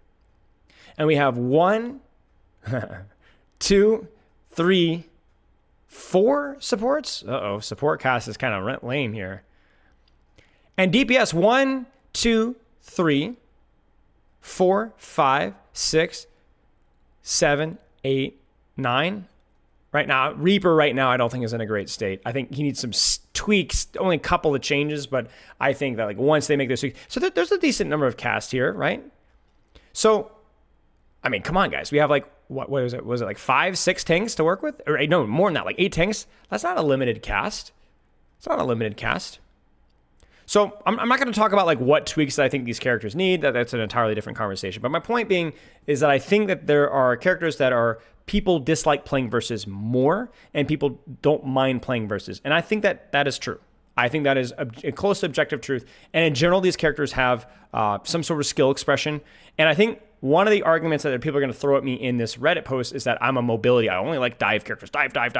But that's not even true. It just so happens that dive characters in general have healthier skill curves. But if you look at this, Ashe, Sigma, Junker Queen, Ana, Zen, they're characters that require skill expression, positioning, cooldown management, things that have more direct skill expression and have counters to that skill expression, right? Yo, cheers, Duhan. So I don't even think that it's a fair argument. You could construct a very nice poke comp out of these characters that I think that are reasonable. Cassidy, Zen, Ana, Sigma, Echo, Soldier, Doom, Pharah, right? Would there be annoying aspects of these characters being more popular? Of course. And again, notice that this category also I think needs tweaks for sure. But to me, that's the thing. And I would probably throw Venture into needs tweaks as well, right? So we got another character to throw in there too. So anyway, long story short, I am a little bit dive pilled because mobility is skill expression. It's almost a one-to-one carryover. Like there are no, it's not possible to have a mobile character that doesn't have more skill expression than I think anything here, almost without exception. So anyway, long story short, it doesn't necessarily mean they have to be hard heroes. Some of these heroes are relatively simple to start up, but they have good skill curves. So that's it. Well, normally competitive Overwatch is pretty balanced with this because these guys are the first ones to complain about Roadhog metas, Malga metas, Orisa metas, Bastion metas, like constant complaining and fair complaining too. I don't know what happened to like the reach of this video. Maybe people that don't like me clicked on this or whatever, but it's some of the most brain rot stuff that I have read on Reddit at this level of expectation. Here we go. How many of these broken by concept heroes counter dive? Looks like 7 out of me. Wow, shocker. Remember we talked about this in the SK video. Heroes that are focused mostly on inactivity bleeds into a broken aspect of human psychology where people are generally more risk averse. Thus, the popularity and the frustration of playing these characters. Denying. This is the real reason why high mobility like Tracer and Lucio are dangerous in the first place. One of the must be true. High mobility heroes are the game, which I would agree, yes. The game gets plagued with big stat cheat heroes because there's literally another counter to mobility. I mean, there's plenty of counters to mobility. But the problem is like, well, how does an Ana counter mobility or a Zen or a Pharah or, I mean, okay, I hate to be that guy. Like, I don't love Hinder, right? But how does a Cassie or Soldier or a Brigitte counter mobility? Or even a Mei, an Echo, an Ashe, a Sigma, a Junker Queen. There is some, not perfectly, but there is some counterplay, whether it's through mechanics or cooldown management or positioning. It is leaned more into with Overwatch 2, but these characters have tools to deal with that too. Right? Because the other thing with mobility too is its responsibility, is you have to use the leverage the right positions, otherwise you do get punished. So, counterbalance mobility has historically been range. This was not phrased well. I phrased it better later. But heroes that can outplay dive with mechanical cooldown skill play, I'd say imperfectly, Ashe, Ana, Zen, Sigma, heck even Mei fall in this category for me. Most of the broken by concept heroes are one-shots, which are ridiculously hard to balance design in a first-person shooter, and heroes who counterplay engages by pressing a button. Put simpler, I put heroes in the bottom tiers as heroes that don't have a lot of choices with how they do their thing. Remember, choice, right? It doesn't have to be mobility choice, but at least cooldown choice. Something that Sumito hammers out a lot. Mobility is definitely the easiest way to open up choice, but it's not the only way. I don't think range is the thing to counterplay dive, really, because Widow is a great prominent counterexample. Mostly range on everyone was countered by mobility. I think that was a good point. I needed to rephrase that. Historically, the thing that counters mobility isn't mobility itself. I see lenient aim abilities. Like even in your example, what's the difference between Widow and the rest of them against mobility? Ashe has a large AoE coach gun, Dynamite. Ashe has need. Because ultimately, a lot of the in-combat benefits and strength of mobility is that it makes the user hard to hit and aim and inherently. And the only way to direct counterplay is something. So that is a good point, that a lot of the mobility is making it harder to hit. But to me, that's true. But you don't the major goal of mobility when it comes to skill play is it opens up positioning choices, I think is the key thing for me. Like, I wouldn't describe Winston as being a very hard hero to hit, but the choice of choosing where you can position is what makes the character hard, right? But that is true. That is true. Being hard to hit is an aspect of mobility, all right? Range and mobility aren't necessarily countered by each other, but more about heroes that lack one have the other. At high level play, the non-brain dead anti-dive heroes are the ones that are able to maintain pressure on dive heroes early and often, especially in favorable matchups. At this point in the game, I think even monikers like dive and poke are a bit antiquated. My main point is that I do think there are ways heroes can outplay dive that require as much skill as a diver. As it is now, a lot of it is map dependent as well. Completely unstoppable because those heroes don't have value ceiling that those heroes have. It's not an accident that most of the better designed heroes, in my opinion, have higher skill ceilings. And that's the key thing right there, right? That's the key thing right here. That's the key thing. Okay. I don't disagree, but I feel like the second point is kind of unavoidable because not all heroes have the same level of mobility.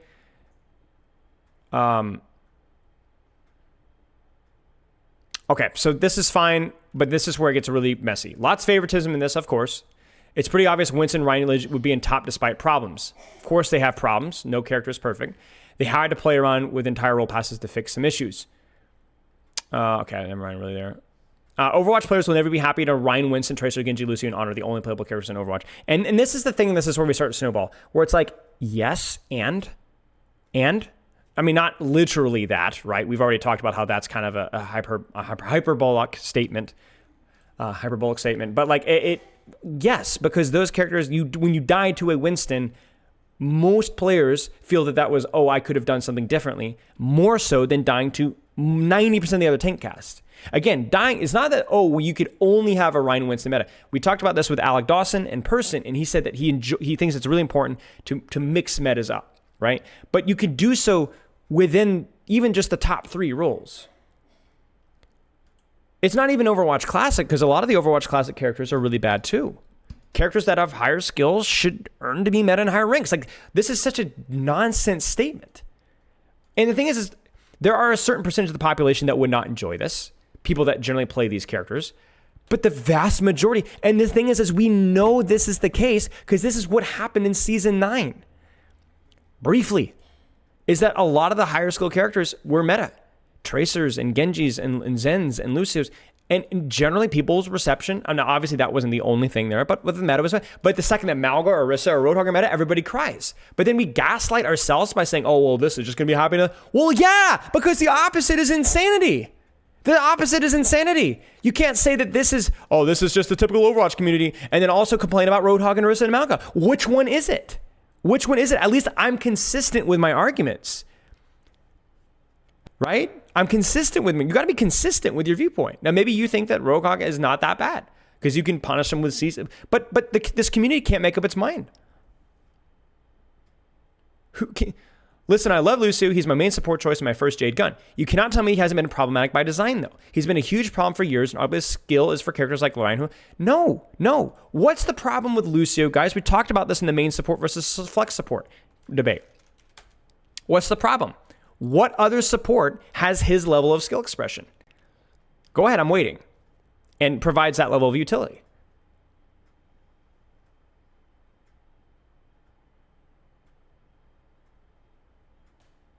Nothing has it. Certainly none of the non-main heal supports, right? Some of the utility supports, they don't do it. It doesn't do anything. Nothing. Kiriko has a good skill curve. Yeah.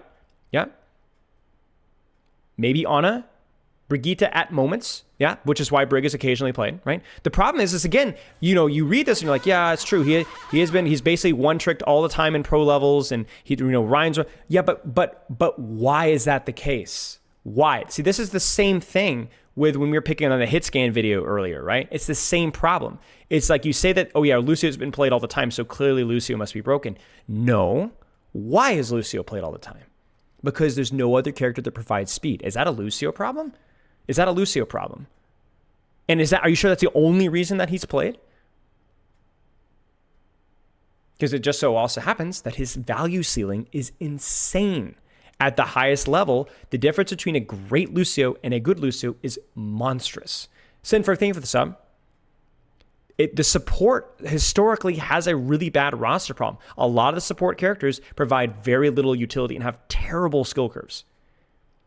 Yeah, surely Space Ranger, right? But like, this is the thing. Like, you can't say this is a Lucio design problem. You can't do this. Now, if we get more supports with good skill curves and Lucio is still one-tricked all the time and pro meta, okay, we need to take a look at that. But this is the problem. It's a dishonest argument. Not intentionally, but it's lazy. Just call it heroes I like and be done with it. Well, there's a reason why people like these heroes. That's like saying that you're biased. You guys like steak instead of pork rinds and spam. You're just biased. Why do you think so many people like steak? Why do you think? And also the problem is with Rein, in my opinion, go a lot deeper than just Lucio. I think that that's a fair point, but Mercy Mafia. But the only heroes you get downvoted for mentioning are Lucio, Rein, and Winston, right? Because I think it takes a relatively intellectually dishonest argument, not completely, but relatively, to trash these characters. Like, what hero design flaw are we willing to talk about with Lucio? What's the flaw? Rein, we could talk about, maybe, because we talked about it just a few minutes ago, right? Every time I say Tracer needs a fat nerf, I get downvoted Oblivion. Good. This is competitive Overwatch subreddit. What happened to my subreddit? Dive isn't fun to play against. You get deleted so fast and you don't have a lot of viable counters to it.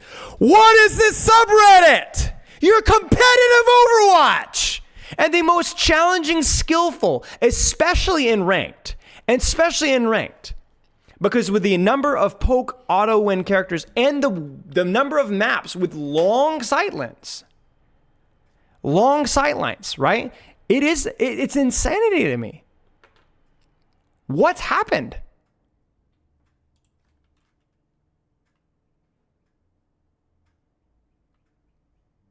For dive heroes in particular. Again, why? It's not just dive heroes.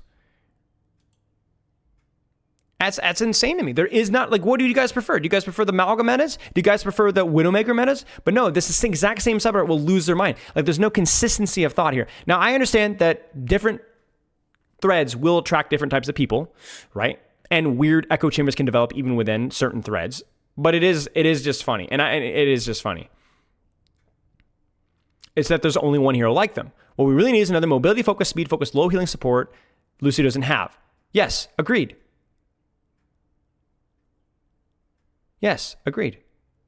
What? Lucio is one of the best designs in the game. Rewards high skill expression, enables dynamic comps. Reinhardt needing Lucio is a Reinhardt problem. Yeah, that is true. 90% of Lucio's value is speed boost. Yeah. Partly, but you have to do it. You can't judge things objectively without comparing them to something else. You know what this is? How do you know? This is a Yo, trash Questron, thank you for the raid. We're on a current rage bait discussion right now. I appreciate it. I'm getting trolled by the competitive subreddit. I appreciate it. Thank you for the raid. Really? How do we know that 90% is value is speed boost? The only way that you know that is when there's another character that also provides speed boost. Right? Then we can go, okay, well, then you would choose this character. Well, Lucio, I know this is just a Reddit comment. It's not that deep, but I don't know that this is necessarily the case. A lot of the value of Lucio is also the boop and beat as well.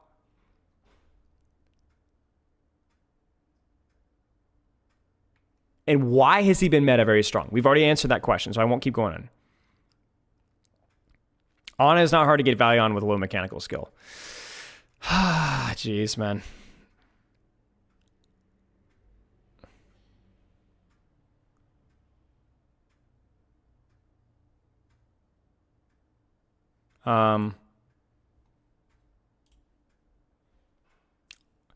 With charge cancel, closing the distance is not a problem. I don't agree with that. I understand the sentiment, but I don't agree with that. If you walk into valuable space and people don't leave you, they hit them with a hammer. If they do, it's good. Because this comment is kind of correct, but the problem is, remember, the challenge is not necessarily, oh, it's good. You're creating space. Does it feel good? No. And also, does he win brawl trades? Not necessarily either. So this is a well-intentioned comment and is countering some of the misinformation here. Overwatch just isn't about space. It's about winning fights too. What? If you walk into valuable space and they walk away and they kill you from 30 feet because you use all your resources to close the first gap, now you're getting poked down, that's not good. You lose. What are you talking about? What are you talking about? What are you talking about? Ryan's problem actually really isn't about closing the gap, right?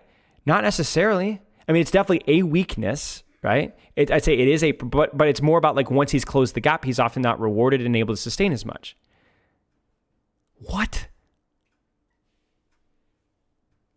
What?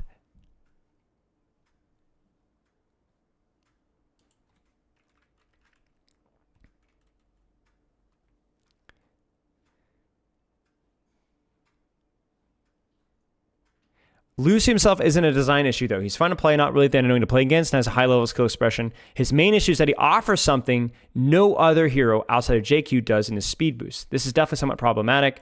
It's not a design issue, it's a design issue. Thanks for elaborating.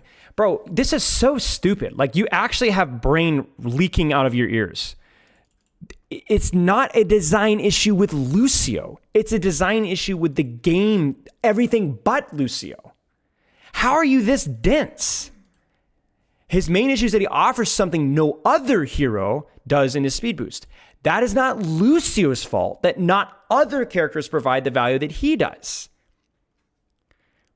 Because we've already clarified that, especially in comparison to the entire Overwatch roster, the support roster is polluted with more low skill, low utility, low skill ceiling characters than any other role. And that's why you only see like 4 support heroes in professional Overwatch and have for years. So is it a design issue with the game? Sure. But this guy's just bad faith. This is just bad faith argument again. Yes, she's freaking out over the birds. There's 2 cats, actually. It's not an issue built into Lucy's design if it didn't make that clear. I mean, I feel like that's just so incredibly clear. Spilo is heavily fires in favor of hypermobile heroes. Really? Really? I mean, I get it. There's definitely more dive at the top here. But we got Kiriko, Sojourn, Sombra. I mean, come on. 3 out of the most hypermobile characters in the entire game. And we've got Reinhardt, Ashe, Sigma, Junker Queen. Pharah is kind of mobile, I will say that. Cassidy, Zarya, Mei, Zen, Ana, Brigitte, and you know.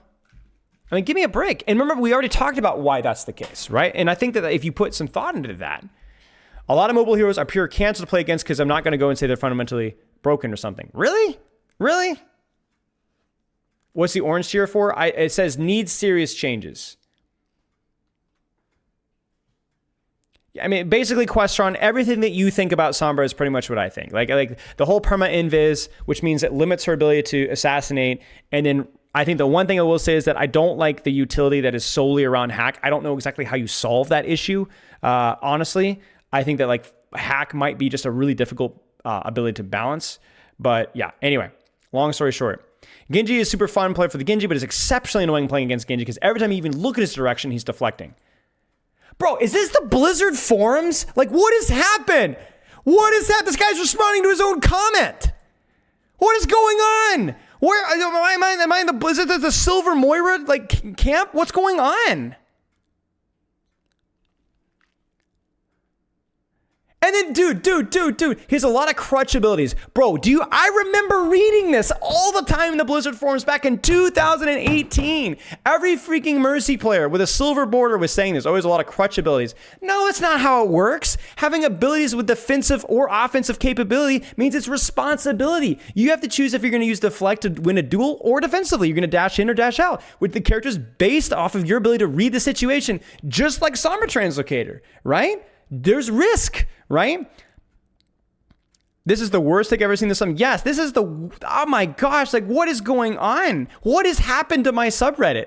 Said hypermobile characters were put lower down. Yes, right? Sombra's not hypermobile. Oh my gosh. What is going on? Sombra's not hypermobile? You mean the character with Translocator, infinite stealth, and increased movement speed is not hypermobile? Like, what? Are you insane? Are you insane? Compared to what? What character is more mobile than Sombra? Ball? Tracer? 2 characters. Maybe. What's happened? I'm telling you guys, something happened in this post. I'm convinced this is a glitch in the Matrix. It's a glitch in the Matrix. Loof, thank you for the sub. It's a glitch in the Matrix. Something has happened here. Something. I'm not even joking. Like the glitch in the Matrix, obviously joke. But something happened where this got shared somewhere because there's no way that this upvotes like there's just no way. This is insane. I think a lot of the dive DPS are incredibly unhealthy for tank. It depends on the tank. This is, all right, if you're going to go in a specific hero, normally Winston, Doom, or Diva, they feel nigh unpunishable. So much has to go right to kill a Genji as Rein. Yeah, that's a good point. That's one of the complaints we talked about with Reinhardt, right? I don't agree with that as a rule, though. I think that, yes, you have to hit crazy knives as a queen to threaten Sombra Tracer, but also, if you hit the knife, they die.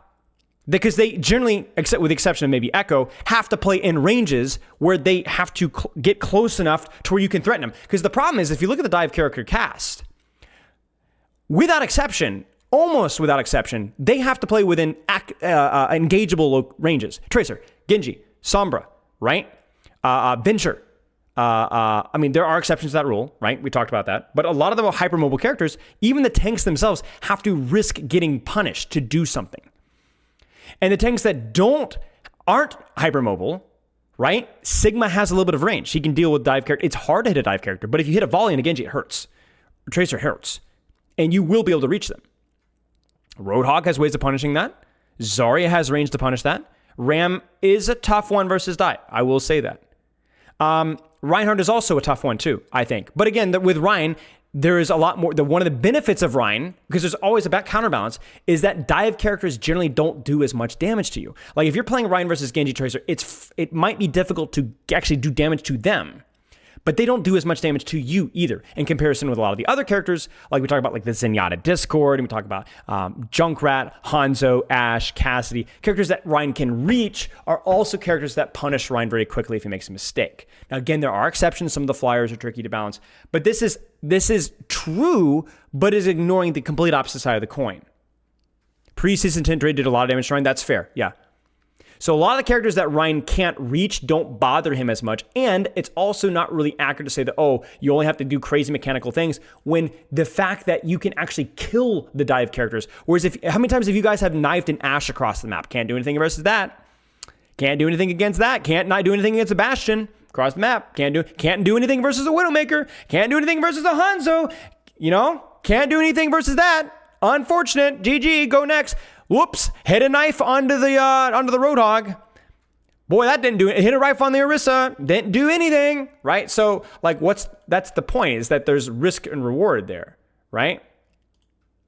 What's it like being permanently tilted IRL? Oh, it's great. It's great. It's great fun.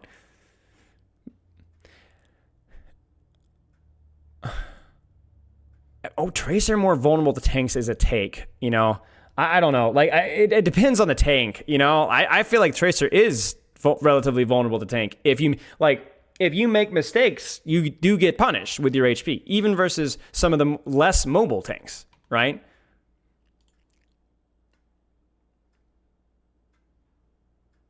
Anyway, I don't want to read through every single thread.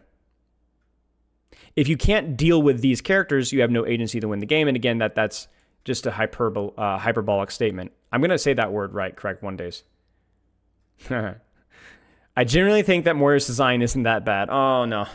At her best, she's just a great healer and damage dealer while also being very slippery, which is fine for most supports. Again, there's just no skill expression of the character. There's only so much that you can do. The only really broken part of her kit is Fade, which can be made use some cooldown tweaks. Not every character needs to be mechanically demanding. I'm so tired of that argument, guys. I have had to defend that argument over and over and over again. I want you to name the number of non-mechanically demanding characters that are on this top kit, okay? Brigitte, arguably. Reaper's not fair. Diva, arguably. I understand that one is tricky. Rein, Winston, okay? There are people up here that I think that we can work with, right? I do. It's to me, it's kind of dishonest to say, like, yes, there are more mechanically demanding characters up here, but like if you look down here, hey, we got freaking Widowmaker and Hanzo. Idiari, where all she does is mechanics. And you can make the same argument with Roadhog. I know Roadhog has a relatively medium to high skill floor. I know that. That's why you don't see Roadhog abused as much in bronze, because you do have to hit your hooks. It doesn't mean that he's a good character. And shockingly, that there is a slight mechanical bias in a first-person shooter. Crazy how that works. Because saying this statement implies something, right? It implies something. That being said, she should never be meta because of the low skill floor. Sure. But as a character, she's fine for newer players. I've talked about this. In my opinion, I just think that lower skill characters hurt people that are trying to play not more mechanically demanding characters, but more interesting characters. You can have characters with low skill floors and high skill ceiling. Sure. Yeah, sure. Yeah. Okay. Yo! Whoa! Hey, look, it's you! Yes! Fight the good fight! Fight the good fight! Why is your profile 18 plus? And why does it say DM me? It would be funny. Okay, well, I apparently have friends in low places. Okay,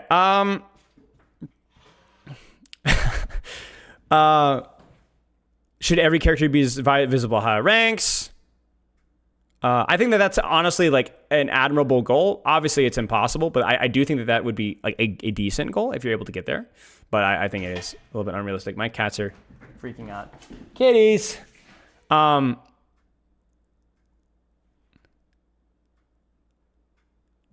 Okay, anyway. My issue, she's being low skills, is she's also very niche. So if you have a lot of players to pick her up, I'd say she's not very niche until you get to higher ranks. But, okay. But he doesn't do anything proactive against the other team. Moira can do both. Makes her useful in higher ranks. Okay. People cry and moan about Moira, but she's an empty stat hero. You can pretty much have to be playing like TikTok Moira to get value out of her. Partly true. Yes, partly true. Partly true. She does offer a lot of value as a stable DPS and massive heals if used correctly. No. Stable DPS is very niche because a lot of times the Moira's range, you can't really put pressure as like a Baptiste or Ana can helping your team because you can't really reach the characters that you want to reach most of the time, which is why you generally see her played more like a Kiriko or more like a backline flanker at higher levels. People who play her as a DPS are most likely to be hard stuck gold at best. I got bad news for you guys. All right. I got bad news for you guys. Bad news for you guys. The higher rank Moiras exclusively are more DPS oriented. Exclusively. I have coached 3 top 500 Moiras, and 2 of them were DPS only Moiras that got to top 50. And so much so that they actually got banned. They actually were banned because, I mean, honestly, they were kind of rightfully abusing. Like, I feel like if you're hard flanking is more literally every game, it's a little bit goofy, right? But they got top 500. So, this is, again, insanity. Like, it's just actually totally false. Rating Genji as S tier is literally a bias. Oh, well, thank you for stating that the obvious that my opinion is bias, which is also ironically could be biased from you. But while Genji's not the strongest DPS, both of his abilities are literally the best in the game at the fundamental level.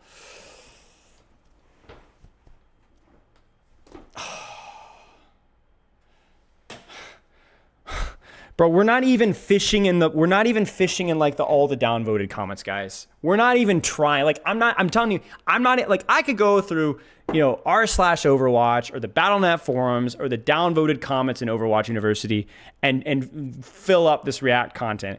But this is why I couldn't believe this, man. Well, let's just say I'm just glad Spilo's in charge of game designs for Overwatch. Thank you, cattle enjoyer. There's absolutely no way Reinhardt and Lucio are both fine when Rein is so reliant on Lucio to be good. Now, I understand the argument there. Yeah, I think that, Reinhardt and need tweaks is true. I think that's a fair criticism. Lucio, not so much. But remember, one being reliant on the other doesn't mean that both are broken. Second only to Pharah and Mercy in that aspect, in my opinion. And I also think that Pharah and Mercy, like old Pharah and Mercy, old Pharah was way more reliant off of Mercy. Current Ryan is not as reliant off of Lucio outside of pro meta. I think he benefits a lot from Lucio, but you can still do fine without a Lucio 95% of the time. So even this is not accurate. There's a lot of characters in the bottom tier simply because they're defensive. Shocker.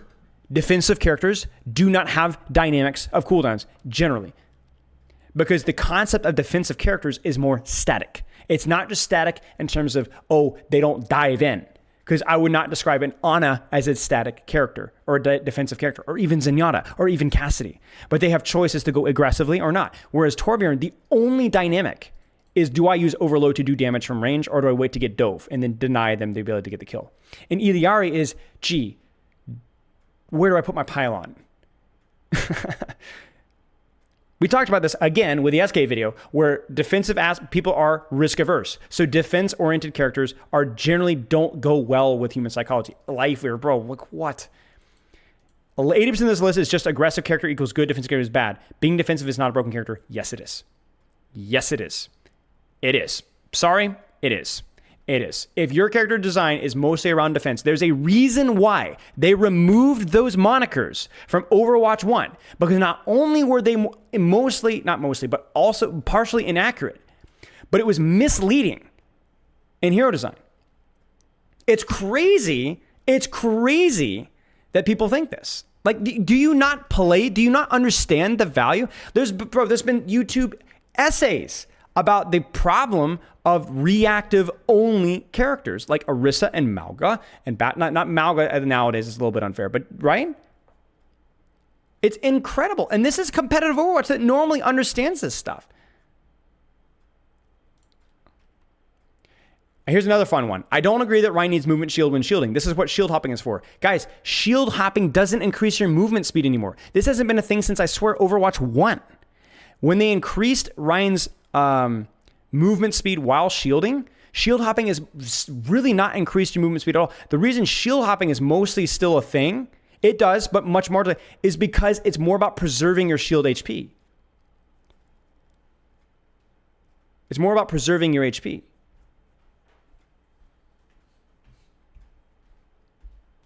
Torb is threatened by Torb's, or Spilo is threatened by Torb's unbridled manliness.